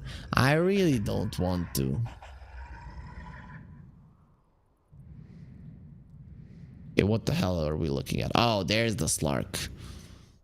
He's destroying rocks. Okay. I mean, you can move mountains. No, I'm not gonna sing the song now, as we're waiting for Bobbitich to return. So what's the play here for 4 Zoomers? I don't think there's like a one play. Their lineup is the type that actually does use a lot of spells, jumps in and out of fights quite a lot. So I'm curious to see if there's something they can actually do here. I'm still not liking that the PA is playing without the BKB. At this point, doesn't even want to buy it. Oh, what a position for the anchor smash. And there, we're back. LeBron and Samson, they've lost their glow. Oh. Tormentor dropping, LeBron, Glimmer K being used, and run, LeBron. Okay, I'll take care. You can go now. It's gonna be able to take it down there, barely though. A couple of crits from the Silver Edge definitely helping, but he'll be able to heal himself back up to full in no time. It is a Slark, and he's gonna be shadow dancing. Till he's back up. 25% poison attack, slow, and damage. Okay, the Viper level 20 talent, pretty powerful. 15% corrosive skin magic resistance, so now it's 40%. That makes it Viper's magic resistance 60%. So this keeper like literally not doing any damage to him. The Aegis does expire. It wasn't on your ideal hero, but at least you had it. Not any longer. The Slark did lose his career with the BKB. So I'm guessing right now Marsbet don't want to fight before they have it. And that does give some time to 4 Zoomers to think of a path forward. There's a Skadi on the Viper. Okay, the path forward is win the game somehow in the next 10 minutes. This Viper gets 25, you're screwed. He's gonna kill everybody. O-Taker, not gonna be finding anybody just yet. Still hunting there. He's out of the Silver Edge, but everybody will be fine. As look at the top lane, what Samson is doing. He's being super annoying and clearing out the ways while he's still in the blur. The enemies didn't even notice it there. Now they're gonna know when they see that no creep wave is coming. Sometimes you don't even notice that. Who's looking at their base at this point? And looking if the creeps are coming through. So it is gonna be a basher for the PA. Won't say Lincoln Sphere as well. Versus the Bane, the Lincoln Sphere makes a lot of sense. But on the other hand, the Enfeeble has such a huge range that you can cancel out that Lincoln Sphere with ease. Samson, Terrorize on him. LeBron coming forward. Can he really do this alone? Not really. Mr. Luck was coming from the side, but wasn't really looking to fight this time. Went for the 20% trample attack multipliers. He just wants to be destroying everybody beneath him. There will be a shard for Bobbitich, so recall is ready. The problem is he can't get out of the map. At least he might be able to call Samson back to the base. That could be huge, as Samson is the only one that can leave with the blur. I'm a blur. Now everybody is a blur. As they go for a smoke, they know they have to fight before the next Roche spawns. They have to establish some control of the map. Bane on the high ground with the Glimmer Cape protecting him. Mr. Luck, he's gonna be the one to break the smoke, and well, now he's gonna be rooted. Hex Nobody cares. The Ravage onto the high ground. They do bring down GZ. No buyback on him at the moment. Taker coming over to going for snaps. He will be breaking the Tide Hunter. There's going to be so many breaks. Now the Pulverize. That's going to be two very dead heroes in the backlines, though. The supports are dying. For the supports that currently, Taiga will be buying back to assist his team. Sunlight trying to escape here, dropping the Meteor Hammer. He understands that his death is inevitable, so he stands his ground unsuccessfully, of course. 3-for-2 in the end, and use the buyback. There will be an Atos now turning around onto the pile. He's not taking any damage. Uses the uproar. The break is here. Let's fight, Samson. You look pretty strong. But I am stronger. Mr. Luck not taking any damage from him. He lost 1,000 of his HP, which is a small price to pay considering that he's almost at 5k at the moment. And that's going to be a hero without a buyback. 2 cores without it. You do have the Coddle, which is one of the best heroes to protect your high ground, to push out the waves. But neither Mr. Luck nor O-Taker care about the Illuminate spam. They can survive through it, and the rest of their team, they're going to be pushing in the other lanes as well. LeBron and GZ back to the land of the living, while O-Taker and Mr. Luck are being annoyed by the spirits of the dead. There is no Ravage, so your ability to defend this one pretty much non-existent. The PA could slaughter the supports, but slaughtering, killing any of the cores, or even getting them low, completely different story. Pretty tough one as well. Radiant's bottom barracks are under attack. Radiant's bottom barracks. All the lanes are pushed in. The lane of Rax was lost. Roche is spawning in 2 minutes. Marsbet in full, complete control of the game. Or Zoomers. In the previous Malta Vibes tournament, they only won 1 series, 1 more map over that. When I saw the lineup, I had a lot of faith in it. The thing is also there's some ping issues for some of the players playing from the US. But I don't want to give excuses for them. I think they probably wouldn't appreciate it. Right? Nobody wants to be a victim. They want to be held accountable, and we're gonna hold them accountable. These players, we know they can do more. Might not be doing it on this tournament, might not be doing it with this lineup, but these players can do more, and we're all looking forward when the day comes when they actually do so. Level 20 on the PA is coming, so that extra attack speed of the Phantom Strike will be available fairly soon for Samson. Any other big things? There is a Will-O-Wisp now available. The Aghanim Scepter is there for the Keeper of the Light. Didn't really do much in the previous fight. I'm still not seeing that that parting shot in action. Usually Taiga gets caught and, well, do anything. I don't even know how it looks. It kind of, the icon looks like Piccolo's special beam cannon. A special beam cannon. That's a thing that actually killed Goku once. So it's pretty strong for sure. O-Taker finds Samson. Samson now knows the Bane ulti comes through. They break him with multiple instances and he dies for 75 seconds. He had his level 20, but no chance to use the extra attack speed as he will be dead. The bottom lane is being pushed in by the super creeps, so they will be able to, of course, the mid lane Taiga has been found. There's the parting shot.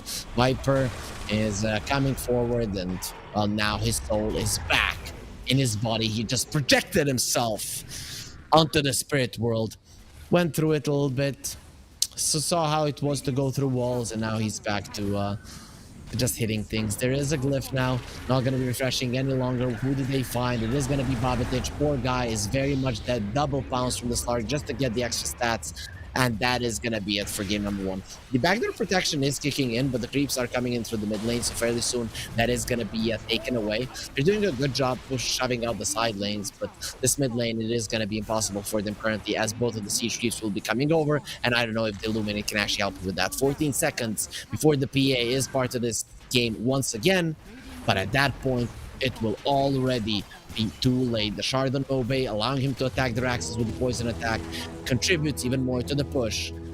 There is a Roche available.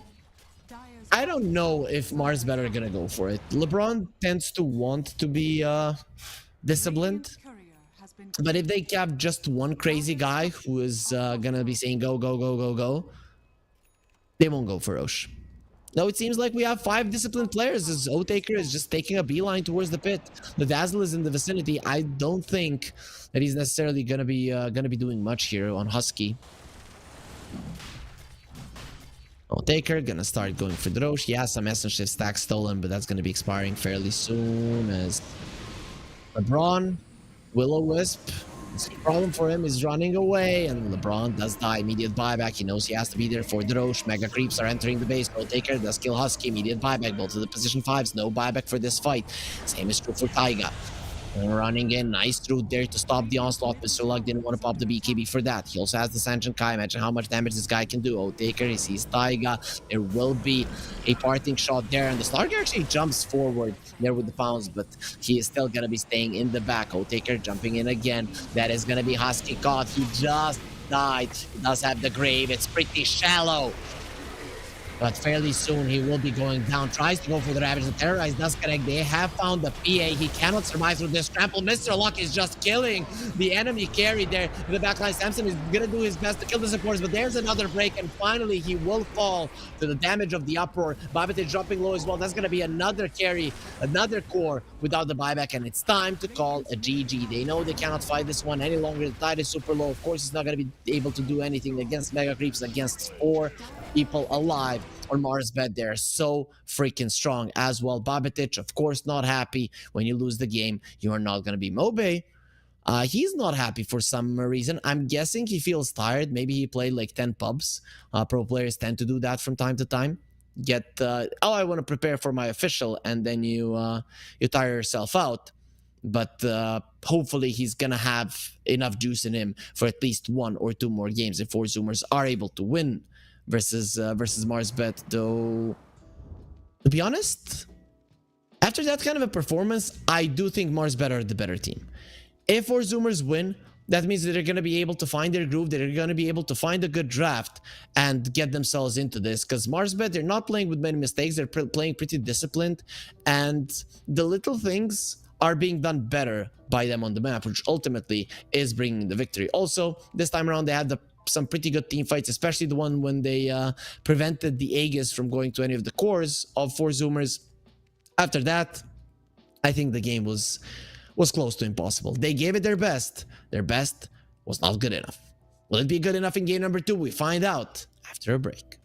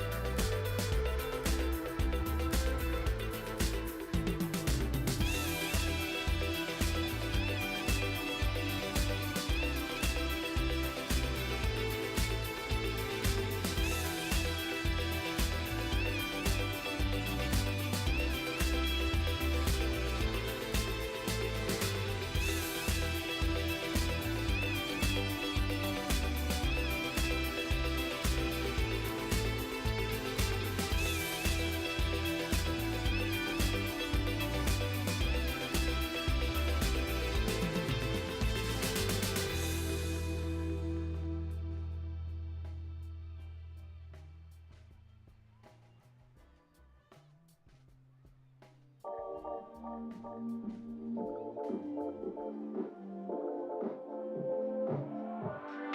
miss that sexy smile, looking for to see you. I hope I would lose control. Love you every night, no checking the time, 'cause I was loving you all night long. I can let you go, baby, it's the right thing, I already know. And we feel it, I really do, I say the truth, we can't go any road. Need you now. I'm your queen and you the king right now. It's a kingdom, let's play it how you like. How does it make you feel? Or you wanna change? I'll be whatever, watch you like. We can dance, you got to move tonight. Stars are watching us in the sky. I wanna last it forever. It's a sexy smile, looking forward to see you. I hope I won't lose control. Love you every night, no checking the time. Just us loving you all night long. I can let you go, baby, it's the right we already know. And we feel it, I really do, I said the truth, we can't go any road. Need you now. Let's change the clothes, we have a drive. You know how you make me feel alive. Come close to me, I'm obsessed with your different kind of style. Don't you ever leave, step by my side. Hold my hand, 'cause I don't have much time. I wanna hug you forever.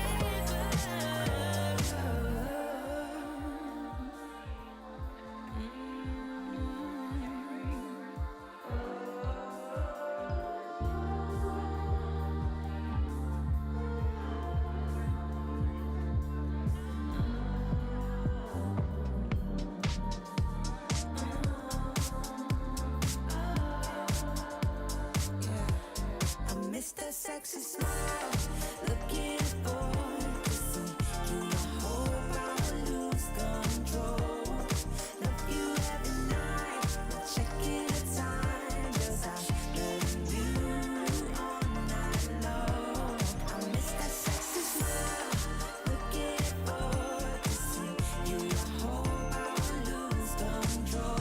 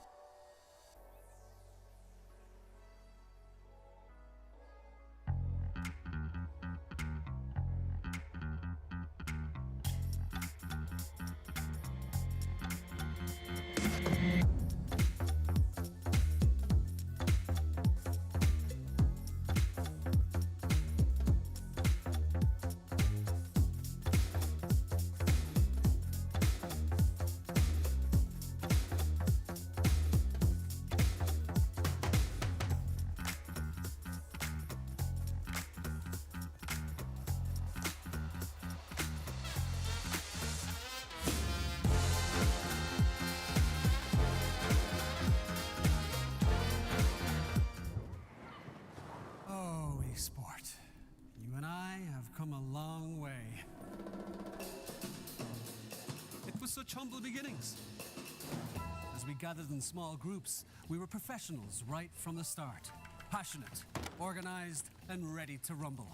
We dreamed big, and surely enough, our parents supported us at every step of the way. Didn't they? Fired up by all this love, it wasn't long until we caught the scent of competition. To be honest with you, it wasn't always that easy. Joe here, he had to take on 2 side jobs to afford playing professionally. It's gonna get better, Joe. Fist bump. Some of you dared to not even call this a sport. And look where we are today. An endless stream of esports events every year. Bet you didn't see that coming, Mom and Dad. And you know what? We have been with you every single step of the way.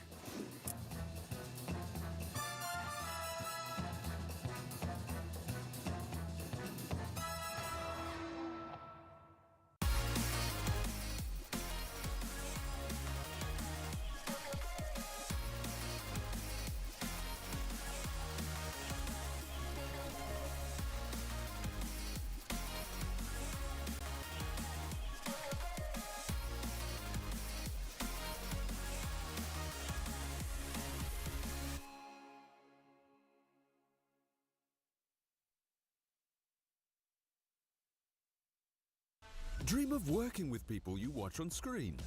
Exclusive esports opportunities handpicked just for you. Candidate profile to raise above competition. Let 10GG handle routines. Make a step towards your dream today.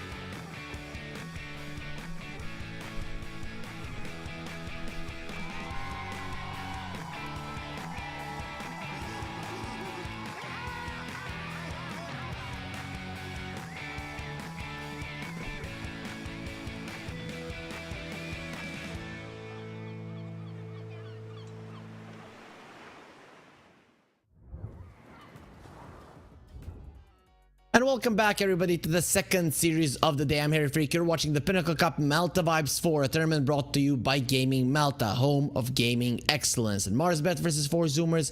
Currently, it's 1-0 for Marsbet, as you can see on your screens, after a relatively easy game 1 that ended in around 30 minutes. Will game number 2 be different? We asked this question before we went to the break, and we ask it again before we get into the draft. Let's get into it.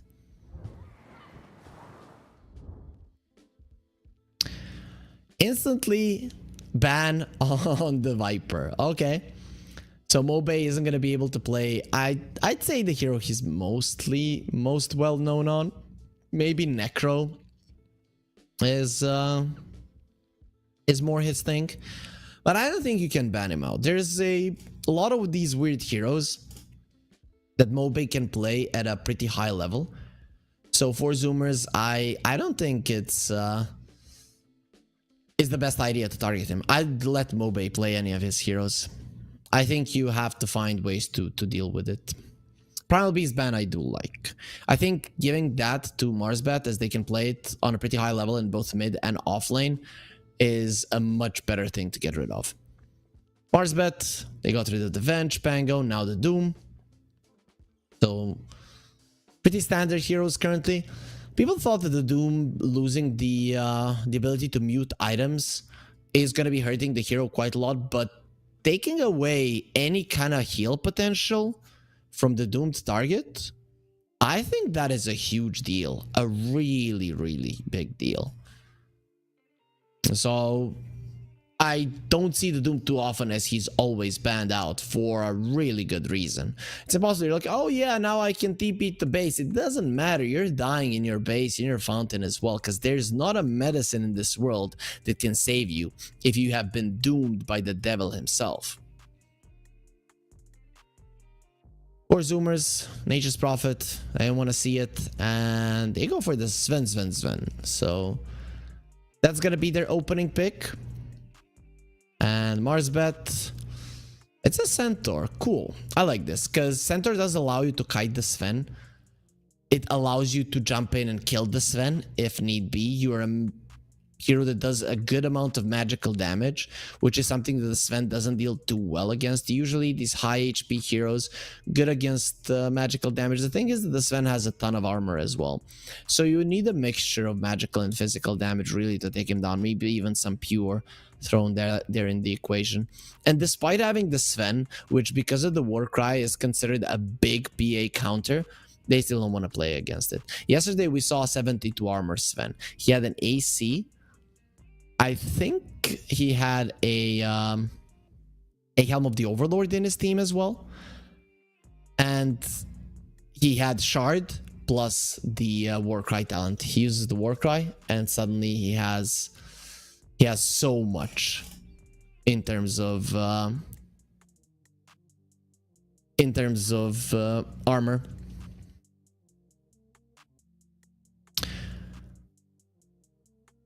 The Beastmaster banned on the other side. Slark for Zoomers, they get rid of that one. That has been a Sven counter ever since I can remember, and I can remember the old days of Dota when Lifestealer's ulti was the rage. Yep, guys, that used to be a thing. I remember when my brother showed me Dota for the first time. We used to play the day. Of course, it was Dota 1 days in the Warcraft client. And back then, we were like, okay, what does his ulti do? Lions does 650 damage. Oh, that's a good ulti. Lena's 550. Awesome ulti. What does Spectre's ulti do? You get an illusion on every hero on the map, and then you can go to illusion. Boo, like that sucks. That's not an ulti, right?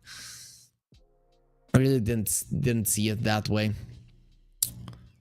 Yeah, I remember those days. Back in those days, Slark wasn't a part of the game. I still remember the day the Slark was added to Dota 1. He was a Morlock back then. You know, the little guys, little fishies that produce the sound. That was a perfect Morlock sound. I'm getting a thumbs up from my production as well. As for Zoomers, they pick up a Dark Willow and the Phoenix. Two supports that do contribute quite a lot in the AoE control of the fight.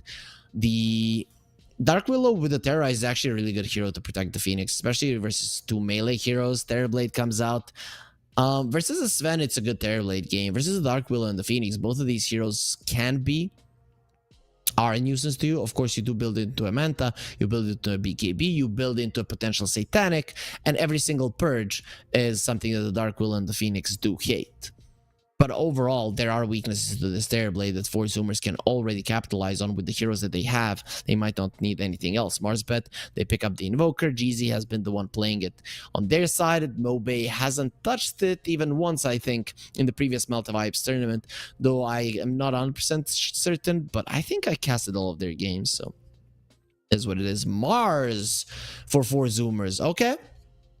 Not a hero that we see too often, but this is Dota, as the Mars would want to say if you have level 25 on the Dota Plus with the hero, or maybe even level 30. Who knows?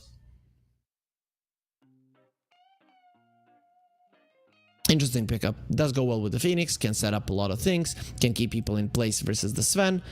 The Stampede doesn't help you run away from the arena. You can bang your head on the arena walls. They will not break. They're way too strong, so I like it.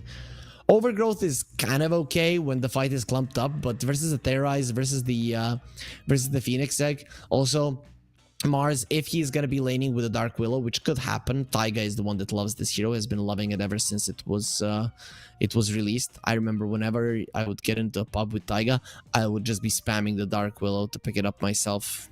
Even if he was on my team, because I wanted to play the hero as well. Everybody wanted to play the hero back then, and he was always good with it. I don't know if you guys remember the old Liquid days, not the I mean, it was still Taiga with Insania and stuff, and when he won the game with the Dark Willow protecting the base, level 25, it was, you know, I still get chills thinking about that base defense.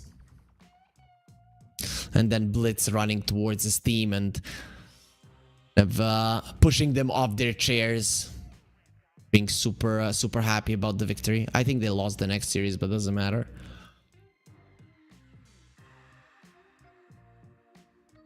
So for Zoomers, they ban out the Dazzle. Okay, it would be a Mobay hero. Would like to pick up on the mid lane. Marsbet, they do have the last pick, so they can definitely make their decision after 4 Zoomers pick up their hero.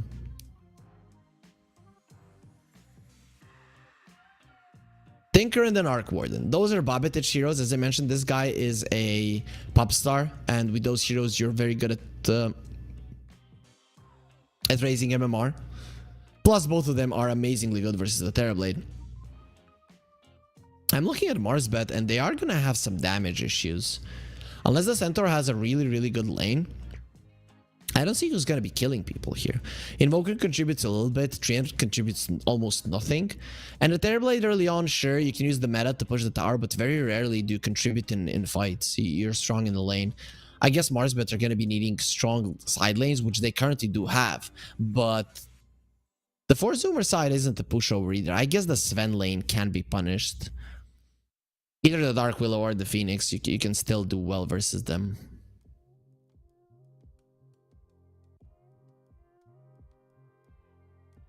And they're taking their time with the last ban. What's it gonna be? Necro is a hero that Mobe plays, but not here. Oh, will they ban anything? It's gonna be an Earth Spirit. Okay, I like that much more. Now he plays the Necro, but versus these heroes, it would just be a you signing your own death certificate. Don't want that. Badland would just destroy you inside of the Ghost Shroud. So what the 4 Zoomers need? They have damage, they have catch, they are a little bit down on tower taking potential. Lina can help in that, but this is more of a burst as people now do go for the magic damage Lina. Okay, plus it's a hero that doesn't really lose the lane to anything. There is a hero that can actually do pretty solid versus the Lina, and then later on in the game is a problem for her, and that is the Tusk. I don't know if that's something that Mobe would want to play, but I think it would be pretty good here. Plus it's a save for the arena, save for the Sun Stun. BKB piercing disable. You have the Stampede to run in.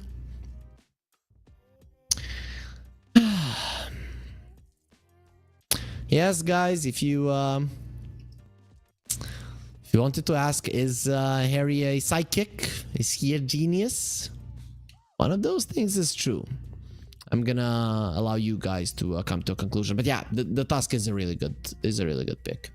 This is the thing: when I don't have my co-caster here, I have to praise myself, right? It's just how it goes. It is a bummer. But it is what it is. You know, and you guys should follow Pinnacle Esports on Twitter. You know, look at how good of a caster they did bring in, predicting everything that's going to happen in the draft in the game amazingly well. So Pinnacle Esports, Dota 2 on Twitter. Follow them, follow me, Harry Freak, as well as all of my colleagues to know when we are up and to get some insight with this genius Dota knowledge that you're getting here at the Pinnacle Cup Malta Vibes 4. Babitic, I think he made it a little bit darker in his room, or maybe it's just him that's in the dark because it's sun outside. It goes to show that he's definitely in Europe. No, actually in the US it's day out as well, right? Sunlight, he doesn't have much of it in his room currently. And Husky, his room does look nice and fresh. Has a bunk bed there behind him. Kind of takes me back to my childhood. I remember sleeping on a bunk bed with my brother. He was older, so he was at the top. And it is what it is. But also, it is what it is here in this series. 4 Zoomers are losing with a score of 1-0, but now they have a chance to make it even. So let's get ourselves into the game to see if they're capable of it. And there we are. Oh, Husky. It's Husky. Marsbet seemed to be having him as a career. No, this is his career. Makes sense. Smoke from both sides. Everybody is hiding on the map. Zoomers. They're searching for something. Guys, let's go here. Maybe there's a hero there. Nope. Nobody's in. Okay. They might be hiding behind their tower. Taiga leading the charge. Follow me into battle, warriors. Still nothing.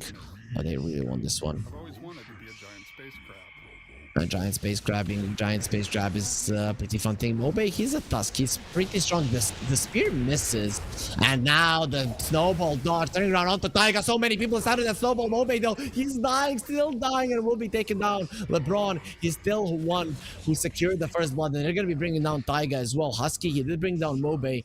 And usually the mid laners, they're the ones that do not spend all of their gold. So he is going to be dropping some of it, but being a participant of the first blood gave him some nice gold there after the fight. That's just a hard target to kill. But if the spear had connected, Moby would have died without getting anything off. That snowball dodge now putting 3 heroes inside of it. Look at the damage. Sunlight just being destroyed by LeBron, and those right clicks early on from the Treant are a big deal. You went for a smoke, you went too deep, and you ended up being on top of 5 enemy heroes. Of course, starting off with a snowball in the mid lane, not ideal for Mobe, but it's not the worst thing in the world. He's gonna have a pretty fast bottle. How did the runes go? Again, it's 4 runes for Marsbet. What the hell?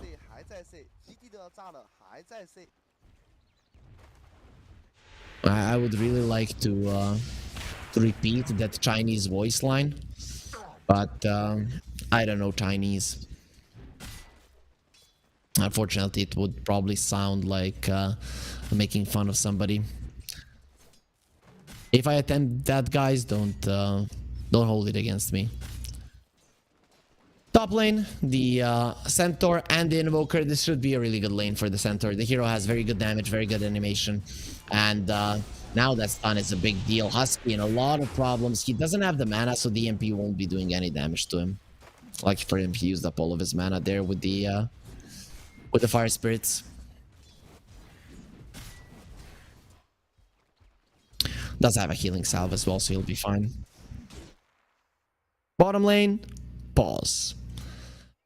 Bottom lane should be okay, right, for Mars bet. I do still see the Mars and the Dark Willow being super strong, but the Mars has been kind of nerfed, so he's not in the best of positions. And we're looking at Mobe. After game number 1, he looked pretty tired. Now, not so much. His eyes seem wide open. So I do have faith that he's gonna be playing on the same level. Some bug. The Centaur has a bug. I don't know what the bug is. Hopefully it can get squashed as fast as possible. It's back. LeBron's is going ready. And let's see if they are ready. They are ready. Let's get ourselves back into the game to continue with the action here in the bottom lane. So as I started mentioning, the Mars and the Dark Willow are a very good combo. The reason for it is because you can use the Mars spells to push people from one bramble to another, and then it can be so much damage done if you do everything perfectly. Oh, Taiga's in trouble. LeBron? Is he actually going to kill him? One more hit? He did have the sticks, and he doesn't go for another one. He didn't know if he can actually get on top of him. I think he could have, actually.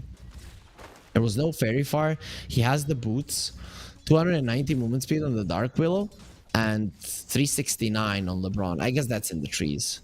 330. I think he could have gone for it. Probably felt okay just keeping him low.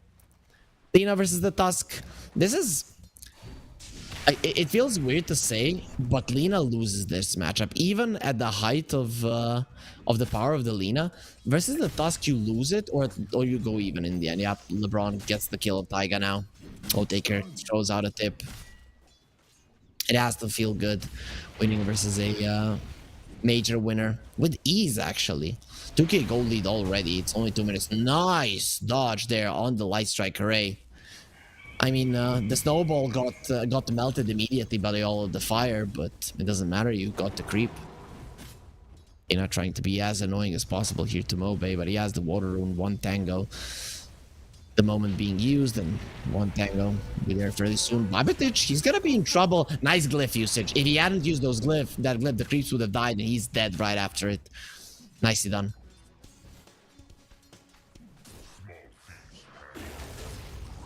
If he had used it, let's say to prevent the last hit somewhere in the lane, now he would be giving a freebie to the Tusk. I'm curious to see which spell the Tusk maxes out. Okay, he went 2 points in shards.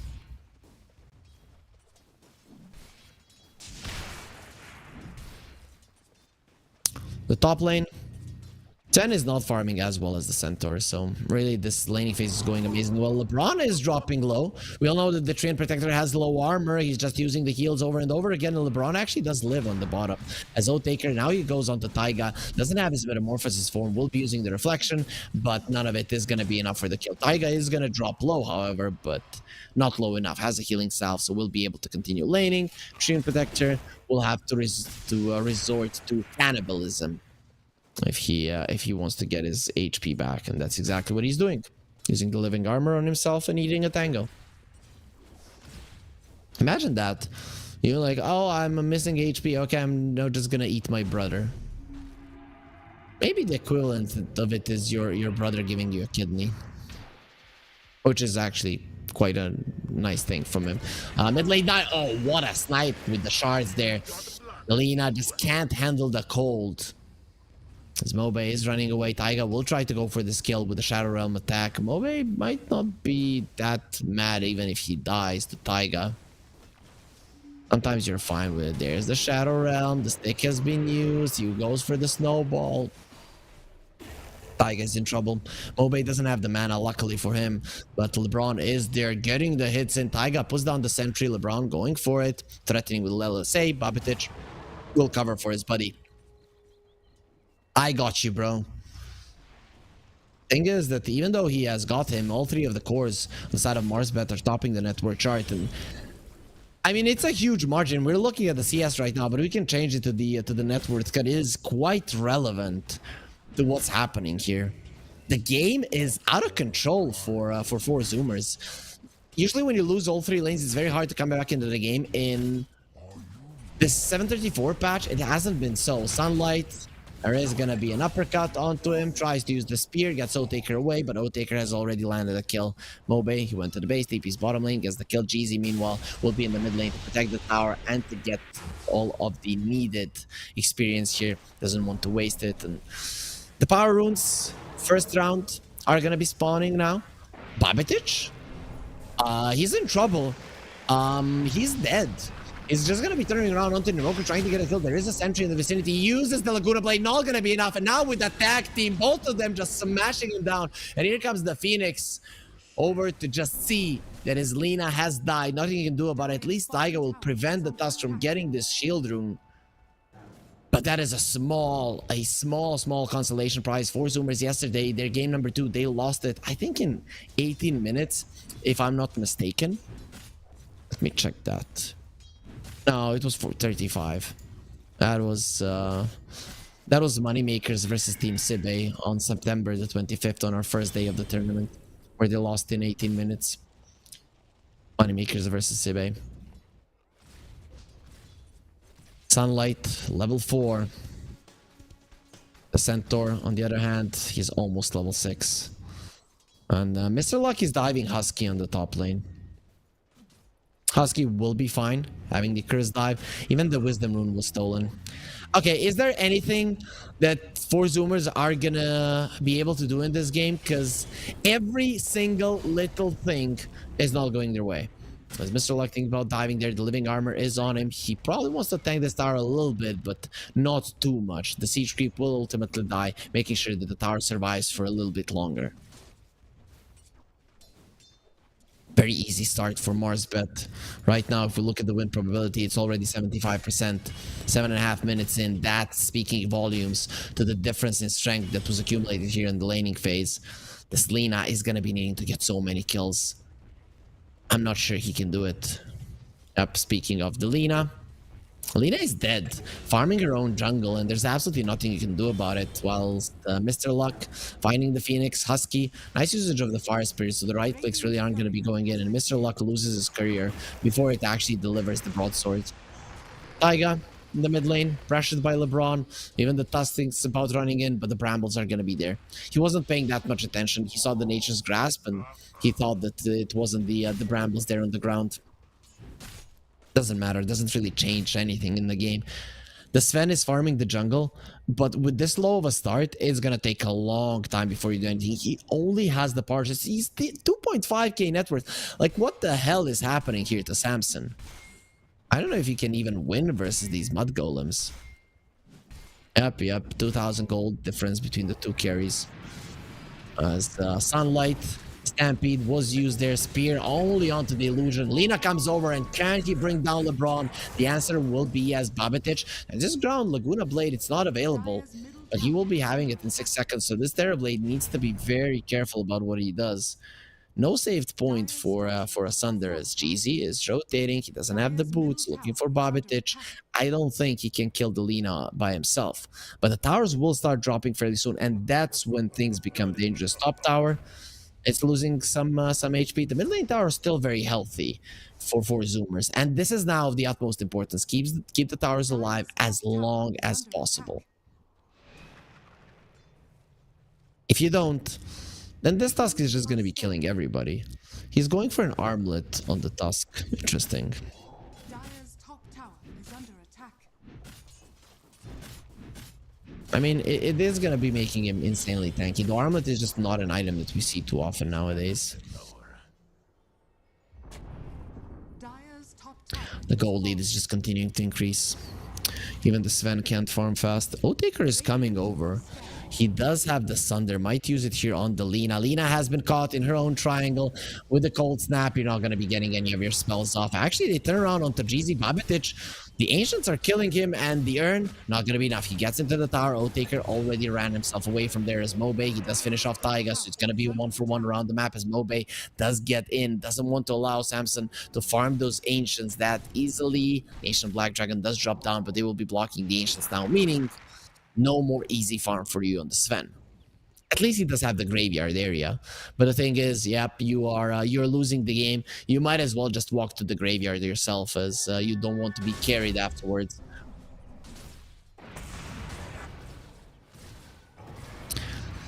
Sunlight, Stampede gonna be used. They're coming for him. It is gonna be the ice wall.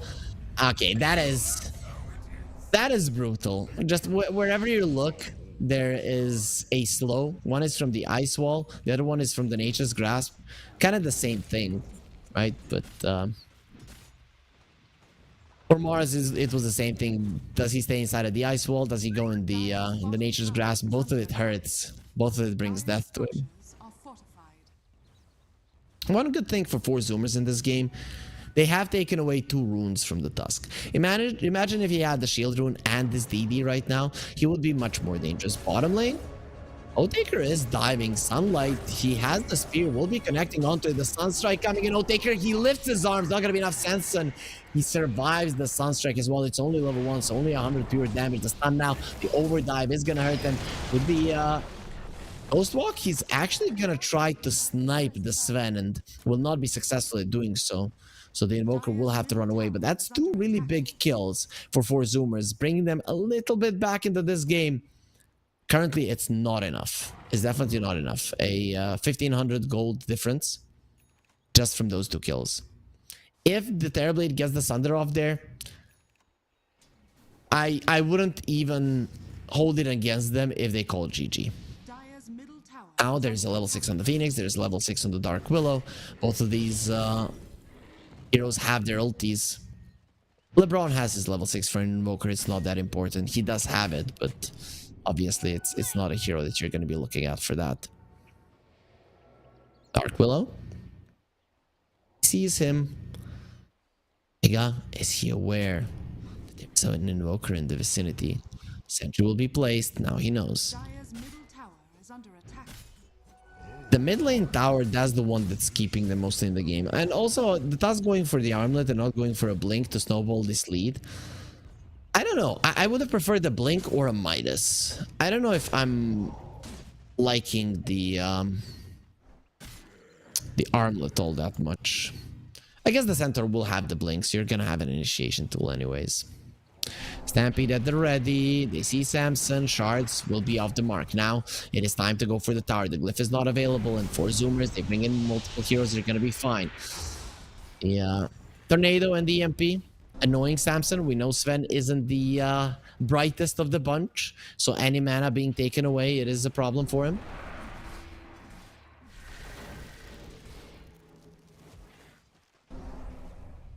We are getting a pretty much a stalemate. Nothing is happening. Smoke is being used going towards the Centaur. He still has a Stampede for defensive purposes. The question is, can you keep him locked down long enough? They are bringing the Sven for this, and he just got the money for the blink. We'll be buying it, so even if he dies right now, it's not that big of a deal. Oh, he missed the stun on Babitic. Now going for a Stampede. Mr. Luck is out.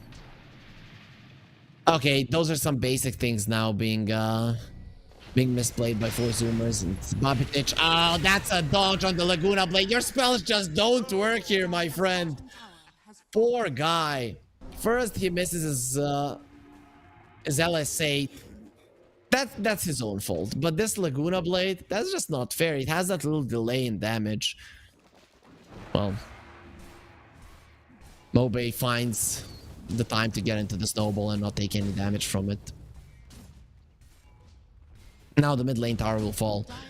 Without Lina and the Phoenix being pushed away from that tower, it is going to be an easy one to take. Now up to a 9k gold lead. It's getting more and more out of control with every second.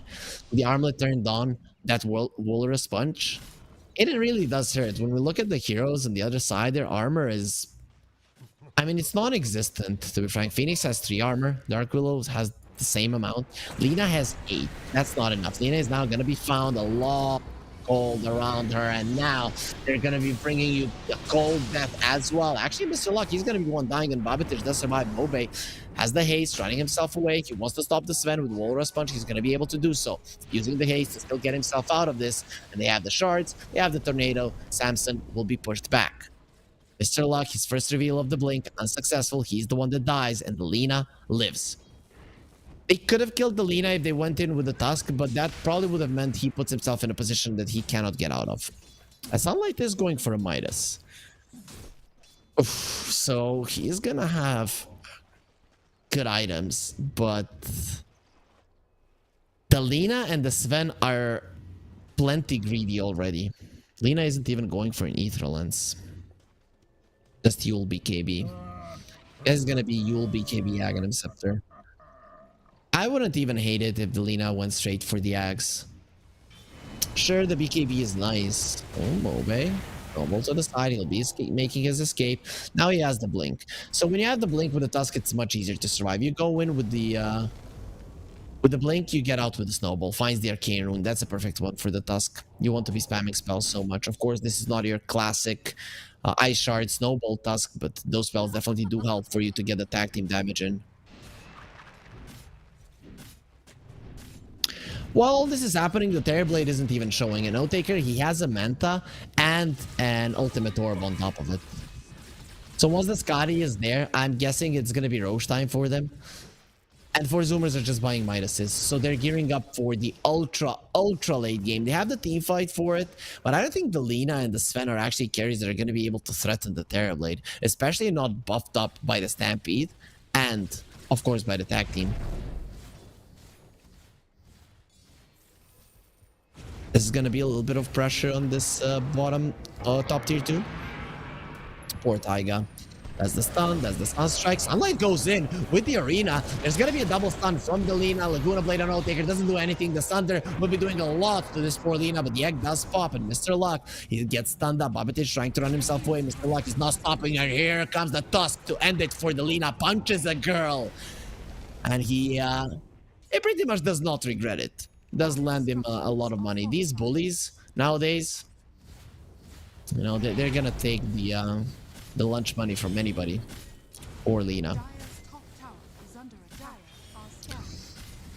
The glyph now not available, so that top tower is just gonna die. Bowie is gonna be chasing on the bottom lane. Sven has been caught. Slow down. Here comes Jeezy. Sven goes for the ulti. Turns around. Let's see how strong of a god you really are. And there will be a tornado once he lands. Should be enough damage. He's surviving, but the urn will kill him in the end. Jeezy gets himself a kill, and the tier 2 tower falls. In the meantime, as now they're pushing in for the tier 3, and 4 Zoomers are gonna have to decide to defend this if they don't want their tier 3 to take massive amounts of damage. Sunlight is there. Tower will be fine. Can I try to catch the Terrorblade? Now, Oathtaker is there a little bit longer than he should be, but that's why LeBron was in the vicinity just to protect him. They also see Oathtaker on vision. Now he's going to be aware of it as they are coming forward. Manta in 5, the spear, it takes him away. Invoker was in the vicinity as well to use the tornado and save him in the stampede, just in case. The chase from 4 Zoomers was already stopped, but better safe than sorry. It seems to be the motto of Mars Bet. It's getting pretty hard right now to play for 4 Zoomers. Not like it already wasn't, but the map is shrinking. Only 2 of the other towers are left, so where are you actually gonna farm? With the Sven, you want to be ahead. He is still more than 3k gold behind the Terrorblade, and I don't see that stopping anytime soon. 800 gold away from the Scotty for the TB. The Sven, he needs the BKB. He needs the BKB or the tag team. A stun from the Centaur. I think just those 2 things kill him. Way too many things to control him as well. Dire's bottom tower is under attack. Centaur has the full pipe. Big items coming out for Mars Bet. Are there any big items for 4 Zoomers? Delina getting closer and closer to the BKB. Not really there. Mars is working towards it as well. Is the BKBs that they're going for. Taiga He's not the one going for a BKB. He wants the 4-staff and an Aghanim Scepter. With the Midas, that Aghanim, meaning he has a lot of attack speed and levels, will be a big deal, but he still needs a lot of time to get there. And even if he does, still needs a bit more in terms of levels. Bobbitich is... he's just messing things up. He's the one that healed.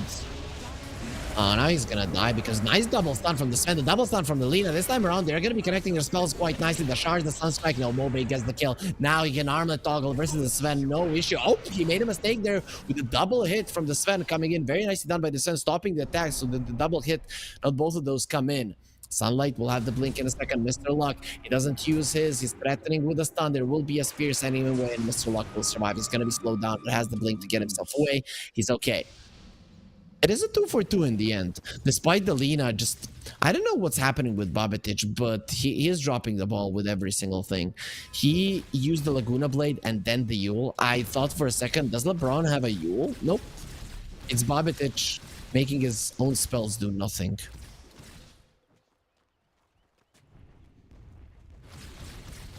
Though it is a moment where your enemies start laughing, so maybe that was the play, right? I'm gonna use my ulti, Yule him, then he's gonna think, haha, this guy is stupid, and they're gonna make mistakes. See? The stun from the Sven just before the Lina died really did change a lot in that fight. If the Lina dies instantly, the Tusk doesn't die after it, and then he probably run down every single hero. This way, 4 Zoomers, in some way, they keep themselves in the game.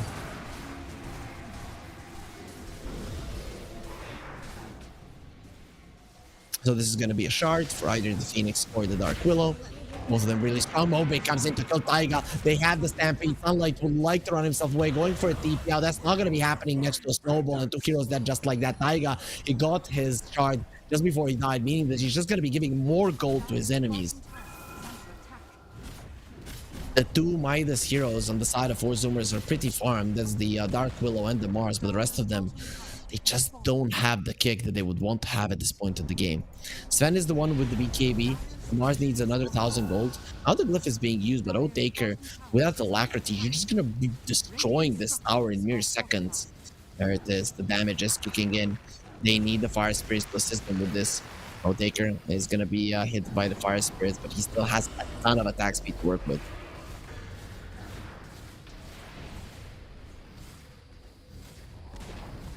And there it is, the tower falls. I don't think you need to continue with this. You're losing the meta. Really no reason to force the issue. Tusk is being targeted in the mid lane. The Sven is on top of him.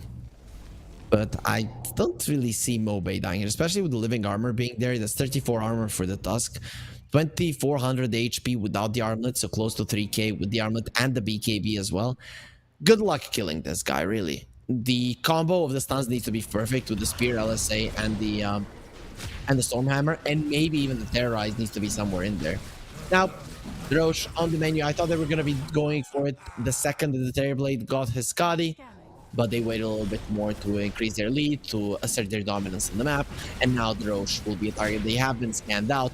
Nobody cares about it, as nobody on Force Wombers is in position. Oathtaker gets his Aegis. He is 44 seconds away from the Metamorphosis, but for now just wants to farm, get a Butterfly, and I'm guessing after the Butterfly, the high ground siege will commence. No more glyph refreshing for 4 Zoomers, as they've already lost tier 3. Okay, it is a time for a Tormentor. There is a shard in LeBron. It is gonna be GZ in the end. It's fair. Even though the Centaur shard actually would have been quite strong. I've seen so many times that this shard changes the game. Centaur will have a heart in no time, however.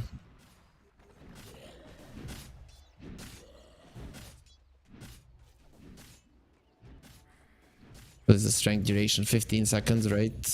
Dire's middle tower is under attack. Yep. But 15% is insane.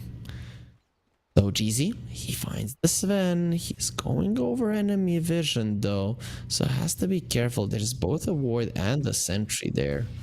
Sven is baiting him. GZ knows. He really knows. Especially with Taiga coming in, the dust doesn't even clip him.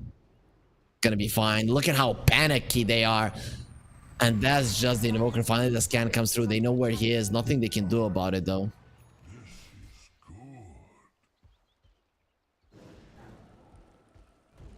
Terrorblade as a butterfly.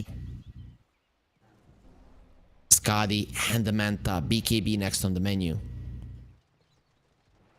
For Zoomers, I don't know what they do. They got their BKB timings. Every single core of theirs has a BKB, a 9-second one at that. And I just don't see them winning a fight. And this is the time with these 3 BKB charges that you should be winning the fight. Even the levels here are definitely painting a picture of how this game is going. It's going terribly wrong for Zoomers. And, well, Marsbet, they feel like they can do no wrong, as they're not really being pressured into anything either. Now they're going to pressure themselves into a high ground push. Otaker going to be coming up the high ground, and nobody really looks to be stopping him at this point. The glyph is available for 4 Zoomers. Let's see how much they can actually slow him down. This spear misses. The stun on the Sven is there. He's taking some damage. Sunlight's running away from the Terrorblade for good reason. Samson has to be keeping just to survive. There will be an uppercut punch. Samson is still surviving. Uses the ulti, turns around, takes a lot fighting.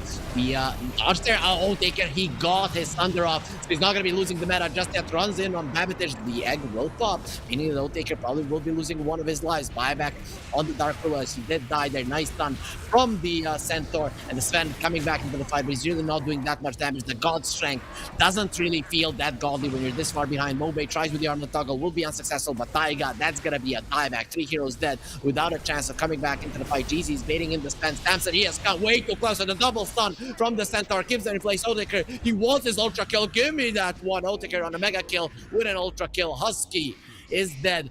The Sven isn't buying back to give him a rampage, but it is still looking like an easy victory here for Marsbet. From minute 1 till minute 27, they've been doing a good job here, and it seems that they're gonna be ending this series in about an hour of game time. 4 Zoomers, again, just not living up to the expectations. Now at this point, a lot of people might have lost their expectations as well, though. I'm still here cheering them on, thinking that they can do better. They are going to be coming in one day and showing us what they're really made of. But for now, they're not going to be able to win versus Marsbet. They still want to go for one more fight with that 1%. 1 in 100 games, they're still going to win. Let's see. There's going to be a double stun there from Delina. The stun was already on her. Babitage being completely destroyed. Otaker fighting even without his metamorphosis. He doesn't care. The tornado is going to be amazing. The Sunstrike also pretty good. Sunlight gets itself into the fountain and protecting themselves with the arena. Otaker does not care. In your fountain, you will all die. Use the arena just for you to die inside of it. Run from it and still be sentenced to death. It is going to be a thumbs down from Marsbet. They are farming the fountain right now. They know that there are heroes there. EMP just getting them all clumped up together. Now Taiga is left all alone. They see him. We don't see him any longer, as Mobe will be deleting him with a Walrus Punch. All 5 of the heroes dead. Jeezy, the only one that lost his life, but the throne will fall. And Marsbet, well, they look kind of bored after that game. Look at LeBron. Usually he is smiling after games. At least Mr. Luck is going to be showing us a really nice smile there. And they deserve it. They deserve to be smiling. They deserve to be happy, as they have just won a series. Another 2-0 for them, putting him at 4 points right now on the standings there in the groups. And Marsbet, as we see, winning 2-0. Yep, 4 points in the groups. The same as in Group B, what Nemiga has. I can show it as well. These are the only 2 teams that do have a 2-0 at the moment. But there is a team that can maybe do the same thing, and that is Team Sibe. Team Sibe will be playing versus Kidi Stars. Sibe is currently +2 points. Kidi Stars are -1. Hopefully, Vivo Kid Stars will be able to put up a fight. This is a TI team versus a team that got eliminated from Division 2. So, imagine on paper the prestige of these 2 teams. Sibe doesn't come even close. But considering there might be some ping issues from Vivo Kid Stars, Sibe playing really good Dota, this series is going to be close. Unfortunately for you guys, unfortunately for me, we're going to have an hour break. The series ended way too fast. Marsbet slapped 4 Zoomers left and right and just left us hanging here. So I know that a lot of you viewers have already been waiting quite a lot today, as there were some technical issues, not from our side, but from Dota. Coordinator was down for a very long time, and you had to wait. And unfortunately, you're going to have to wait again. So, in an hour, we'll see you here, same place, to continue the Dota action. See you then. Oh, esport. You and I have come a long way. such humble beginnings. As we gathered in small groups, we were professionals right from the start. Passionate, organized, and ready to rumble. We dreamed big, and surely enough, our parents supported us at every step of the way. Didn't they? Fired up by all this love, it wasn't long until we caught the scent of competition. To be honest with you, it wasn't always that easy. Joe here, he had to take on 2 side jobs to afford playing professionally. It's gonna get better, Joe. Some of you dared to not even call this a sport. And look where we are today. An endless stream of esports events every year. Bet you didn't see that coming, Mom and Dad. And you know what? We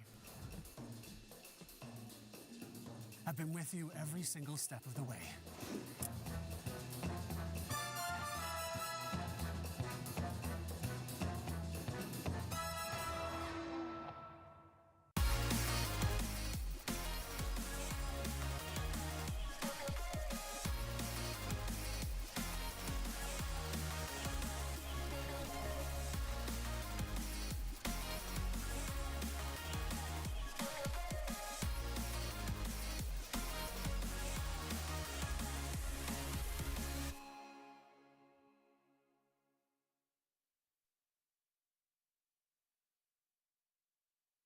Dream of working with people you watch on screen.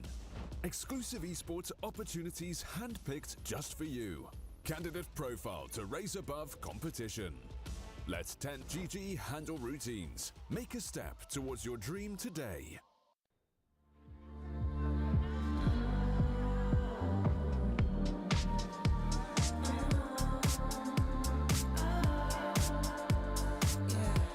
I miss that sexy smile, looking forward to see you. I hope I lose control. Love you every night, not checking the time, 'cause I'm loving you all night long. I miss that sexy smile, looking forward to see you. I hope I lose control.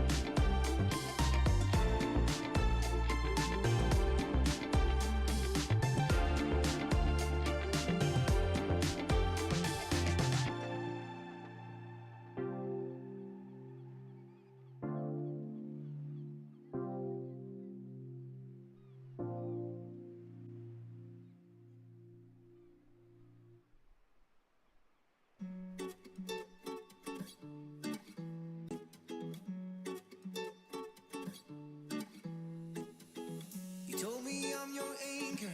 I told you you're my bow. Through the wind and fire, we tried to hold on. We built this ship together, searching for a home. Despite the storm that hit us, we are still on board. Dancing in the moonlight, the world just stopped and stares. We got no destination, I'll take you anywhere. All the doors we've opened and all the books we've closed. Words just come together, story that we never told. So far you're safe and for my own. You said just keep holding on. If you're about to break, I'll always be your captain. For our failures we have grown. You said just keep holding on. If you're about to break, I'll always be your captain. I'll be your captain. I'll always be your captain.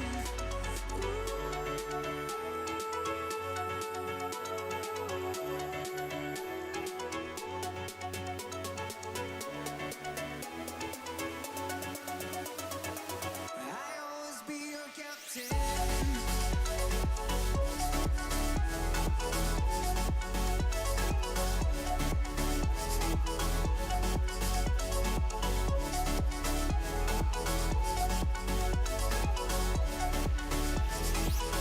You told me I'm your anchor. I told you you're my bow. Through the wind and fire, we tried hold on. All the doors we've opened and all the books we've closed. Words that come together, story that we never told. So far you're safe and for my own. You said just keep holding on. If you're about to break, I'll always be your captain. For our failures we have grown. You said just keep holding on. If you're about to break, I'll always be your captain. Be your captain. I'll always be your captain.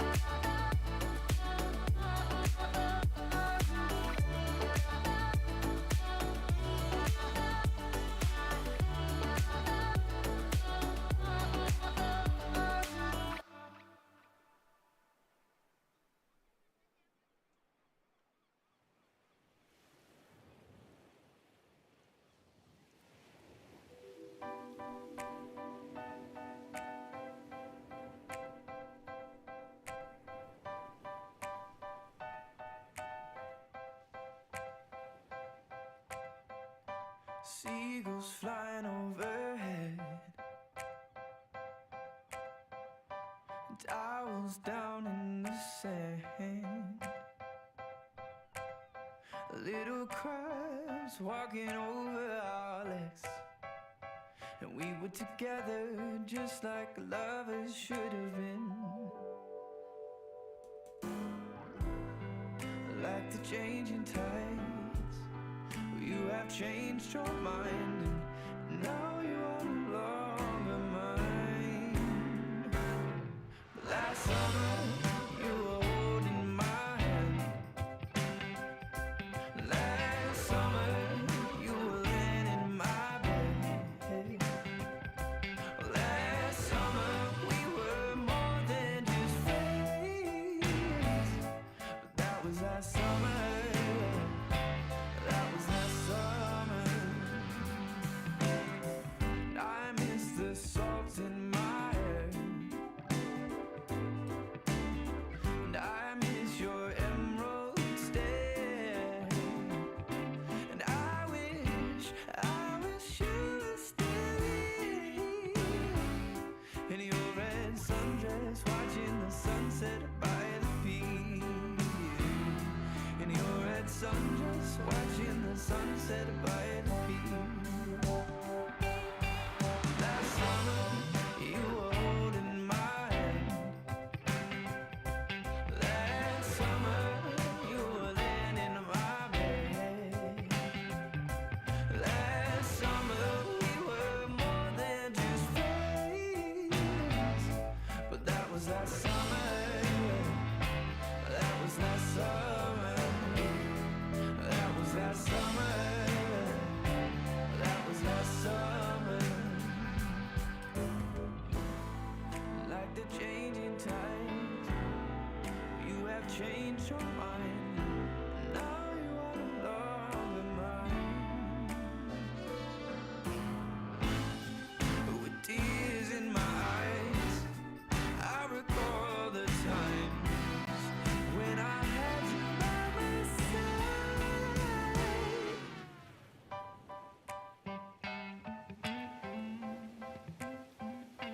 Last summer you were holding my hand.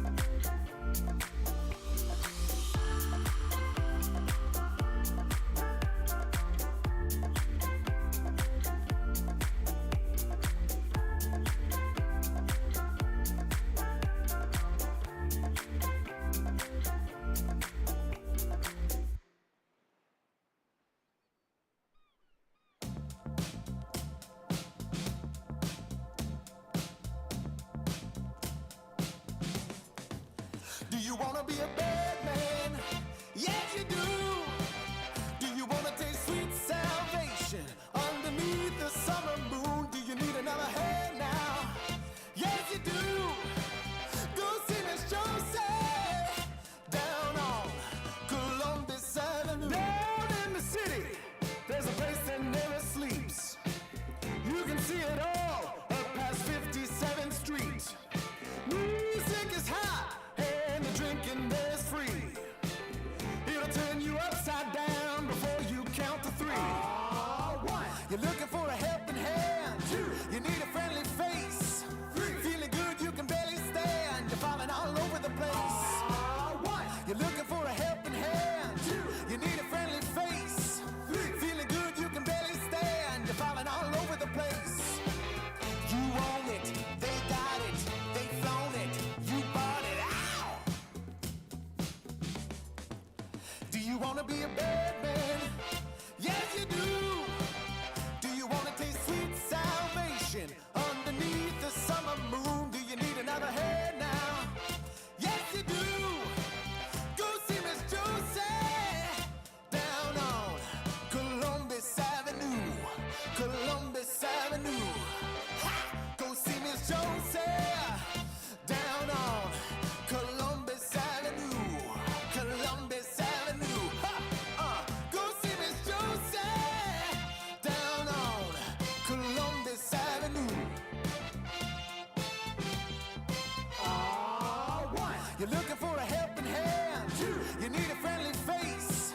Three, feeling good you can barely stand. You're falling all over the place. One, you're looking for a helping hand. Two, you need a friendly face. Three, feeling good you can barely stand. You're falling all over the place. You own it, they got it, they flown it, you bought it. Ow! Go see Miss Josie down on Columbus Avenue. All right, Columbus Avenue.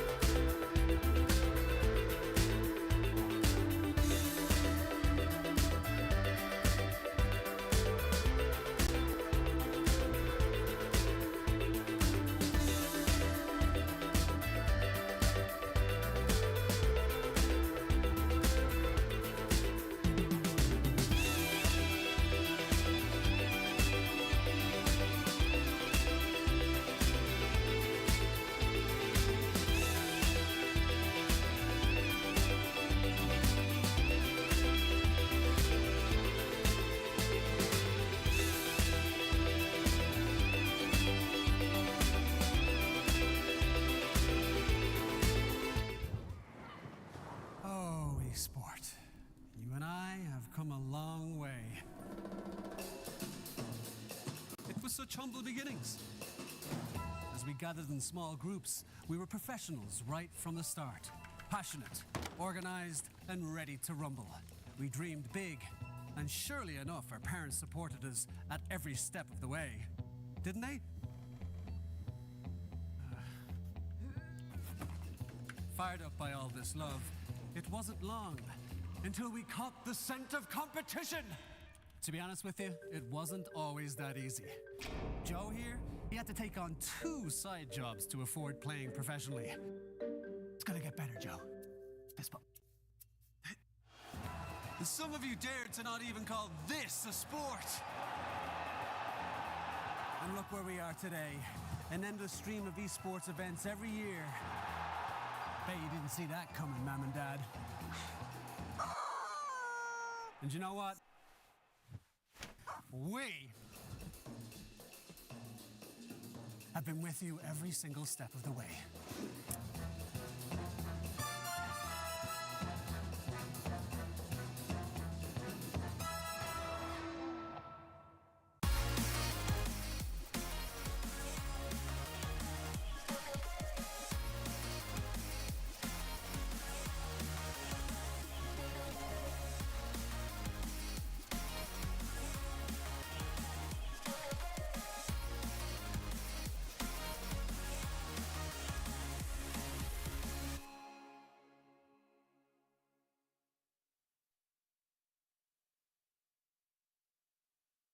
Dream of working with people you watch on screen.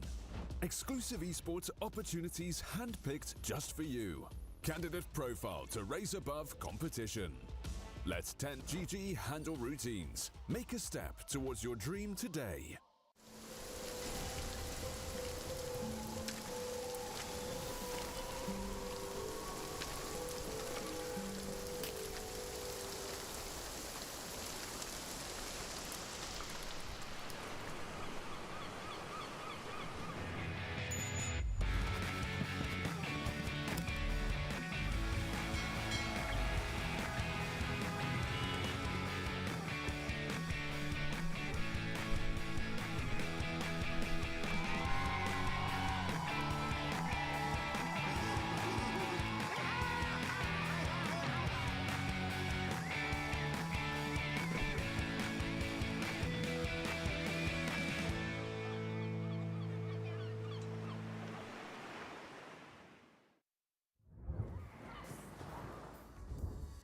One more series is left today. We had a long day, but really not that much Dota being played because of some issues that they were there with the coordinator.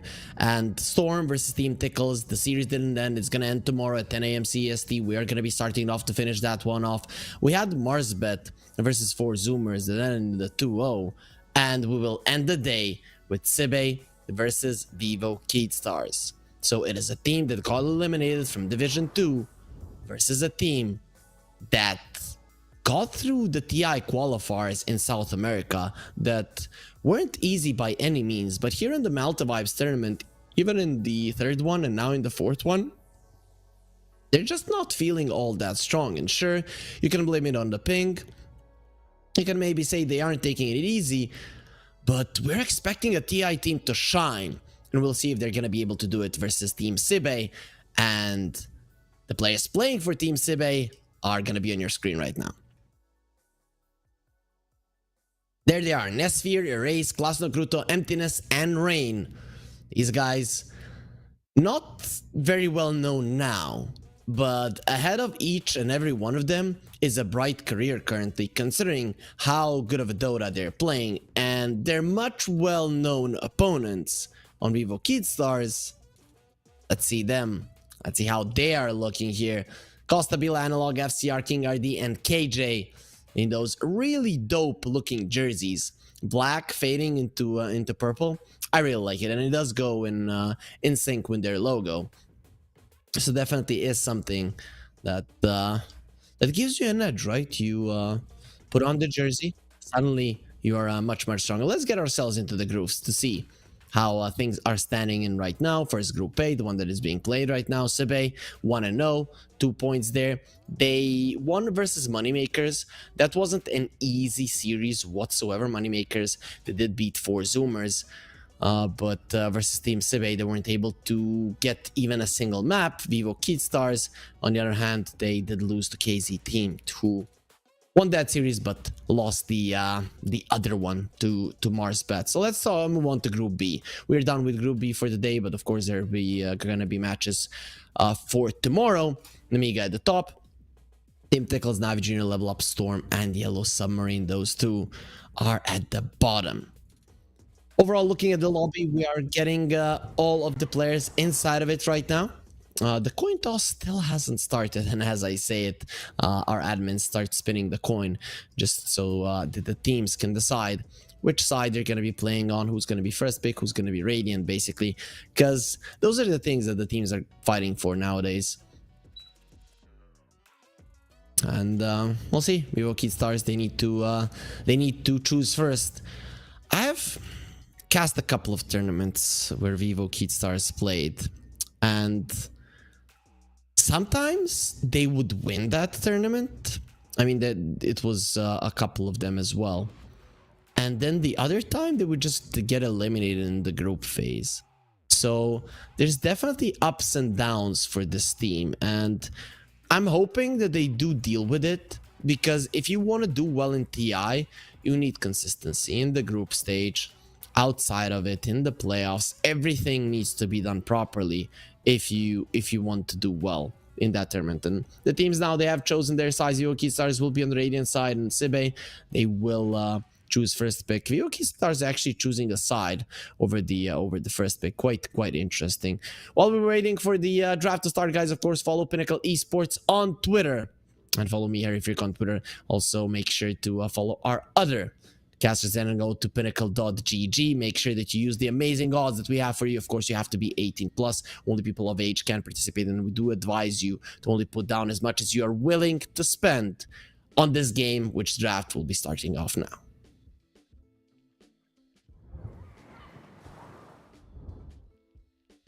And there we are, right in the draft of Vivo Keystars versus Team Sibe. Who's gonna come out ahead? Well, that's something that we're gonna be finding out in the next 2-3 hours, depending on how long the series goes. Of course, everybody's always cheering for a full 3-game series, which you could say we got one of it today with Team Tickles and Moneymakers. And Storm, but that one will have to get finished tomorrow. So Storm tomorrow will be playing a best of 1 versus Team Tickles, and then playing a best of 3 versus Navi Junior. So hopefully they don't feel the fatigue. Who am I kidding? These are pro players. They don't feel fatigue. They can play Dota, even competitive Dota, for hours on end.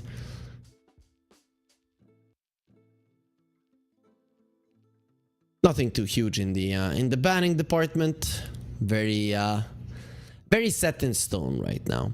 I was hoping, especially today with the coordinator being down for so long, that we might be getting a small patch, a bit of a balancing one.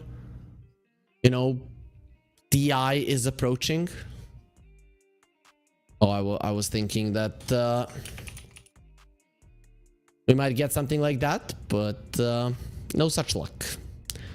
No such luck. Balancing patches. Of course, guys, if you don't know when TI is starting, it's gonna be on the 12th of October, and our tournament is gonna be ending on the 6th of October. So literally, you're gonna have only 6 days to not watch Dota. I know they're gonna be 6 hard days, and you will be watching TI. Wait, it lasts from the 12th until the 29th. That's a lot of Dota that is going to be played there, and really the event that big, it makes sense that there's going to be a lot of a duration there.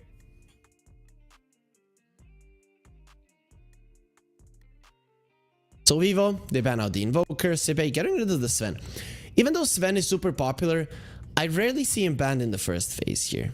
He does not make it into the first phase pick here and there, but usually he does make it there, and teams do sometimes pick it up. The first pick here is for Sibe, so it could be a PA that they go for. Given the Sven ban, it actually does make a lot of sense. There's no that added armor to protect his teammates, and well, then you can just burst them down with the heavy crits. Nature's Prophet gets banned out, and it's gonna be a Pango. Okay, so Sibe, they still want to play the Erase Pango, and the Grimstroke will instantly be picked up by Vivo Keystars. I think Sibe now have to ban out the PA. They just have to. Like Grimstroke and the PA, it's way too strong. Sure, you have the Grimstroke to counter the Pango, fine. But if you have both of them, then it's going to be a problem. As Pango now, his shield crash does give him a shield rather than a physical damage reduction. Or damage reduction there. Actually, they ban out the Primal Beast and the Bloodseeker. I think Vivo Keystars are picking up a PA here.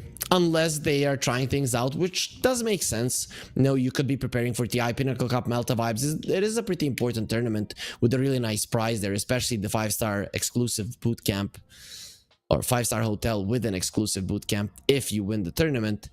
But a lot of the teams, they are centering their season around TI Vivo Keystars. They have qualified. People didn't know if that was gonna happen, especially not as the first team in South America. Well, let's see. They will go for the Warlock, so no PA just yet. Two very strong supports currently in the meta.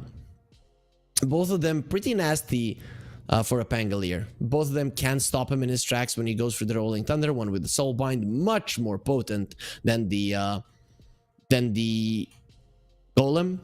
But, you know, the Chaotic Offering, still that 1 second that slows down the Pango, can completely destroy his combo. He doesn't get on top of a hero, he doesn't chain the stun, and suddenly that hero is escaped and your Rolling Thunder hasn't done anything. And now the PA does make a lot of sense, right? Nesfir, he definitely knows how to utilize this hero properly. He has already showed it yesterday, I want to say. Maybe it was 2 days ago. It was 2 days ago versus Moneymakers. He completely crushed them with the PA. We'll see what Vivo Keystars have in plan to deal with this hero. I'm very curious to see if they have something. So on TI 10, when Tiny was being played so much and he was OP, the first thing that came to mind to me when that tournament was starting is whoever cracks the Tiny code and can actually beat that hero will probably win TI. And in the end, Team Spirit cracked the code. It was the Magnus with their impeccable team play in the later portions of the game, right? So that's how they dealt with it. It wasn't anything like original in a sense, oh, we found a counter. No, it was, we just know how to play good Dota, and we have this guy on the Magnus who is amazing, right? But they still did find a counter and could play versus it even when the Tiny was super farmed. Maybe Vivo Keystars are trying to be the team that's going to find a way to play versus the PA, which would be fine.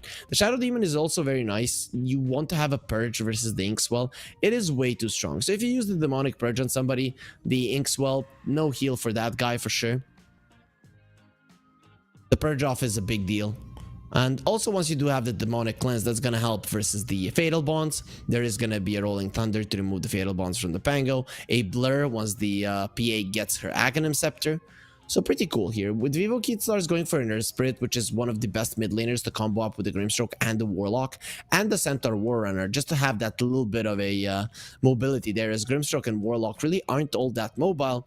But now they are going to be faster to move around the map. The problem is, in the later portions of the game, you die super fast. So I'm thinking Vivo Keystars with this kind of a lineup, they want from minute 15 to just go for kill after kill. And it is going to be probably the job of this Pango to slow them down, to make something happen on the map so that Nesfir can get himself to that critical mass.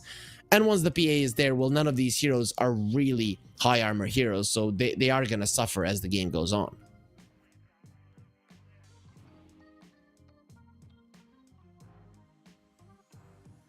So Sibe, what do you want? They're kind of lacking in the damage department. Sorry, in the lockdown department, not the damage department. The Tidehunter ban from Vivo was very good, but they will go for the Night Stalker. I guess this is fine. You might not have that much stun, but you have the vision, right? During nighttime, Vivo Keystars, these supports of theirs, they're gonna be in trouble. And Earth Spirit really hates playing versus silences, so the Night Stalker really does come in handy there. I like it. The only problem I see with the Night Stalker is that you don't really know who to target. Do you target the Earth Spirit or do you target the Grimstroke and the Warlock? I guess Earth Spirit is a potential kill if you use the Demonic Purge and run him down with a Crippling Fear. That can work. Dark Willow ban out by Vivo Keystars. Sibe are missing a support. That would be a pretty nice one, as it would contribute in the damage department. All three of their cores on Sibe can do damage, but on the other hand, if they're having bad games, they could be lacking in damage as well.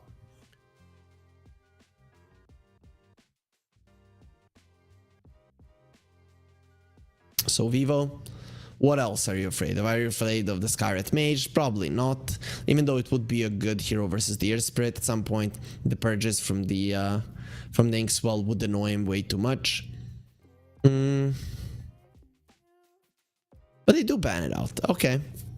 I guess it's something that is the most established currently in the meta and makes the most sense as a ban. The other heroes really that we can start analyzing here as potential picks aren't that great in the current meta, like Rubik or potential 5 Crystal Maiden. I don't know what else. I wouldn't hate a Silencer here either, to be honest, for Sibe, considering that you're playing against such strong team fights. Would actually be a pretty decent pick. I'm trying to look at anything else. Akiro, not really. Disruptor. I don't like it here as you don't have that initial burst, but you do have the vision given from the Stifling Dagger, from the Night Stalker Night Vision. That'll be nice.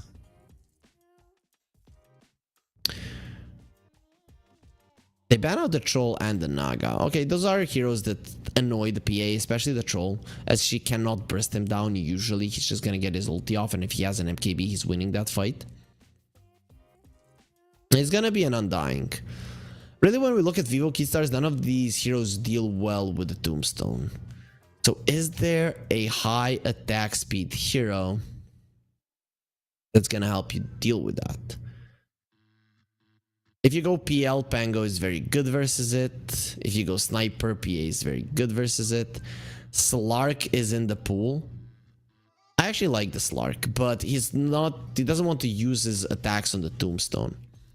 He's one of the heroes who can go in and out of the fight though, so that I do like from him. Create chaos. The problem is that the PA kills your opponents faster than you kill hers, and of course the Crippling Fear is a problem for you as well.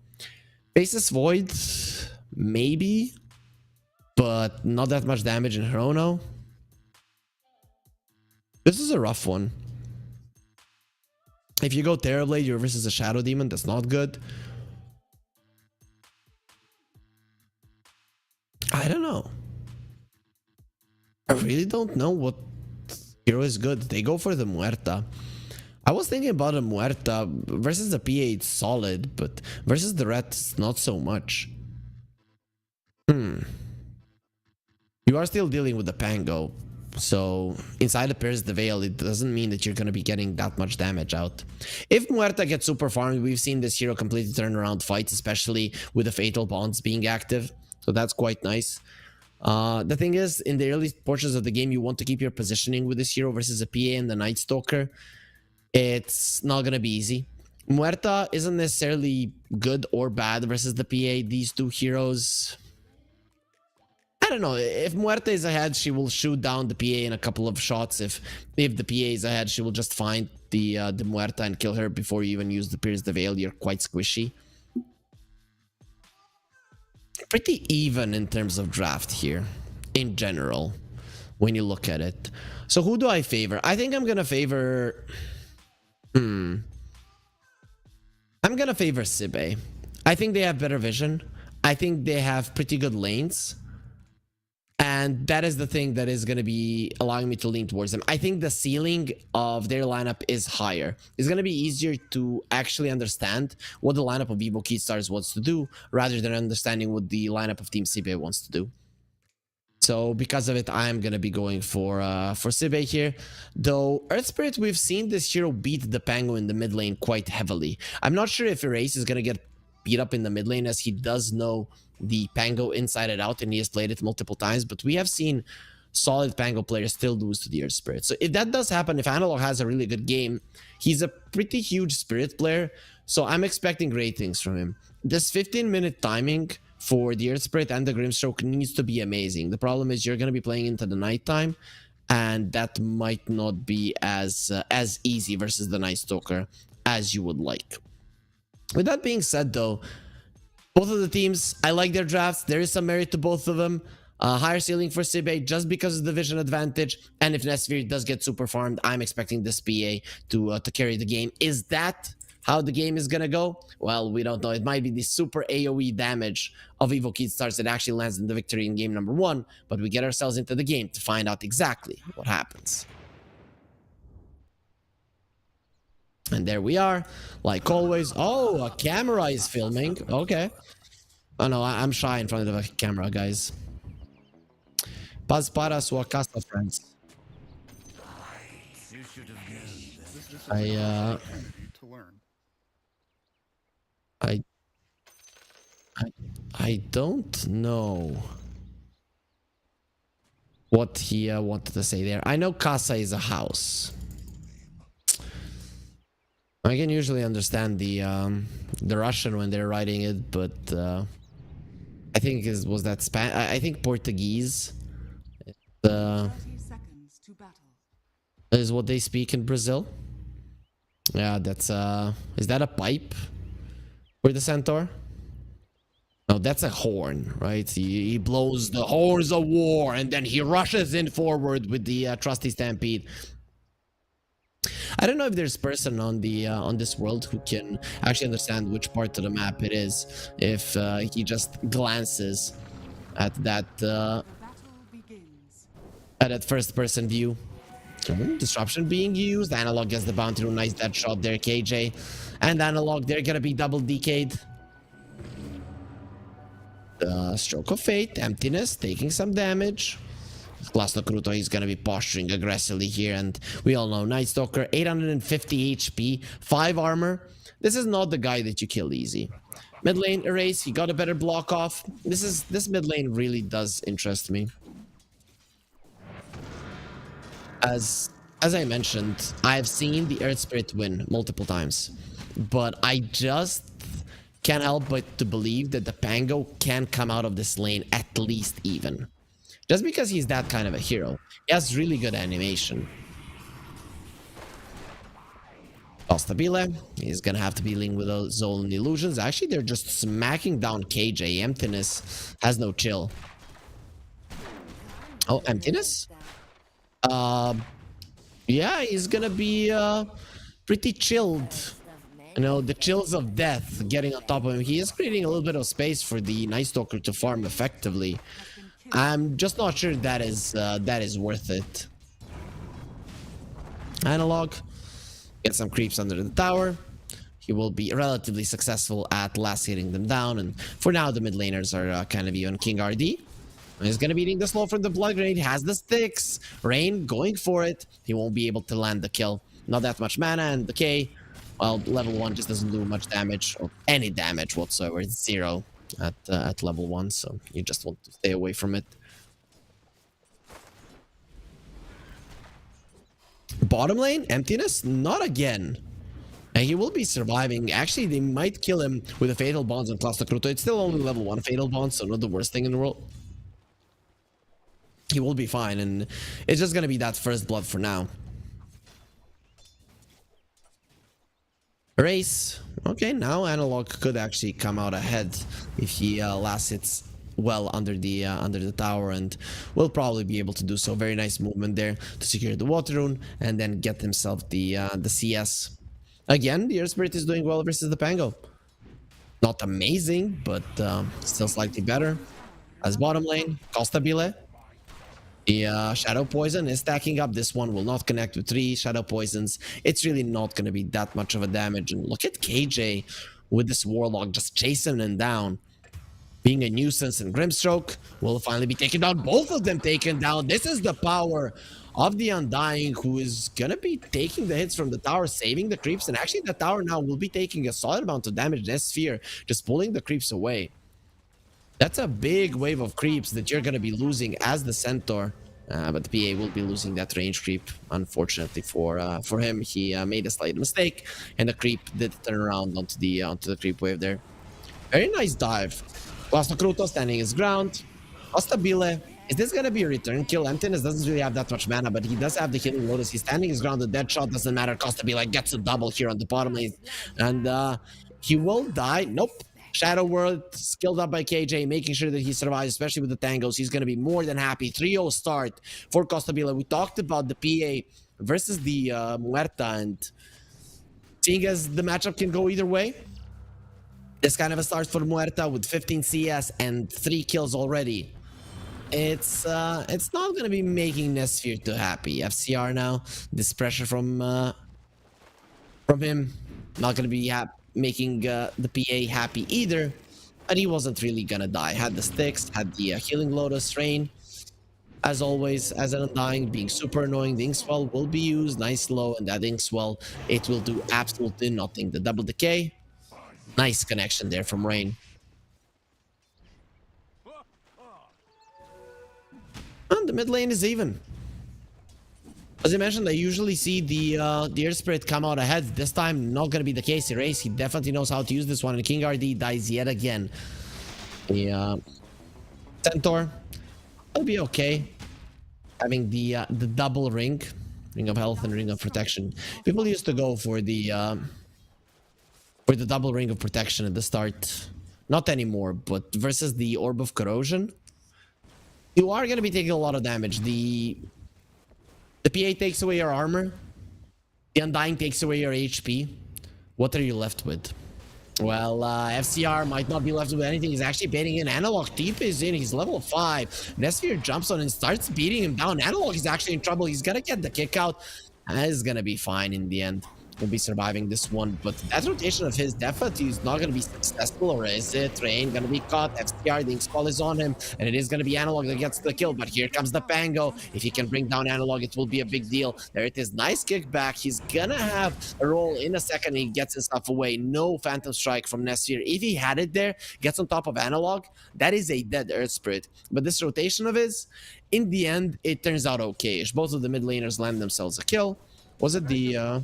No, it wasn't the Pango that got the kill. It was actually Nesphere that finished off this FCR. Yep. 2-0 and 2. Both of the carries actually starting off pretty well here. And Costabile dies. Yep, let's go. I cursed one carry. Let's see if I'm going to be cursing the other as well. Nesphere is doing so awesome. He's an awesome guy. He can never die. And I seem to be... pretty right with that one, as they're killing FCR yet again, and Nesphere, he gets himself on a killing spree.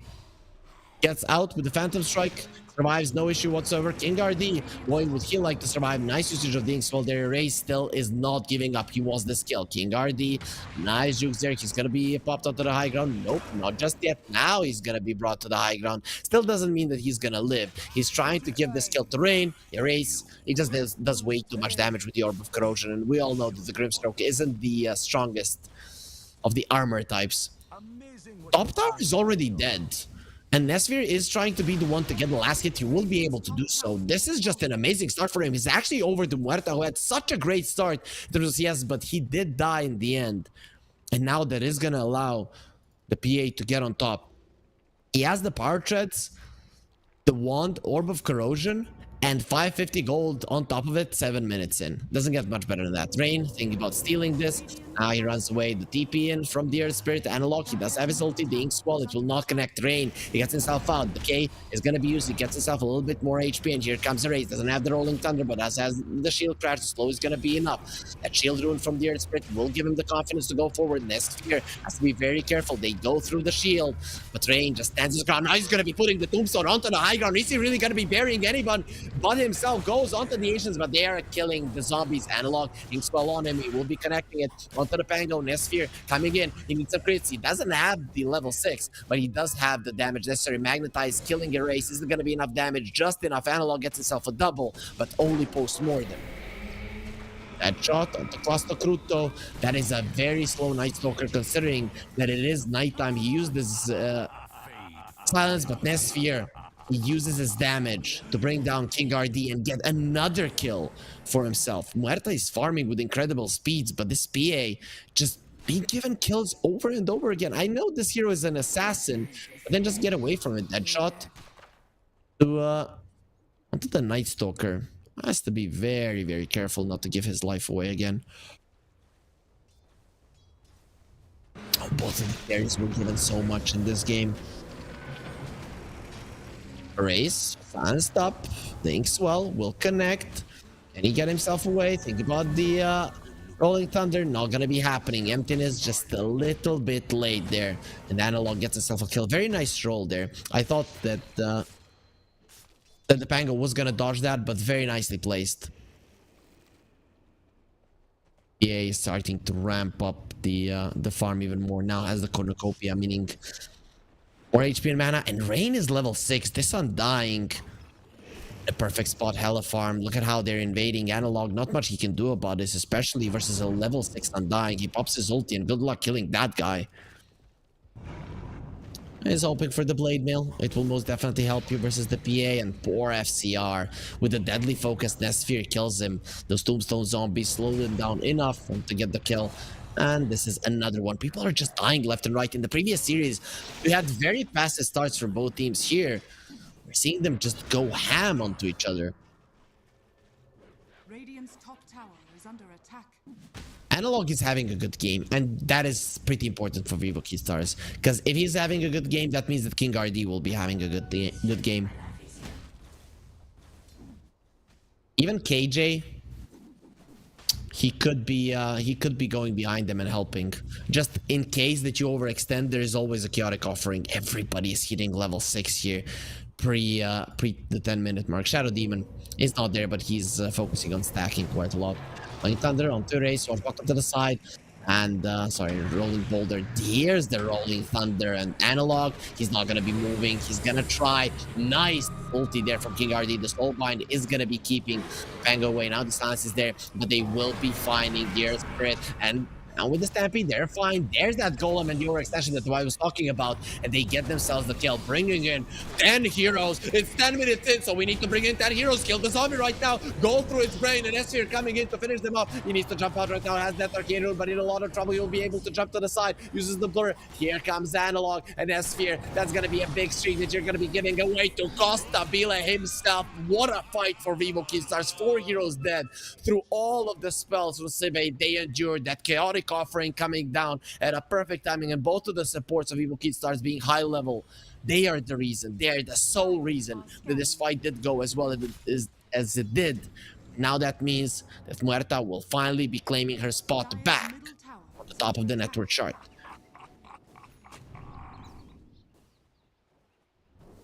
Gardy find the ward, and he will be able to do so. Both the ward and the sentry will be taken down. King RD making sure that their triangle is safe.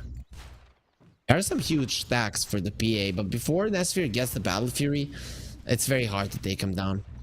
Whenever I look at the HPs of the heroes, I see that the Centaur is ultra low. Like, FCR is always close to death in this game. He is not having a good time. Lowest net worth of all the cores. Actually all of the supports are pretty close to him. Vivo Keystars favored to win this one. You are playing versus an Nesphere PA, however, and we've already seen games where it looks like he's gonna lose, then 35-40 minutes in, he just kills everybody. I wouldn't write off Sibe just yet, but definitely looking pretty dope at the moment for Vivo Keystars. And finds the Invis Rune, will get disrupted immediately. Nothing they can do to really punish this, so Analog will get himself to the high ground safely. Nesphere continuing to farm. No problem. The roll. They found themselves another zombie, Rain, looking very much dead, and he won't be able to get that many spells off. It was much more fun looking at this Muerta farming. Let's have a Maelstrom. Dragonlance is going to be next. With the Maelstrom itself, you do start to farm super fast, so the PA is not going to be able to keep up until she has the Battle Fury. Once she does have it and the Ancient Stacks do fall, that's where things will change. Dire's bottom tower is under attack. Emptiness is still staying there and stacking for his buddies. They do have to protect this tier 1 on the bottom lane. The thing is, you're going into the Soulbind, you're going into the Stampede and the Chaotic Offering. There's a Magnetize and Pierce available, all of the ultis available for Vivo Keystar Sibe. They have all of their ultis as well. Cannot compare the PA, just doesn't want to fight right now. Pango doesn't have his defusal. This is not a timing for Sibe. They're gonna have to let this one go. The problem is this opens up a potential. We'll go on to the Ancient's Disruption to stop the Inkswell there. Spirit is going to be going forward. Analog. Nope, he's a little bit afraid there, especially with the Demonic Purge. Now they go in with the Night Stalker ulti. The Dark Ascension is there, seeing his enemies clearly. But they're keeping themselves safe, close to the tower, and the Stampede is there to be used if need be. Lokruto knows exactly where the enemies are, and he's stalking them. He has seen that smoke. And now break it costs to be less. Smoke will be broken, but they found the Night Stalker. The roll will not connect, meaning that his life will be spared. This vampire is not going to be hunted today, but he did foil the plans of Vivo Keystars. This was the idea.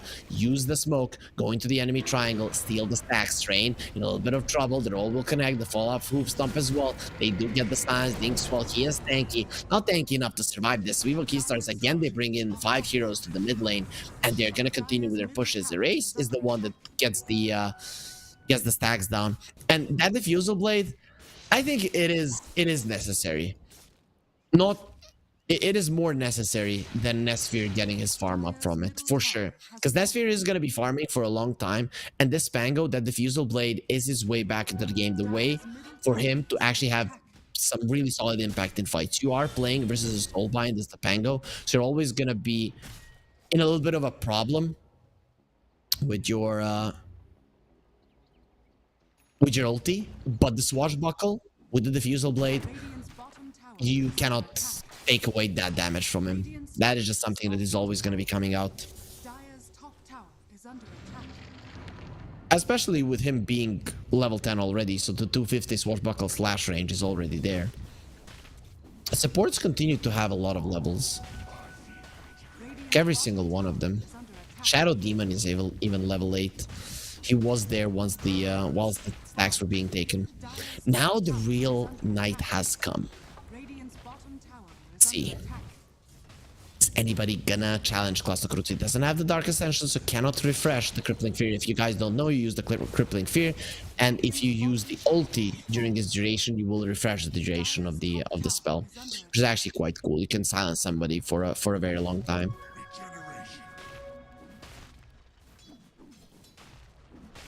I don't know when they added this.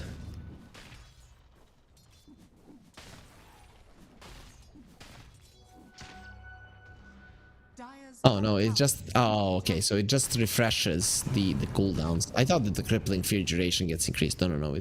Actually, when you use your ulti, it refreshes the cooldown on your Void and on your Silence. Okay. Either way, it's the same. It's even better that way. Because you can choose when to use it. Dire's top tower is under attack. Pretty comfortable lead for Vivo Keystars. And it doesn't look like that's going to be changing anytime soon. If you look at Zibe, their team fight just isn't that strong. They have to wait for the PA to get towards their Aghanim Scepter, and Nesphere was the BKB first. So the idea is to have the BKB if the enemies overextend for you to get into the fight, but BKB level 18 and the Aghanim Scepter, that's the timing. Of course, Vivo Keystars, they're going to do their best, everything they can to stop that from happening. And to be honest, Muerta, her level 20, it's not something to laugh at all. Let's move. Keystars, they're running into a Night Stalker, and nice balance there just before the stun lands. There will be a Stampede, Soulbind used as well. He would like to run, but there will be a Golem as well as the Fatal Bonds. Erase going for Rolling Thunder, meaning that he will remove the Fatal Bonds. Very nice Tombstone positioning. It's going to be very hard to take it down. Swashbuckle, they get a hero down. It's going to be a 1-for-1. They don't have the vision of the Tombstone. Now they will finally be finding it. Muerta can take it down with the right clicks. It is actually going to be the Warlock that lands the 200. 200 gold kill. As Sibe, they get themselves out. I think they're going to be quite happy with this. Golem down, Soulbind down, Magnetize down, and the Stampede as well. And you still have your Dark Ascension, plus the Pango Roll is a very low cooldown spell. Oh, Valve finally fixed the Demonic Purge, showing the... oh no, actually that's the Demonic Cleanse. Shadow Demon already bought the shard. Understandable. We're seeing that the Grimstroke isn't going for a shard, given that he's playing versus the Shadow Demon. That's pretty interesting and cool as well. He does want the Ghost Scepter, however, and versus the Demonic Purge, if he is the target of it, it's not really going to help much.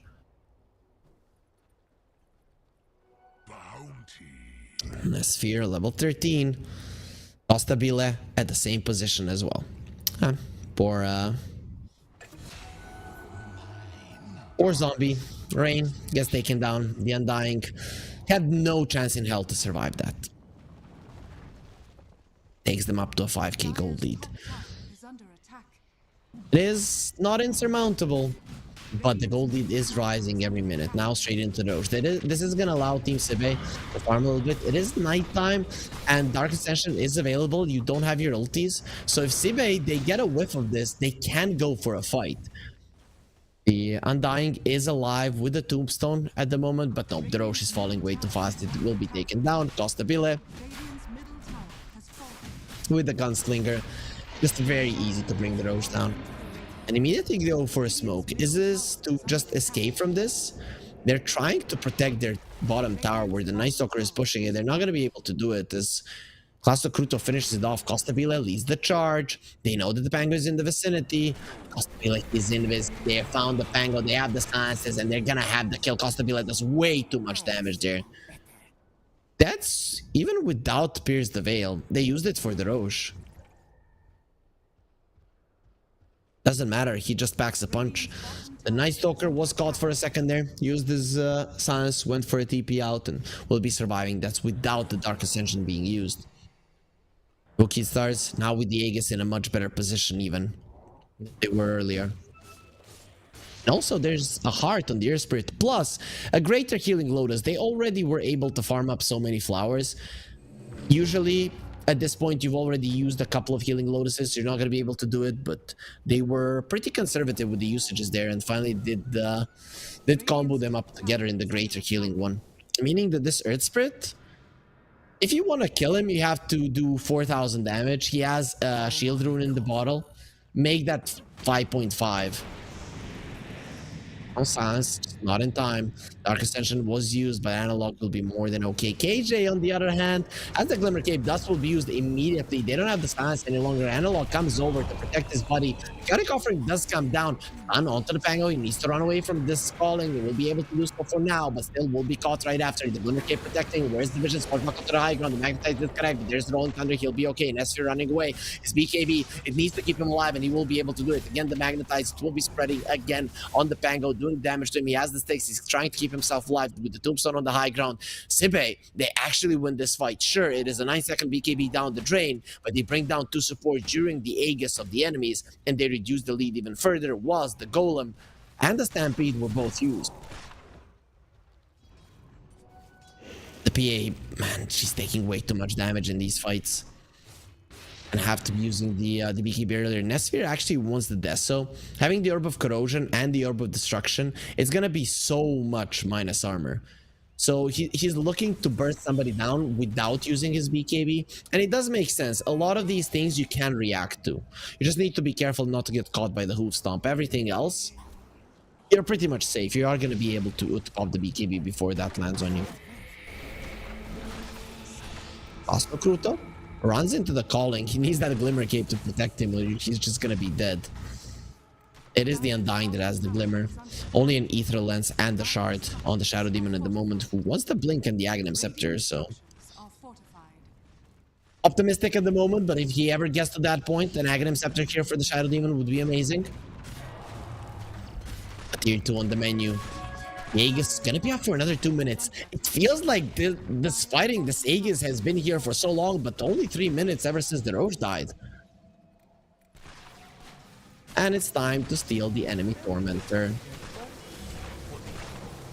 Will be taken down. Classo Kruto actually took the Wisdom Rune. What? Wait. Rain stole it. Rain stole. Oh, nice. That Night Stalker now actually has the Hunter and the Night Aghanim shard, so he will be able to heal up during team fights. That is so huge. Stampede being used. Nesphere jumps to the side. The demonic cleanse is on him. Here comes the roll. Is there going to be enough damage? No, he's going to be fine. Survives. The Shadow Demon is going to buy as much time as he can using the disruption onto the... Oh, actually gets the kill there. Onto the Aegis, of course. It's not that big of a deal as it would be expiring in just a second. If he had gotten a denied, that would be the biggest outplay ever. But Nesphere surviving is a big deal. It's an 8-second BKB now as well down. And Nesphere isn't doing that much. I still feel that he's going to be able to do a lot in later portions of the game, even with a low second BKB.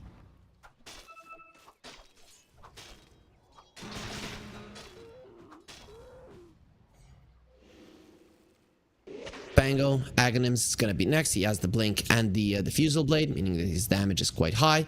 With all of the minus armor coming out from the PA once there's a Desto involved. These 4 supports, they're going to be dying from a Dagger plus Swashbuckle. That is the idea. Low commitment kill onto the supports. If that does happen for Team Sibe, they're winning. And one of the biggest things here is the Tombstone. The Muerta is good at killing it, but if it's in a good position... That's a very dead Shadow Demon. Does have the Glimmer Cape, and the Tombstone will get dropped down. Swashbuckle, he's alive. Goes for long. Tombstone is just going to be extra 200 gold. Going in with the Rolling Thunder onto the Muerta. The Dark Extension will be used. AJ, he does have his ulti. The Dust will be used there. He is being glanced up, but nice Stampede. And now with the Soulbind, they cannot move even with their BKBs. They're just helpless. Come together, run together. And the Soulbind will end. Pango does get the kill onto the Grimstroke. It is a 1-for-1 currently, but the Hoof Stomp will be keeping in place. Deadshot Fear, follow-up stun, and he's dead. Nesphere dropping low, not going to be dying. In the end, it is going to be a 2-for-1, but you have only killed the support. You've lost the core for it. A fight, it feels like Vivo Keystars are doing better. And I'm thinking that Sibe might want to play a little bit faster, right? Now there's no Golem. Why not go for it? Sure, you don't have the Dark Ascension, but Nighttime will be up in 10 seconds anyways. Rolling Thunder was quite nice.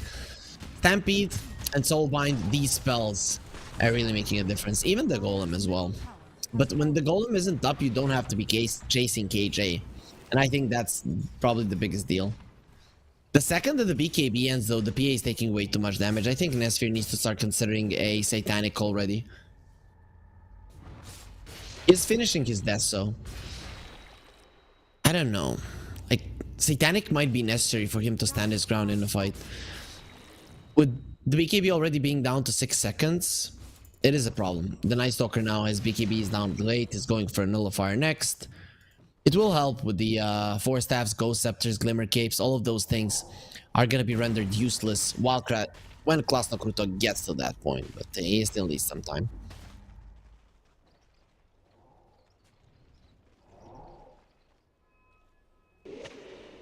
Gold lead isn't really all that high. The win probability is still in favor of Vivo. But Plus believes in Muerta. And Centaur, we've seen this so many times. Nesphere pops the BKB just so that he can attack onto the Blade Mail. You don't take return damage when you pop the BKB, as far as I know. Immunity to pure and reflected damage, so. And that's why he popped it there. Radiant's bottom tower is under attack. Muerta has a BKB. You use the Pierce the Veil, you use the BKB as well, and you're not going down. You just need level 20 now for the Gunslinger, 25% chance. 20% chance, right? So then it's gonna be 70%. Imagine how hard it is to be to play versus that. Asta Kruto, very aggressive here. Is he gonna go for the Blink first or the Nullifier first? PA doesn't have the BKB. This is very dangerous. A Broken. Broken Undying. He's gonna survive for now. Actually goes for the ulti. The Stampede is being used, but they can't get on top of him. Nice Stalker ulti. The backlines is gonna be seeing everything. Now they're gonna be going on to Analog. and he's pretty tanky, but surrounded by 5 enemy heroes all alone, it is a problem. No Stampede, no Earth Spirit. They want to go for more. Classic Rute has half of his ulti still going. Costabile inside the Silver Edge. He knows where you are. That shot, it will miss. He's trying to run away. The follow-up stun, it will be there. He's just dead. Classic Rute bombs the BKB. He's fine. The damage from Muerta just not going to be doing all that much to him. The Soulbind will be used, but nobody there to stop Erase. Nobody wants to jump in. And Nesphere destroys Muerta. Now FCR is going to be next on the menu. KJ being chased up by Erase will be taken down easily. And only one crit from Nesphere was needed for FCR. All 5 of their heroes are dead. Zibe. They win the fight, and it was so easy without the Earth Spirit. Vivo Kidstars, they're gone. And now we just see how much of an impact that Stampede also has. Use it to run away, and that's like not even the Night Stalker died in the end. Let's see if the Earth Spirit can steal this, just as the Undying did. But no, he can't, and Undying will be getting a shard, meaning now he can save his buddies. The Tombstone shard was picked up by the PA, going for the Aghanim Scepter, not thinking about the Satanic. We all know that the Ags is the item that you want. You want to be a ninja, a hardcore ninja, jumping in and out of the fights, killing everybody. Lotus Orb on the Undying as well. Now, after that fight, the items are just going to be coming out for the Sibe team. The Nullifier on the Night Stalker, very close to completion, only 100 gold away from it.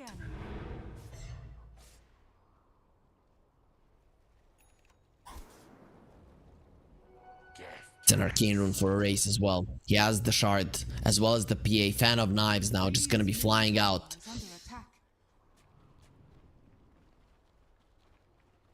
I have vibes here for sure. Where's the top lane? Emptiness doesn't want to get caught. He placed a nice ward down. For now, that's not gonna be taken down. Take over the Watcher as well. Nice vision for them. Smoke from Evo Kidstars. They lose this fight. They probably lose the game. There is no Dark Ascension, but now it comes off cooldown.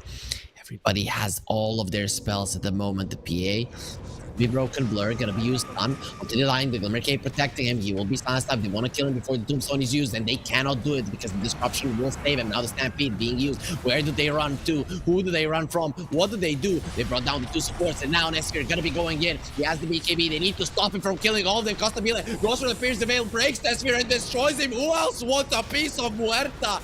These guns are huge, and now Erase goes in. He wants to duel. He has gun in one hand, sword in the other, but 2 guns on Muerta. She will be winning this fight. Klasno Kruto, he still has his ulti. He's trying to find somebody. Muerta would be ideal if he can bring her down, but not gonna be happening.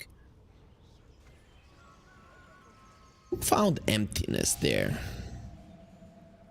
Stabila got so low so fast in this fight. He popped the BKB pretty early, but he then popped Pierce the Veil. Very nice usage of his items. And now, the second that Nesphere jumps, there's the Pierce the Veil. You cannot kill him. He just turns around. Sure, you're cleaving, killing the other ones, but Costabile, the second he breaks you, it is a problem. Next item is going to be an MKB, so you won't even need to wait for the Silver Edge. And he's ahead of the PA. He's ahead by quite a lot as well. Oh boy. Oh boy, that's a double damage. And this was pre-level 20. The PA had her level 20. They're still ahead, but this is gonna be a Roche for Vivo Keystars. This is gonna be way too fast. He uses the Prince Veil. Poor Roche. Look at all of those crits. And he doesn't care about the Roche armor because you're doing magic damage to him. Just shoot him in the face, shoot him in the back, wherever. The poor little dragon, he stands no chance. That's Aegis cheese in the hands of Vivo Keystars. They leave the cheese in the pit. We'll be remembering about it. Sibe, they might be ahead in terms of gold, but the ones with the momentum currently are Vivo Keystars. A very close game. Told you guys this is going to be a close series. Sibe holding their own against the TI team. Zillions. We all know that my colleague Bowie is now sitting at home and cheering for his boys. This is why we gave him the morning series, so that he wouldn't cast Vivo Keystars. We don't want any biased casters. Unbiased. And Bowie is usually like that, unless his boys are playing, then it's understandable. Analog is approaching level 20. The Centaur has the heart. He's only level 15 now. Not that huge. Grimstroke finally has a shard, so we'll see if it's gonna be doing all that much versus the Demonic Purge. Earth Spirit with a cheese and a heart. He has 4,000 HP with strength treads. Close to it, 3.9k. We still know that the PA kills him in no time. He's not really that high in the armor department, but he has the plate mail in the backpack. Currently, he's the one supporting the gem. I would like for him to use that plate mail though.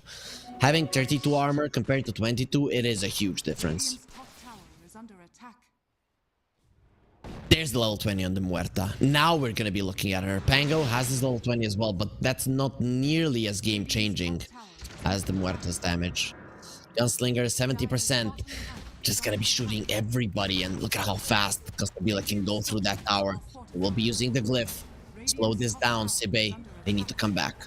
You're going into an Aegis, you're going into a cheese. A lot of tankiness there and good positioning. Actually, the disruption will be used. They want to have Muerta illusions of their own. The dust is used, and in the backline, Costa he kills King RD instantly, just deletes him. He doesn't have the buyback, cannot join the fight. Costabile is being destroyed by his own illusion. He doesn't know what to do. He's just standing his ground. AJ dropping low, but he does get the ulti before he dies. They're just crushing everybody. Can you get out with this Muerta? Can you do it? Nice jump in from Costa Cruta again. This Night Stalker is winning the fight. Jump out from the PA. You have to be afraid of Costabile, and they are just getting away from him. Here's the Veil doing so much damage, just waiting for it to expire. Netsphere, he finds his opening, destroys him literally. Now the Nullifier onto Analog, who's left all alone. He kicks away Costa Cruta, but now he doesn't have anything left in the tank. One more crit will do the trick, and there it is. Netsphere with a deadly focus gets on top of him and destroys the Analog Earth Spirit. With that wiping Vivo Keystars again. The Night Stalker vision coming in handy. When the draft started, when I saw this Night Stalker, I knew the vision is gonna be a problem, but he's literally winning this game on his own. Sure, the PA is doing most of the damage, but he's the one that is contributing everything here. He destroys the grip stroke. He finds KJ as well. Now with the blink and the nullifier, he's a force to be reckoned with. How do you protect your supports, Costabile? How can you be strong enough? Radiant's middle tower. There's an Aghanims on the PA as well. I really like how Netsphere is playing. He's not committing. He understands. Just take it easy. They use the Demonic Purge on Costabile and just run away from him. Kite him as much as you can. Once the Pierce the Veil is out, the PA can't kill him in seconds. You see there, even without the crits, Netsphere didn't even have that much luck with the crits. Look at it. He's just running away. Even gets healed up by the Undying. Doesn't care. Just wants to take it easy. Wisdom Rune was stolen by Emptiness, and Analog just gets himself super deep in. They do have the Stampede, the Raze going through a Rolling Thunder. He will be okay. KJ now, he doesn't have the ult, he doesn't have the Glimmer Cape, he doesn't have anything protecting him. Class Nocruta, the bane of his existence, is coming over, will be bringing him down.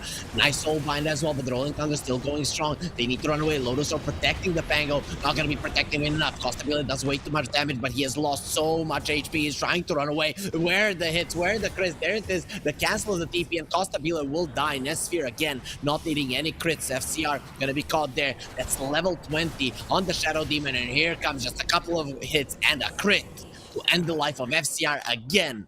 It is Netsphere just killing the Centaur over and over again. The Class Nocruta on his Night Stalker, he is godlike. He has died only once in this game, and after that, you just can't do anything. Look at the most damage in that fight. It is actually the Shadow Demon that is pre his Aghanim Scepter. He's just doing so much now. Being level 20, 200 Demonic Purge damage or Cleanse Heal, that is so huge. Once he gets his Aghanim Scepter, this is going to be a problem. 3 heroes without buybacks on Vivo Keystars. You don't have any more glyphs to refresh. You are losing a lane of Rax, probably not more, as there is a tier 2 in the mid lane. So Sibe are probably going to be content with the things that they have accomplished right now, and they have accomplished a lot in the past couple of minutes.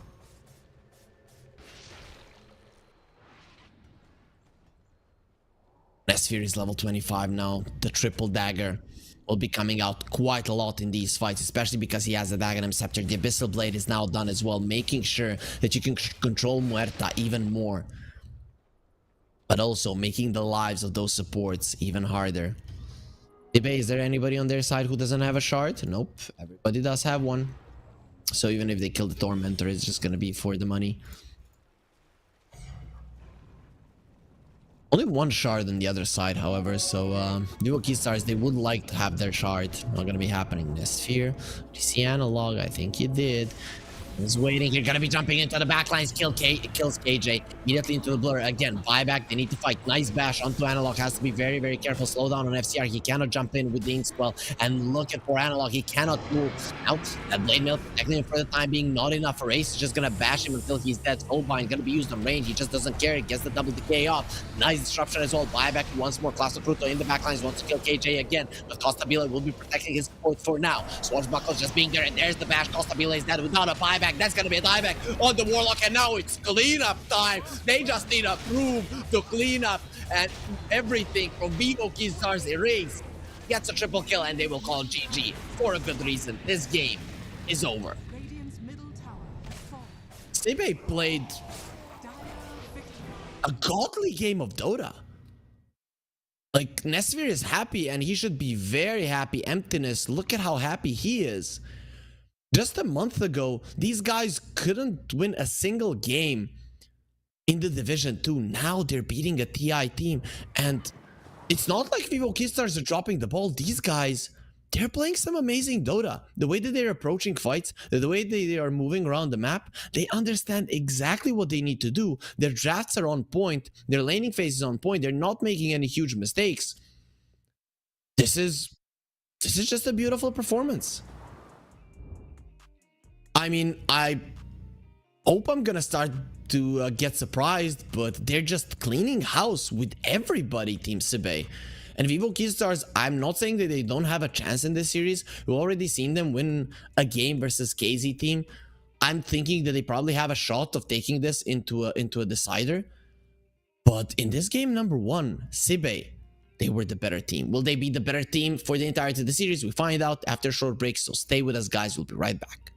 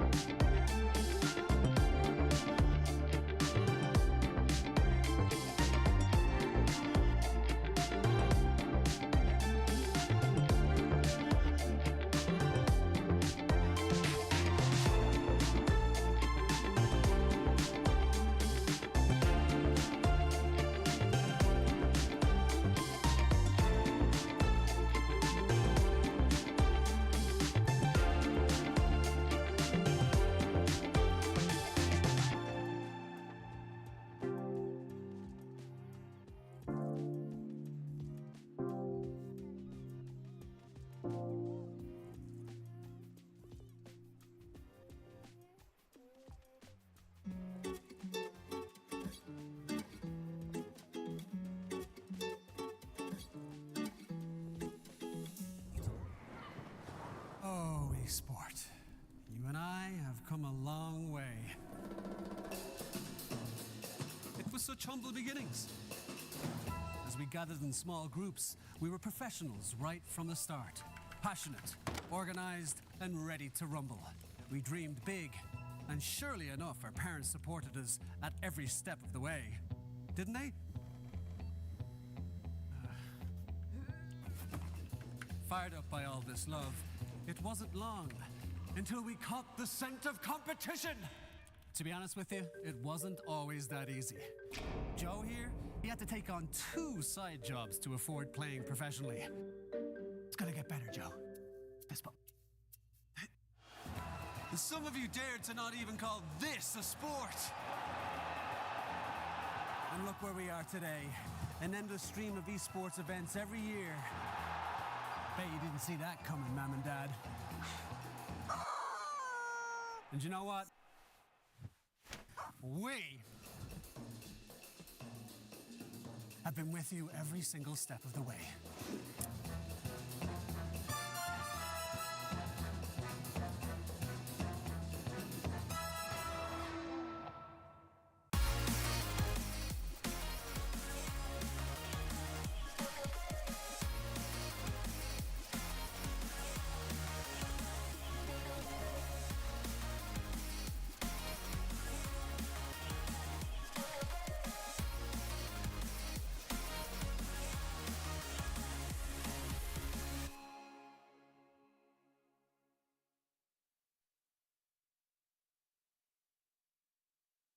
Dream of working with people you watch on screen.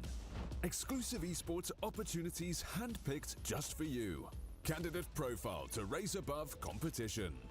Let 10GG handle routines. Make a step towards your dream today.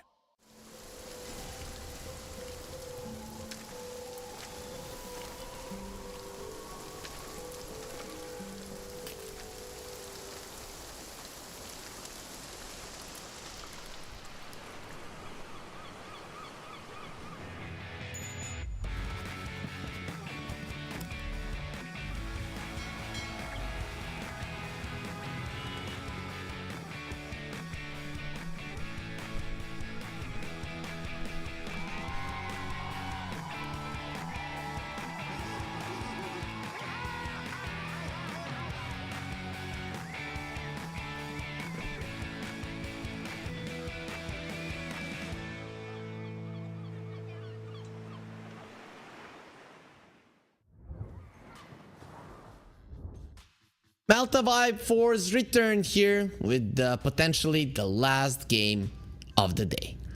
Team Sibe versus Vivo Keystars. Currently, it's 1-0 for Team Sibe. Yes, I know that sounds weird, but if you have been watching the previous Malta Vibes and now this one, the 4th iteration of it, you would know that Team Sibe, they have improved immensely, insanely, almost otherworldly in the last 2 months. That it has just been a joy watching them succeed. Vivo Keystars, on the other hand, in the previous Malta Vibes, the Malta Vibes 3, they were directly invited into the decider bracket. They lost to Team Arava with a score of 2-0. Just didn't do that well. Here in the group stage, they already lost to KZ team with a score of 2-1. Now they are facing a potential loss of 2-0 versus Team Sibe. Of course, they can still take it back. These guys, they have been in tougher situations. This is just the group stage. Of course, you don't want to be getting eliminated immediately to be in the bottom two teams, but it is not possible with the way that they are starting the tournament. Currently, everybody is in the lobby. And guess what? The lobby is starting. I wanted to see who's on which side, but these guys, they're super fast. Our admins, our players, everybody on their toes. They want to play Dota, and I know that you guys want to watch Dota, but before we get into the game, we get into the draft.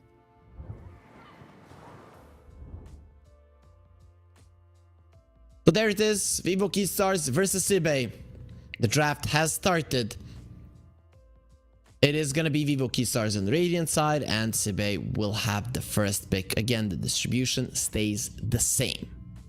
Still here, so that is mostly going to be the same thing. I'm just curious to see if in TI there are teams that really do practice the Dire side specifically, just so that they can get the first pick and the Dire side and then have an advantage of having both of those things. Even though the Radiant side doesn't really have an advantage in 734 in terms of win rate, right? That's what I meant. I mean, even in terms of anything, it just, the only thing I've heard, oh, the buffs are better from the well or whatever. Like, who the hell cares about it, right? Well, and the statue are better buffs if you're picking up creeps from there. Sure, nobody's really playing that much Chen or Enchantress anyways. I'm not sold on that for sure. As Sven will get banned out, as well as the Warlock Vivo Keystars. They got rid of some pretty meta type heroes. They got rid of the PA. They don't want to be playing versus it again for a good reason. Team Sibe, they really crush it on this hero. Team Sibe, though, last time they played versus Moneymakers, first game they had the PA. They won in 48 minutes. Second game they won in 18 minutes and 20 seconds. So, and they didn't have a PA. So maybe it's better to play versus them when they have a PA, or they're just gonna destroy you. This last game was 38 minutes long.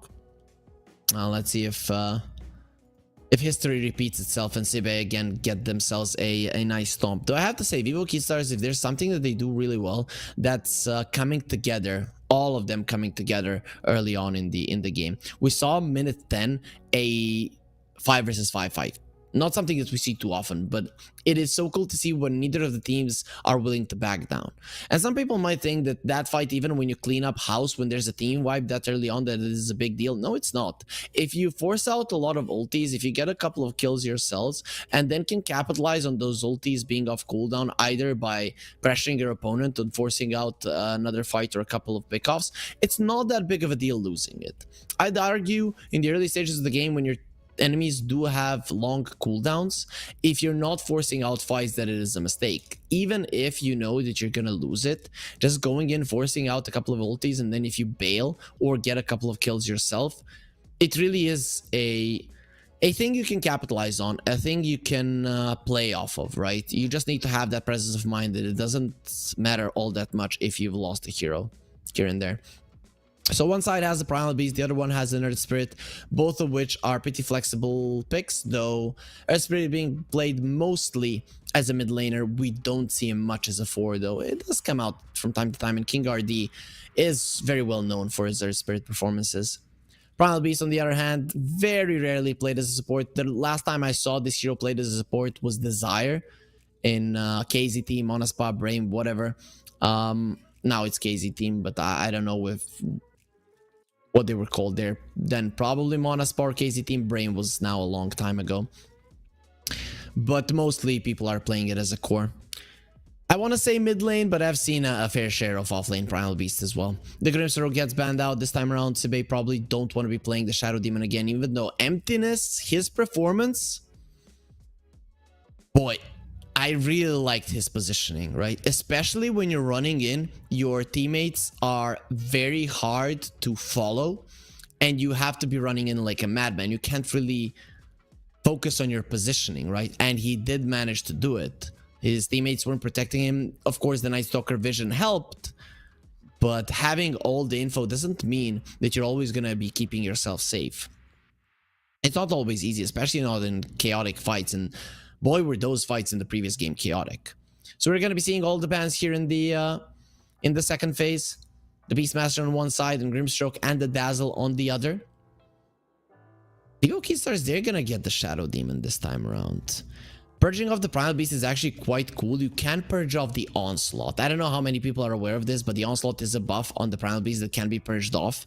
So you start going for that charge out and suddenly it just stops. The Vengeful Spirit is there for Sibe and the Nature's Prophet, a very strong support duo. We'll see who actually lanes with the Primal Beast, but whoever it is, it still might be a mid lane Primal Beast though. It is still super powerful. Vengeful Spirit. Imagine these two working together, like no matter which lane you're on, probably is going to be an Nature's Prophet on the offlane as a 4. But Vengeful Spirit gets the stun off and the minus armor, and Nature's Prophet TPs in with the extra damage. You literally rip people apart. So I wouldn't want to be in the skin of this Shadow Demon because there are a lot of things that can hunt him down, and I'm pretty sure the Nature's Prophet will just be TPing in to find him. I want to see if the damage and the armor from the Nature's Prophet can be purged off. Nope, cannot be dispelled. Okay.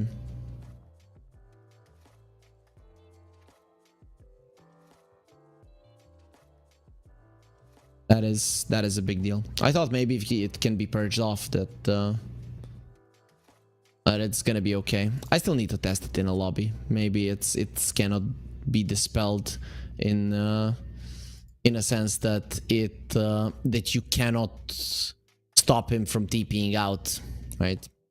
Oh, I still want to see.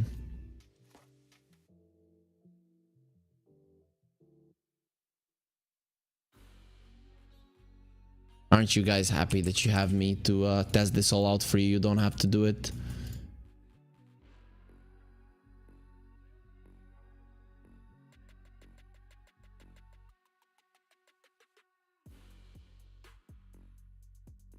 Oh yeah, you can purge off the stacks. Yes, you can. Okay.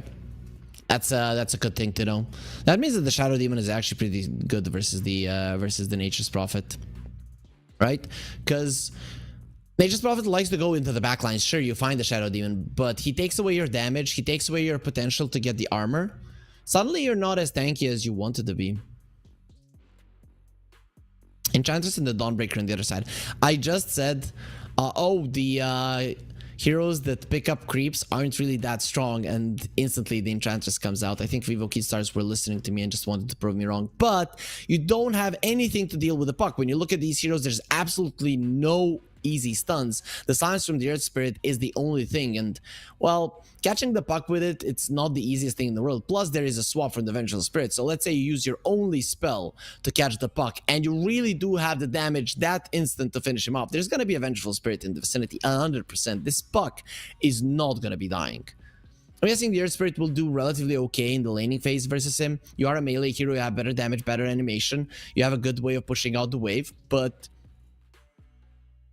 killing the puck later on, well, that's gonna be a tough one. Plus, once the puck is level 6, just with the rotation of the Vengeful Spirit and the Nature's Prophet TPing in, you can kill the Earth Spirit, and that is a huge deal. Of course, solid amount of save on Vivo Key Stars, Nature's Attendance, and of course the Disruption. We saw how much the Disruption did in the previous game. Both offensively and defensively alike as well, right? But this is an offlane Dawnbreaker. I actually like the Monkey King for Sibe. I would love a Monkey King for Sibe. I think that's something that Vivo Key Stars should consider banning out. Shadow Demon can be annoying to the Monkey King. Enchantress can purge off the Jingo stacks. Yeah, maybe. Maybe not. It's really good for the game, but you lane the Enchantress versus it, and it's not that great. So they will be banning out the Faceless Void. There is some chrono damage, not a lot of it, but Vivo Kid Stars, they have so many heroes that like to spam their spells that the time dilation will be too good of a spell. Really too good of a spell. Sebe, they banned out the Naga. They have the Primal Beast, so their ability to deal with illusions is okay. But Terrorblade and the Naga Siren, I think they're the only illusion heroes that are being played nowadays. CK, not really. PL, very hard to play him into a Puck and the Primal Beast. He's just not as tanky. His illusions are not as tanky, don't work the same way as the Naga Siren and the Terrorblade. But yeah, he's not the same. You use your illusions to fight. I use my illusions to push out the waves. We are not the same. That's how the conversation between the Naga and the PL goes. Terrorblade and the PL as well. So what do you want to ban? Actually, Monkey King wouldn't be a bad ban from them either. You have very good turnaround potential, but they will get rid of the Troll. Actually makes sense, but I've seen Primal Beast hit level 20 and the Troll just can't do any damage to them. You get the Uproar Armor talent and suddenly you have way too much of it. But okay, it is annoying in the laning phase. None of these heroes really kill the Troll. You don't have that much lockdown. That's fine.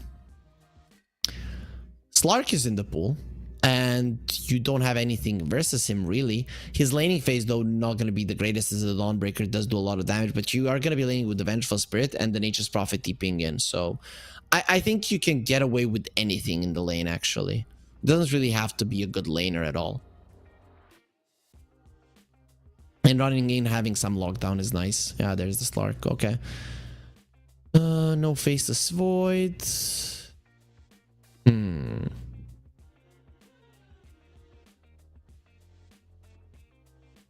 I actually wouldn't mind the range hero. Builds into Hurricane Pike. Oh, is it a Drow? I wouldn't mind a Drow actually. Oh, versus the Primal Beast in lane though, you're screwed. No. This is a very hard pick for Vivo Kid Stars. You need to deal with the Slark, you need to deal with the Puck. You need to do so many things here. Your laning phase already might be a struggle fest versus the Nature's Prophet Primal Beast as well.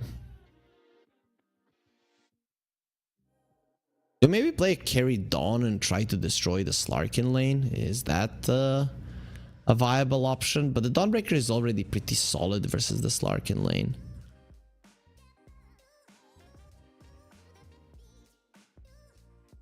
I don't know. Okay, something unconventional. A Bristleback comes out. Usually the Slark versus the Bristle is actually quite solid. You can build into a Silver Edge. You probably will build into a Silver Edge. This is gonna be one of those unkillable Bristlebacks. And Vivo Kid Stars are playing for a very strong timing. I actually like their draft. Do I think they're gonna win? A race against time? You want to push out and finish the game relatively fast for cost ability to be super strong so the Slark cannot go into the backlines, just slaughter everybody, versus a lineup that does deal with the lanes super well. I think I'm going Sibe. I think their mobility here is the main thing why I'm favoring them. They have so much mobility and they have so many ways to push out the waves. And then you have Vivo Kid Stars who want to be getting kills, pushing their advantage, getting Roche, ending the game, right? And they all want it to happen fast, right? Versus the lanes that are getting pushed in, and you only have the Dawnbreaker that is really good at it and can be on the other side of the map. That is a problem. You have very limited catch, so yeah, I like Vivo Kid Stars draft when I look at it, but then I look at Sibe's team, and I think they have everything they need to deal with it. So I'm thinking this is a 2-0. I really do like what Sibe have, but of course, guys, if you have different thoughts or the same ones, doesn't matter. Pinnacle.gg for you. If you're 18 plus, of course, you can place your bets on one of these two teams. The odds always amazing here at Pinnacle. Of course, mentioned, you have to be of age, and we do advise you to bet responsibly. Only put down as much as you are willing to spend. We saw a couple of players of Sebe there getting some drinks in. I don't know if they have some caffeine or maybe some energy drinks, which again have some caffeine as well, but they might need it, as it is 9 p.m. currently where I'm at CEST. I don't know if it's even later where they're at. Might be the case. They're probably starting to get tired, as we all know that the players, they wake up early to go for the gym, cold showers and all that. And so we are not here to talk about showers. We're not here to talk about waking up early. We're here to talk about Dota. So let's get ourselves into the game.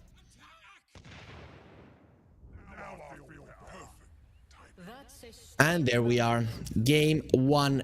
Game 1 did go the way of Team Sebe. Game 2. Still don't know who's gonna win.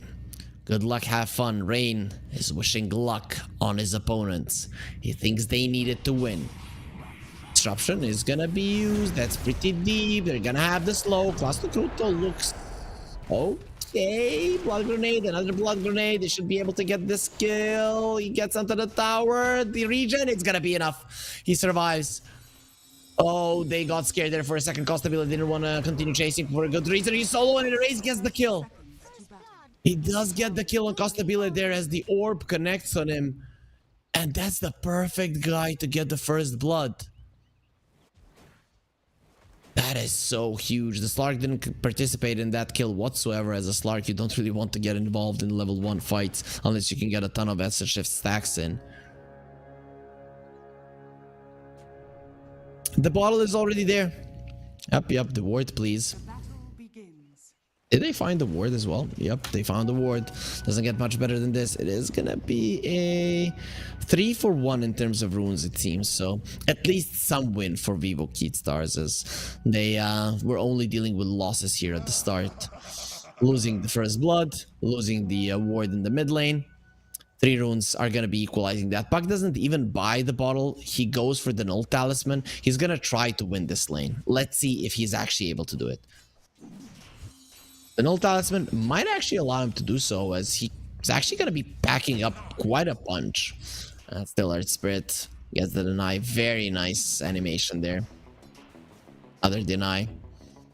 He will be paying the price for those denies, in form of his HP going down, as the race is really trying to hurt him. Missing a couple of creeps under the tower. Kind of understandable. It happens. It's not easy, especially level 1. Very nice from Erase. Nice dodge as well. Overall, top lane. This is not gonna be an easy lane. So they actually laned the Vengeful Spirit on the bottom lane. They want to be pressuring the Bristleback more so than helping the Slark kill on the top lane. I get it. You slow down the Bristleback, and the Slark in itself is gonna be doing well. Makes sense. Costabile is not going to have an easy time, especially if Rain is going to be TPing bottom Sphere. Coming forward, he will be jumping onto the Shadow Demon. Disruption immediately to keep him away. FCR. You have to be careful being so low, and Sphere already stole 2 of your stacks there, and without those stats, you could find yourself dead. Bottom lane, KJ caught. He does have the Nature's Attendance, so we'll be surviving there, especially with the enchant on Class Nokruto. Yeah, the Primal Beast cannot go forward any longer. You want level 3. Even once you get it, the slows from the Enchantress actually make sure that you're not doing all that much damage, and Emptiness is low. So be careful. Oh, look at the animation. So he put one spear into the ground, and the other one he tossed away. It feels like he's juggling. Right? Pretty cool. Slark. The Shark Boy. No Lena, so no Lava Girl here. We have a lot of branches. Not really anything big there. The Puck and the Earth Spirit. This is the epic battle. One magical creature versus another. Spirit, magical creature, same thing, right? Probably not lore-wise, but who the hell cares about lore? Kidding. We all care about it. Dawnbreaker, blindfolded. Yeah, guys, that's not what I was thinking. That's not what I was thinking. Yeah, your dirty minds, keep them to yourselves. Nature's Prophet. Not the prettiest of the bunch, right? I mean, when you look at him. Yep. You know what the good thing is? At least he can farm faster on the map, so... I know one of the logos for one gym used to be tired of being fat and ugly, be just ugly. That was a good one. And the Nature's Prophet does look like he's hitting the gym. Imagine that being your motto. It's actually quite funny. I would go to that gym.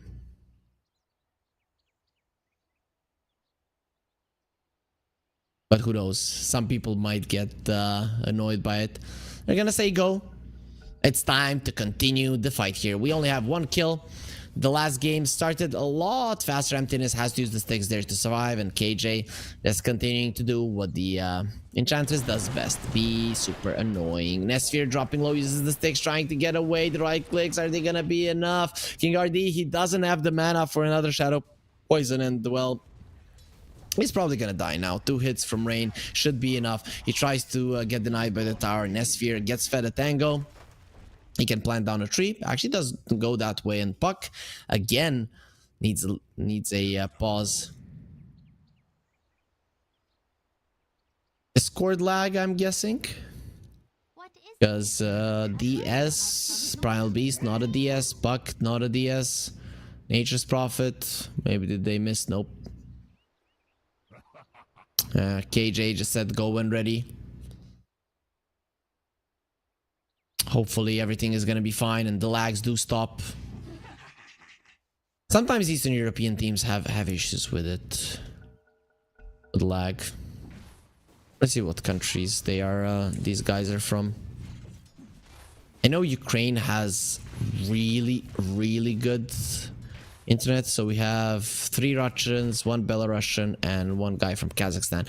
I know that Kazakhstan had some internet issues.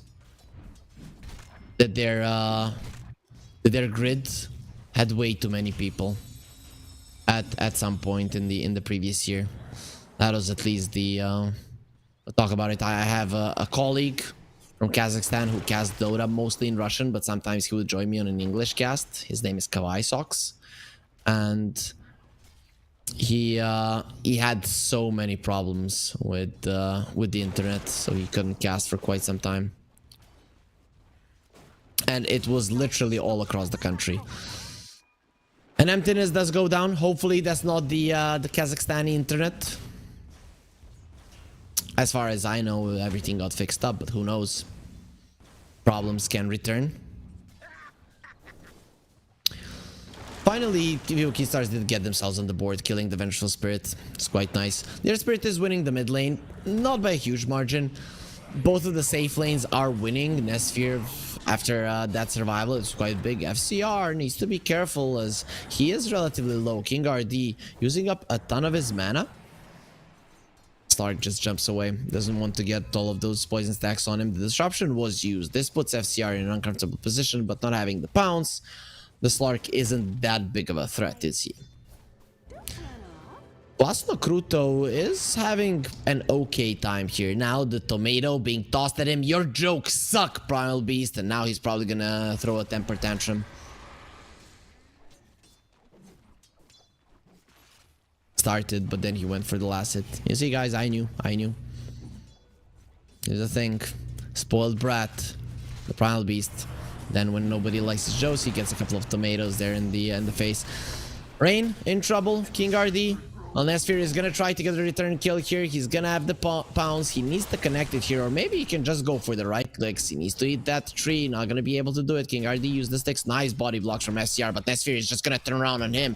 That is a pretty cool kill as well. The neutral creep does get the kill there, and Nesphere gets the kill on FCR. He might not do much versus this Shadow Demon, but well, he did get a solo kill there on the enemy offlaner, so the Slark will be more than happy with what just happened. AJ, his ghost will die. TPing in with the Nature's Prophet, thinking about joining the fray. Well, we'll not be doing it right now. Analog, level 5, erase. Same is true for him, but Analog will be getting level 6 right now, and same is true for the Puck. AJ on the bottom lane will get taken down. Uses the uproar there on Klasno Krutos, not taking that much physical damage, but what about some magical? Nice kick there, slowing both of them down. Emptiness will die. Costa Bile finishes off Klasno Kruto as well. That was some sick spell usage from Analog. Use the Magnetize on both of them. You connect the kick onto the Primal Beast, slowing down the Venge as well. Right click for her. You set up the kill there for your Bristleback. Just beautiful. It is gonna cost you the first power rune, and the race is going towards the top lane, but there is a ward there, so it will be he will be okay. So we're looking at the previous action currently. Vanguard is also done on Costa Bile now. That's huge. There's the TP, and just look at how beautiful this is. Also, a very nice play from Emptiness to try to allow Klasno Kruto to survive there, getting in front of the rolling boulder. Just wasn't enough in the end. Radiant's courier has been killed. Ingardi, he's expecting this rotation to come. He has the disruption. How many heroes are they gonna be dealing with? Sibe, they're bringing in 5 actually, and we're again gonna be seeing a huge fight coming in. The Slark gonna be getting kicked out, but that's a huge coil onto the 3 of them. The triple man silence, and they're all inside of the Sprout. The damage, it's overwhelming. Emptiness trying to run away. The Slark will get himself away. He doesn't have level 6, so has to be very careful. And with nice spell usages, now Rain is standing his ground. He does have that bonus armor, which is gonna be losing fairly soon. And now Rain is still alive. FCR dropping low. He will be surviving. Beautiful disruption on the Puck. They're not allowing him to jaunt onto the orb. And now the Slark is in trouble as well. He is actually going to be turning around, finishing off the Shadow Demon, getting him low. Jump out from Nestsphere. Oh, the smoke from King RD, not going to be enough there. Analog actually misses the roll. He really wants this kill. Oh, it's going to be the Magnetize onto the Slark, but he will have the Dark Pack to remove it if need be. Nestsphere, he does manage to do so, but he is still in no man's land. He's going to try to deny himself to the Ancients, but they're going to be sleeping while he's being killed by Analog. Not having that level 6 on the Slark there really cost Sibe, as he probably would have been able to go in and out of this fight and finally clean up in the end. So what did we get? We got a 3-for-2 in favor of Evo Keystars, and considering the Slark died, it is a huge deal. Now the Puck, that's actually Rain. The Puck isn't part of this one, but Rain is looking pretty much dead. Puck is being chased down by FCR, and he gets the solo kill there while Rain is dying as well. Vivo Keystars, they're getting kills after kill here, and this is a huge deal, as the Slark is having a terrible game, and guess what? The Bristleback is having an awesome one. Though, not sure for how long, as Klasno Kruto wants to kill him, but there is gonna be the Solar Guardian who is killing who now. FCR with his level 6 completely turning this game around. He killed the Puck, and now he wants to slay the beast as well. With the added armor, he will be surviving through the Quill Spray, and Klasno Kruto gets himself away. Barely. The game is still close in terms of net worth, but the farm distribution benefiting Vivo Keystars at the moment. By quite a lot at that. AJ gonna be caught. He doesn't have the untouchable, but he does have the Nation's Attendants. He's definitely not gonna be living through it, and they do give the kill to Nestsphere. Very important. Hadouken gonna be used there, even though the Enchantress isn't alive. She still does have some creep. Squall gonna be quite nice. The Orb not gonna be getting the kill, but the Vengeful Spirit with the right clicks will be able to do it. King RD is dead. Now turning around onto Analog. The Starbreaker onto Erase. Is he really gonna die once again? Yes, he will, and it will be KJ that gets the kill even despite being dead. The roll from the Earth Spirit now chasing onto this Vengeful Spirit. You wanted the life of the Earth Spirit. He's now gonna be getting your life, kicking her in close to Costa Bile. There's gonna be another roll. Doesn't have that many stones to work with, but he does have the right clicks. Will be giving the skill to Costa Bile. There with the Quill Spray, he's the one to secure it.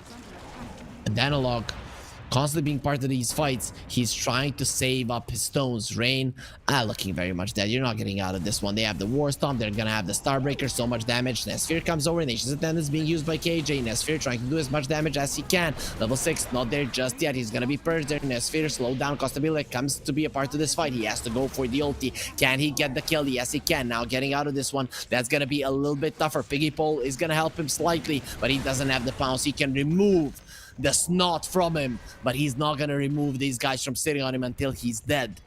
As Costabile is chasing forward, Klasto Kruto will be making his appearance. This is still a very scary beast. The Bristleback doesn't want to fight him just yet as he's working towards his Aghanim Scepter. Still not halfway there, but close to it. Buck is gonna finish the Witchblade. That is a rushed Witchblade though, so he doesn't have anything other than it, but it will be increasing his damage output by a lot. And in a couple of those fights, the damage was something that Sibe were missing. Well, is ready for raise, but without his Witchblade, he doesn't want to go for it. Can they kill Analog? No, not really. He has a shield rune as well. So you're gonna have to go through more than 2000 HP. He's on agility threads at the moment. Again, there is lag this time around. It's Vivo Kid Stars. They're having issues. Shadow Demon is still level 5. Last game, we saw so many supports being level 6 pre-minute 10. This time around wasn't the case, as they were the first ones dying in fights. In the previous game, there were a couple of fights where the cores would die and the supports would stay alive. A lot of engagements like that. So it made sense that it is going to go that way. 3-0-5 on the Earth Spirit. A very nice start for him. And killing the Puck twice with this lineup in 11 minutes in the game, it is a big deal. Sure, the over-aggression from Erase was there, but you still expect yourself to be able to dodge all of those spells and get yourself out. Well, just wasn't the case. What is Nesfiri gonna go for? It is gonna be an Echo Saber Diffusal. I thought the Midas might be a good route, as still coming back to it. Sure, Vivo Kid Stars, they're having a good time. They're getting their item timings in a good time. But there is gonna be so much split push on Sibe. So that's why I was thinking Nesfiri, you just go for a Midas, you take this game ultra late, and there you should be able to win it. Still though, even if you get the Silver Edge, there's always going to be a disruption, so those 4 seconds might not be enough to bring down the Bristleback.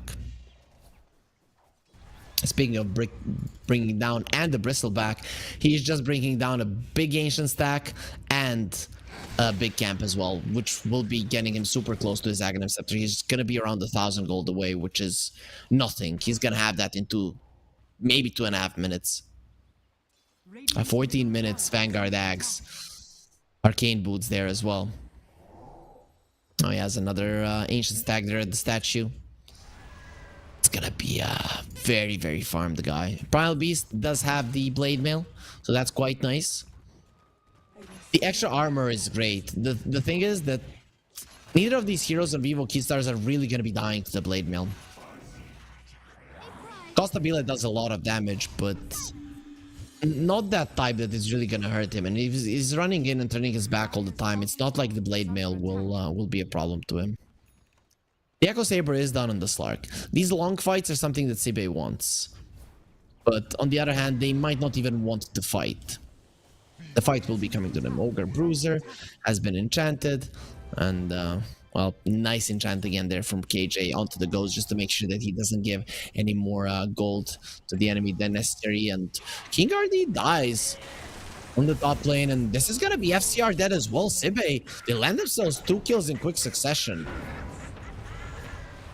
That Primal Beast on the top lane just killed King RD on his own, and Nesfir killing FCR, that is a big deal. He's getting close to the top of the network charge right now. He might not be able to overtake the Bristleback now, but everybody else is very soon going to be underneath him if he gets even one more kill. Is under attack. Radiant's bottom tower has fallen. And they're opening towers as well. Nesfir, the one last hitting it. Too bad. Of course, you're happy with your Primal Beast having a lot, as next item gonna be a heart, but after it, it's the Aghanim Scepter time. You just want to be able to break the Bristleback. Question is the Slark even gonna go for an Aghanim Scepter in this game? I would, just to be able to survive more, and then you can get the Silver Edge later on if you see it as a necessary investment. So it's gonna be a Spirit Vessel for the Nature's Prophet.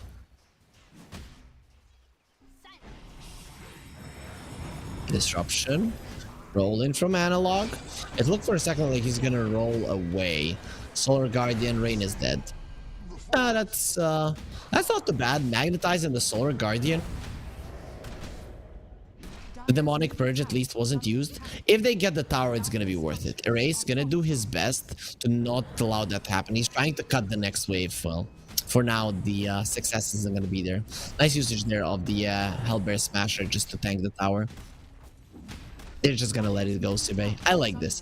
If Bibuki starts bringing a lot of heroes, just let it go. I think that is a smart way to approach this game. You can see that the puck, he wants the boots of travel. I really like this. I think it's super smart. Costa Cruto, he knows that Costa Vila cannot kill him. He can annoy him, but just Blade Mail TP out, going to the base, get his mana to get his HP back up, very close to level 12 as well. And Costa Vila, he's already there. Aghanim Scepter at the ready. Next item gonna be a shard, so a hairball is gonna be coming out. This shard always disgusts me, right? I don't know if you guys have ever watched Ren and Stimpy, but there was an episode where they're making hairballs. So Stimpy is licking all of the hairs off of his body and just throwing them up. And then when he's out of hair, they bring that prisoner that was a part of it, and he licks his back as well. I don't know if you guys had that cartoon, but we had it here, and that was the one episode where I don't know how I didn't throw up and just left the room. My brother continued watching it. Class no Cruto has been caught. He does have the onslaught now. He's gonna have to get to the low ground, and there's the purge off. We talked about it. He gets silenced up, and that is a very dead Class no Cruto. He turns around to do as much damage as possible before he goes down. Not gonna be happening. Very fast movement around the map, and Costa Vila just running in for more. DP out. Emptiness will be surviving this one. Costa Vila can't do enough damage in time, especially there with the Soul Crest being done on the Vengeful Spirit. Very farmed for his support. Speaking of very farmed for his support, the Shadow Demon is very farmed as well. He has the Ether Lens, he wants the Blink and the Shard. Seems like the Blink will be the first thing on the menu, as he does have the money for the Shard, just not buying it yet.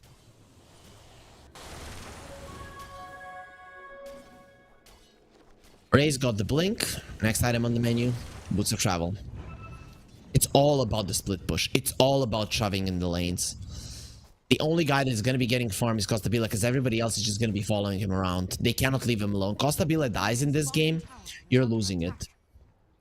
Of course, not if it's a big team fight, but just randomly dying in a split push. That cannot happen. And look at Slark's positioning. Yep, this is what we're going to be seeing. Last game, we saw so many 5 versus 5 fights. Here we're... Oh, Nestor getting gone on. He used the pounce. Actually, just standing his ground and fighting Analog. Will be removing the stun, goes for the ulti. That Blade Mail will be protecting him. You have to run away, Nesphere, especially with the Solar Guardian being ready, and both of them will disperse. Class no Cruto kills the courier. King RD finishes off Rain. He does lose the courier of his in the process, but it is going to be a kill nonetheless. Every single time Vivoki starts, they need to make sure that there is a hero missing on the map.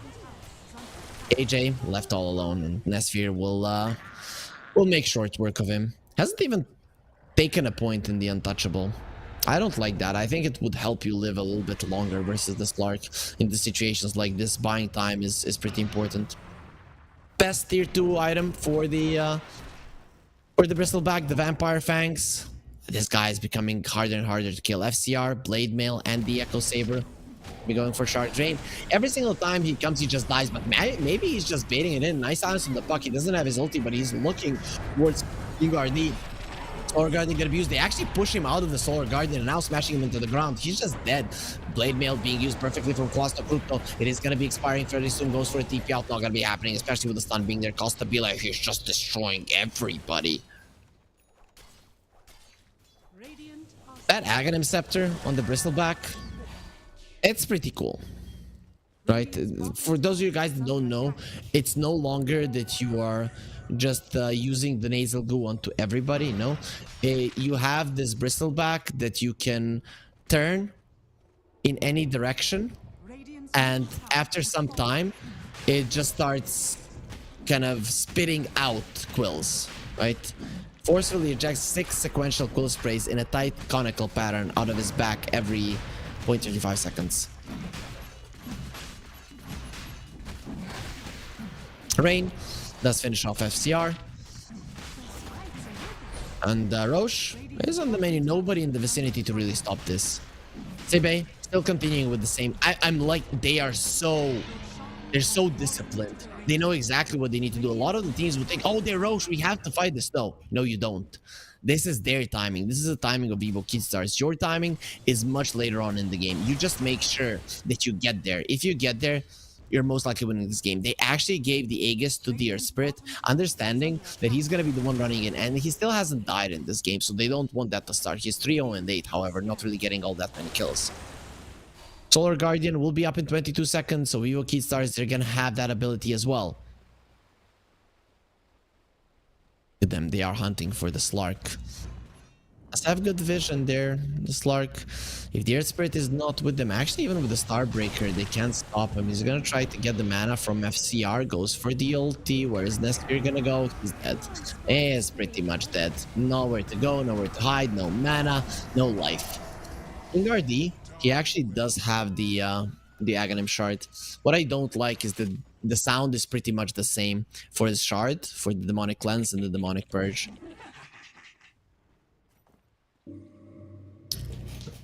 That was too deep from the Slark, but it still was a smoke. So. Tier 2 towers, very important for Sibe. So you want to be cutting those waves on the bottom. You can see that the Shadow Demon is staying with the wave. He expects somebody to come over and kill the wave. And there it is. The Nature's Prophet did come over, and well, King RD is ready for it. Solar Guardian gonna be used. Rain is just gonna die. He did his best to stop this. His best wasn't good enough. He did get the ulti off before dying. Let's see, bottom tier 2. It is going to be dropping down. The Tormentor also taking down. FCR is the one to get the shard. The Shadow Demon already had it. And KJ, well, having the Sproink at this point, not that big of a deal. Well, gonna be used. TP out. Not gonna be happening. Disruption is there. King RD is playing an amazing game. Emptiness was a god on Shadow Demon in the previous game. Now it's King RD. I'm loving their positioning. I'm loving their idea of what they need to do. King RD, every single time he's at the right spot. Sphere. It'd be cool to find Costabile. They don't have the coil. This is a problem. Okay, they're gonna be going for KJ. Has the force staff to get himself away. For now, Piggy Pole not really gonna be helping you in this kind of a situation. If they had killed the Bristleback, if they had found him, had the coil, that would be a problem for Vivo Keystars. Luckily for them, did not happen. Sibe were just slightly slower and didn't really have the resources to go for it. There's a Bloodstone now on him. Gonna be going for the Boots of Travel. We can expect an Octarine Core as well. It's no longer the right click that people are going for this guy. You go for the 25 HP regen, you go for the 12% spell lifesteal, and you never die. That's what people do with this hero. Because even if you get broken, you have that active spell with the Bristleback.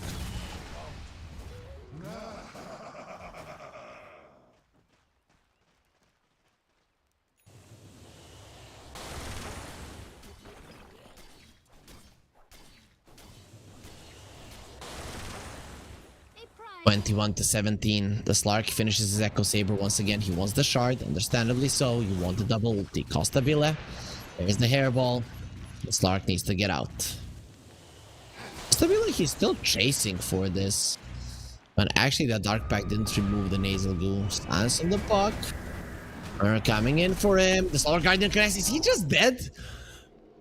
Oh, that's a perfect usage of the spells, and Emptiness is going to be found as well. He wants to use the swap just to get some of that damage reduction. Not going to be happening. Vivo Keystars, this is their timing. This is where they're super strong. They're finding everything they want. The win probability is still not that high. Sibe, I still think they're doing a good job. There is going to be disruption onto the Slark. He has the Aghanim Scepter going forward, goes for the ulti. He understands the dangers, and they're rolling onto the Primal Beast. That is not an easy target to kill. They have the Demonic Purge though, so overall, might be able to take him down. Purge is off the Magnetized, but immediately it is applied again. Analog goes for the roll. It is going to be successful. Clasto Cruto tries to get him there. Not going to be happening. What a blink out from King RD. Nestor is still coming forward. This time around, he will be getting on top of him, draining all of his mana, and then killing him with ease. Now let's see if he can get himself out. He doesn't have his ulti any longer. He does have the pounce. Where is he going to be jumping? He actually went towards KJ. Maybe he could have jumped there to the side and survived, but in the end, he will be taken down. It is a 1-for-1. We all know who this is favoring. Vivo Keystars most definitely will be the happier guys after that trade. And Clasto Cruto, he wants his Aghanim Scepter. He wants that uproar to start dealing some serious damage.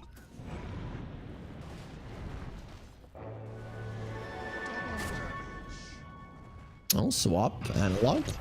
Gonna be stunned up. The onslaught is there. He's in a lot of trouble. The silence comes out. You cannot roll away from this one. That is a big kill. That is the first time this hero dies. And that is just after the Aegis expires. Emptiness finds him. Emptiness has been having a hell of a series. Despite in this game, you know, being 1-6, it doesn't matter. He's doing his job. As he is laughing.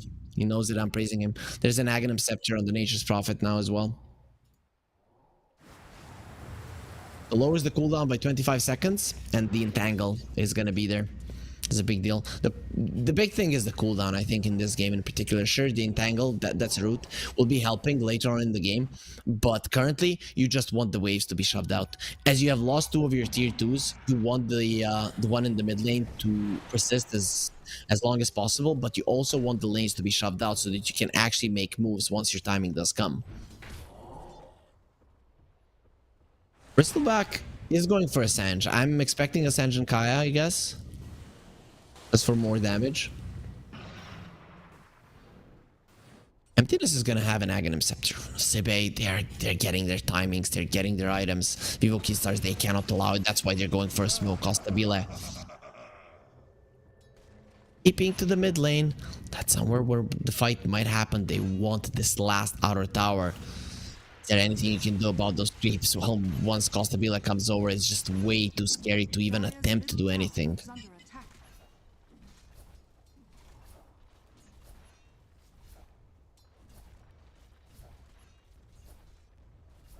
See, tier 2 will just be let go. Sibe, they have no intention of defending this, and Yoki Stars, they have no intention of not going high ground here. They will be protecting their siege creep analog. You might want to get away from there as you are taking a ton of damage. FCR is gonna be staying here a long time as well. Klaus Kruto finally shows his face. That siege creep is still alive. They have the glyph to kill it if they want to. They did cut the wave in the back. Costabile. Lotus Orb will protect him. It's time to bail. More than third of the tower just taken down. So not too bad. Rolling from the Earth Spirit. Might be a too deep. He will get the coil broken. Erase needs to get out. Disruption was already used to save him. And Erase going for more. Has he gone too deep now? The stun will be there. Skull Gardener protecting him. Lotus Orb as well, canceling the Pulverize. And it is going to be the Vengeful Spirit that is caught. The Spark comes in into the fight. He's trying to kill Erase. Will be able to do it. Both of the heroes have gone down, but the much more important one, the Wookiees, are jumping on the other support as well. Neskir wants to get the kill. Erase in a little bit of trouble. And as the Hurricane Pike, the Neskir will be fine. He did have the ulti as well. The last time he used the Depth Shot, he needs to use the Pounce. Will be able to get himself away out of harm's way for the time being, and he will be fine. Onslaught being used, pushing them inside of the Sprout, but they still have the Quelling Blade. Swap again. Emptiness is still alive. I cannot believe it. He gets the stun onto Costabile, and he does manage to get himself away. FCR with the Starbreaker, he won't be able to get the last hit in. And now Neskir coming forward. It will take time to finish off Costabile. He needs to turn around. Has the Lotus Orb there. Returns the stun onto Emptiness. He's all alone in this world. Gonna be stunned up. He's so freaking fast, but they have the Diffusal Blade to slow him down. He's doing so much damage to Neskir. He needs to be careful. He has so many cool spray stacks on him. Klaus Kruto, he says, I'll be doing it. I'll kill the beast. And Neskir says, no, it is mine. It is my job to finish it off. In the end, it is gonna be the Fairy Dragon that does kill the Bristleback in the end. And that is such a huge gold swing. This is the fight that they were waiting for. This is what they were waiting for. For 28 minutes, we're dodging you, but it's finally our time to shine. Sibe, they're the ones that are favored to win this game now.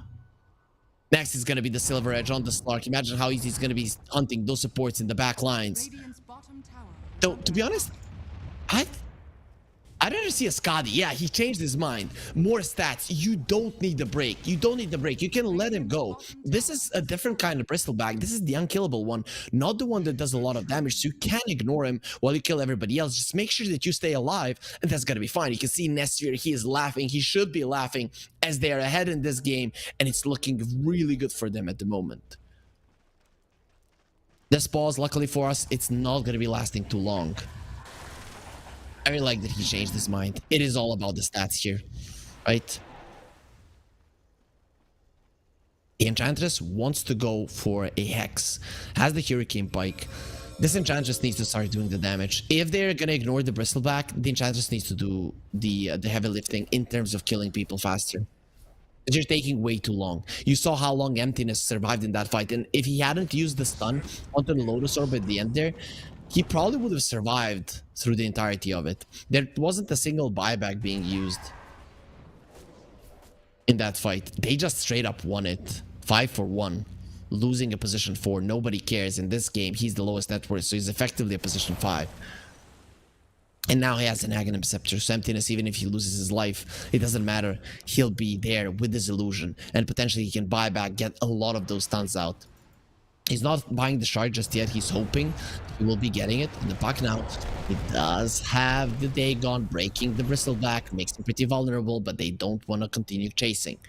It's still the same thing for Sibe. You don't want to be rushing it right now. You probably feel stronger, but you can still continue with the split push. You know that it is a safe way to win this game, and just wait for Vivo Keystars to be desperate and have to make a move.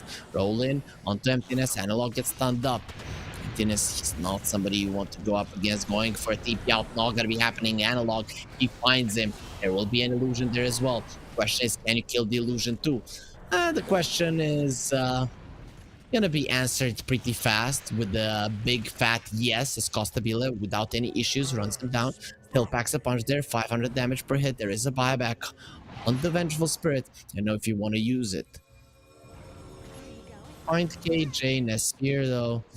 He wants to bounce away. That impetus, it will hurt him, but the mist does come through, so the Slark will be fine. He has his full Skadi, meaning he doesn't have a buyback, which is something that you want to have for the Roche fight. This is the second Roche. You don't want to be giving it away just like that. All in. Nice blink out from the puck. He'll be fine. Analog cannot get the connection. Costabile, he got his level 20, but he didn't go. He actually went for the quill stack damage. I guess, you are already unkillable. They're leaving you for last, so just make sure that your Aghanim Scepter Bristleback just does as much damage as possible. Defensive Spirit is back to the World of the Living. Immediately uses the smoke. Wants to come back to this fight. The Primal Beast is at the Twin Gate, and they sent the Centaur there.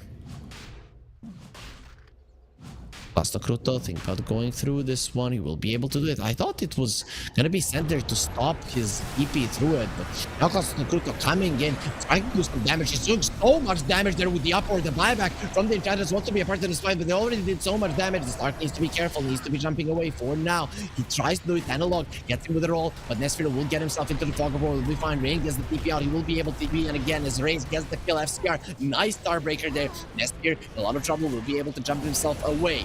Now Emptiness, he dies once, but he still has the illusion there. Will return the stun there as there is a shard. It will be a double stun. Cluster Cruiser dropping low from the impetus is not going to be enough. It is, oh, what a miss there from Nesphere. It will allow Costabile to live. And Enchantress running away, not going to be fast enough. Erase is going to be faster. In the end, it is going to be a 4-1, and it is his luck. The Costabile survived, but is he gonna have luck still? He is gonna be rooted there. Silenced as well, trying to run away. They don't have the coil. They won't be able to keep him in place. He will be fine. And with the puck having Dagon level 3, if I see clearly, but I need to check. That is a level 2. Okay, it still needs to open a little bit for a level 3. It's still not that much damage, but he is packing a punch. Level 21. I'm guessing he went for the Waning Rift talent, of course. Who cares about the coil damage? Okay, that's a level 4 Dagon now, being delivered, and level 5 fairly soon. Gonna be there. Also, a shield rune, and now the Roche is gonna be open. Nesphere didn't get that many hits in the previous fight, so he's not that strong in terms of killing Roche, but they do have a lot of the heroes here, and with Klaska Kruto coming over, it's gonna be more than possible for them to bring him down with ease. I mean, you do have the Vengeful Spirit, so the minus armor, Solar Crest, everything is gonna be there. Rain is starting to get some serious right-click items. He also got the Elven Tunic as his tier 3 item, and he's going for the Silver Edge, which he does finish. So big items here for Sibe coming together. Slark, Defiant Shell, best item for him. Maybe Elven Tunic is a bit better, but you do want to get that extra hit. Even more stats for you. Oh, they found a really good target.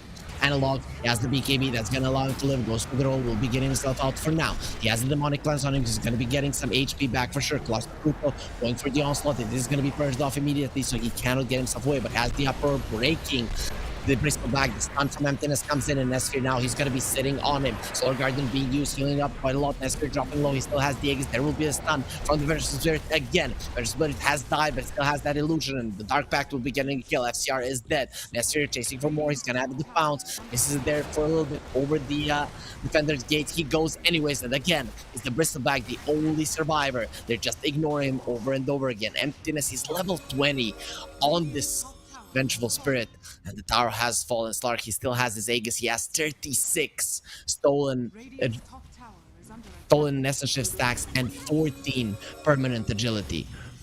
Good luck fighting this guy.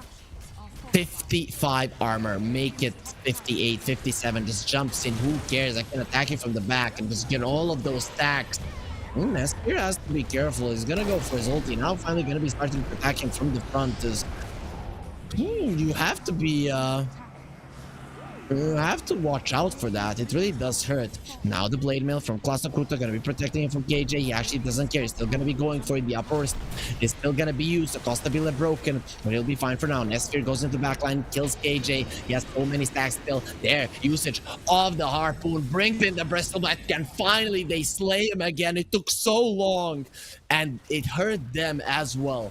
But the Slark, he just goes for a little dance there around the enemy base. Then he's gonna be back up to full in no time. He wants to use this stacks as much as he can for the push. The buyback from the Bristol Black, it will dissuade him from going for it immediately. All 5 of the heroes of Team Stibet are alive. They do have the Aegis still. Cluster Kruto, very hard to kill at Aghanim Scepter. Now the Solar Guardian will be coming in. Cluster Kruto in a lot of trouble. The Uproar is still going strong, but the Swamp will be saving him. The Magnetize won't be enough for the kill. Nesphere standing his ground. He doesn't want to be losing the stacks. Still has the Aegis, wants to stay out of the fight for now. Emptiness, he's the one keeping them at bay. He gets the stun off onto Analog, but the BKB will be protecting him from the pound. That should be an illusion dead. Going for the roll up, in behind Drain, going for a TP out, not gonna be happening. Way too much damage. Another swap comes out, but that illusion stands no chance at surviving longer than a couple of seconds. They didn't get their axes, but they still hold the Aegis and a 20,000 gold lead, which is huge. Buyback on the Bristleback also adds the biggest of things, for sure. Bristlebat bought back, and the Shadow Demon bought back. Enchantress doesn't have it either, but she bought back 5 minutes ago, so in 3 minutes it's gonna be back. Because Slark, top lane, continuing the chase. He will be finding KJ, and that's an Enchantress without a buyback. 50 seconds on the sidelines. Costa Villa running in. Nesphere very low on mana. He's getting those stacks up. The disruption will be on him. Puck caught in the silence. He's dead. Nesphere all alone. He might want to run away. That's exactly what he's gonna do. Actually turns around onto FCR. Decides to fight this one until the end, especially with his teammate coming in. Cluster Kruto will be helping him for the time being. He's killing the Race. The Race won't be able to survive this one as the Uproar does finish him off. Nesphere without the mana, he would probably like to die at this point despite having the 40 stacks. Now he has the Disperser as well. While going for Costa Villa. He's just standing his ground. He's posturing aggressively, using his body to protect his buddy. That Uproar, it really does hurt. The break is a problem for the Bristleback. Nesphere? He is under enemy vision there, so he can't really do all that much. Now they're going to be jumping on him again. The Solar Guardian protecting him for the time being, jumping in. He uses the Bloodstone, should be able to heal up quite effectively. That's the Death Shot being used by the Stark. He doesn't have the mana for his real ulti. Maybe he's finally going to be losing the Aegis now, 30 seconds before it expires. No, he doesn't allow himself to do that. He's still going to have to wait 28 seconds for his mana to come back. Rain came in, will be TPing out, will be successful there. The Lotus Orb returns the stun to Emptiness, and Nesphere is back into the fight again. They will bring down the Bristleback. 2 minutes on the silence. Without him, you can't do anything. And now with the harpoon, the fish boy is just gonna be bringing everybody down. They call GG. Vivo Kidstars, they cannot win this game. They cannot win this series any longer. That was the longest fight I've ever seen. It lasted for 5 minutes. The Slark literally started fighting at 4 minutes. When the Aegis was at 4 minutes, it ended when his Aegis was expiring. He used up his mana 10 times. And he never allowed himself to die. Emptiness, for me, the MVP of the series for sure. Like his performance on the Shadow Demon, top notch. His performance now on the Vengeful Spirit, top notch. Even without the shard, he was getting so many stuns off, so many things being done. The way that he positions himself, the way that he always tries at least to give his life away to save his scores, it is insane. Very beautiful performance from Team Sibe. I'm just being impressed more and more by these guys, and that's never gonna stop. You're gonna say you have to stop at some point. No, these guys weren't looking so hot a couple of months ago. Now they're looking amazing. Any team playing like this would be impressing me, and they're playing versus a TI team, winning 2-0 versus them. That is speaking volumes just to how strong this team is currently. Let's remind ourselves of today's matches. Storm played versus Tickles, Marsbet plays versus 4 Zoomers, and Team Sibe played versus Vivo Keystars. Storm versus Tickles was a 1-1. It has been postponed, as you can see on your screens, tomorrow at 10 CEST, before we start off with our regular 4 best of 3s a day. That one will be ending. There were some problems with the coordinators today. That's why we didn't see as many games as we usually do, but don't be afraid, guys. Tomorrow, I promise, 13 games of Dota, right? First game, best of 1, and then 4 games, 4 best of 3s that go all the way. Before we end today's program, let's go into the groups and see how the standings are currently in Group A and Group B here at the Pinnacle Cup Malta Vibes 4. Here in Group A, Marsbet team and Sibe at the top, quite deservingly so. I have to say, though, Sibe, they're the ones that impressed me the most.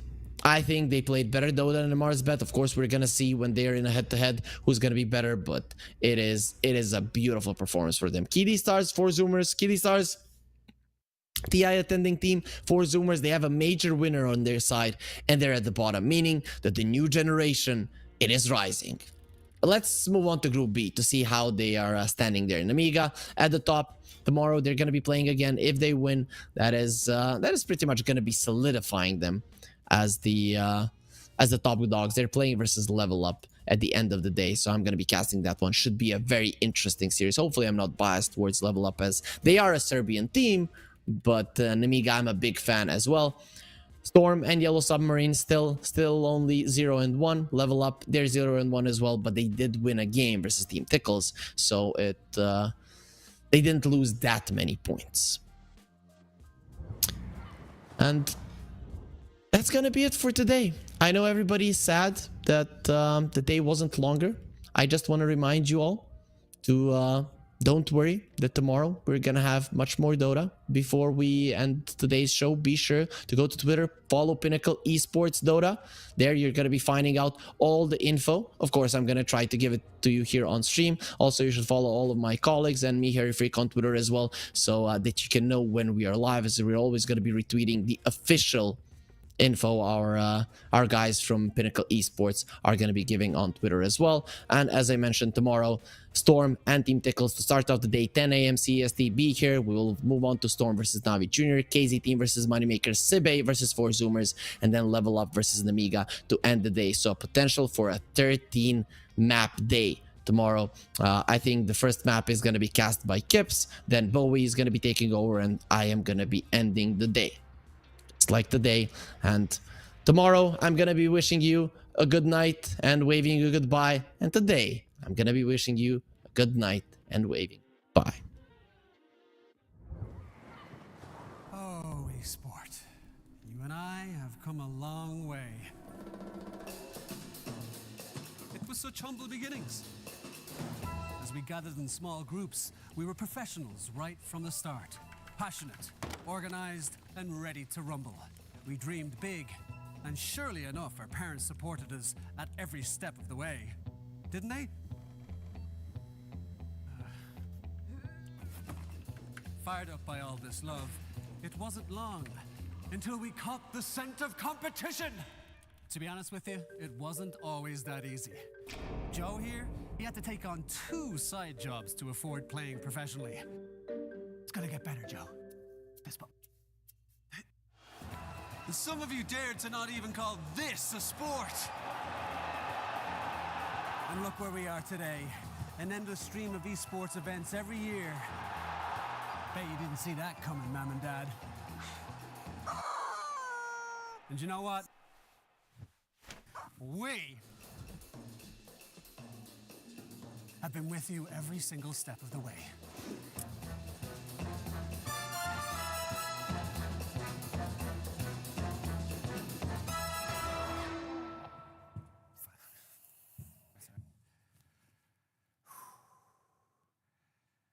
on, you go back. That's it. That's better. Keep going. Let's bring that down here. No. Keep going. Go. Roll. And cut.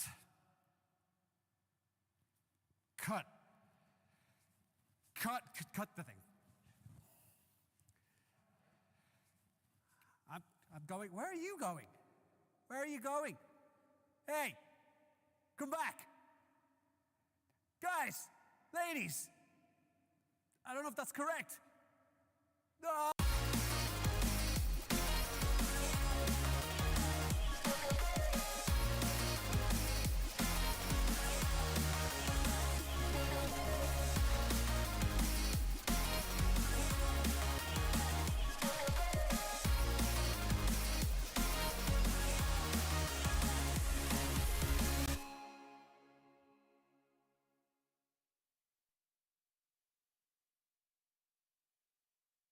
Dream of working with people you watch on screen.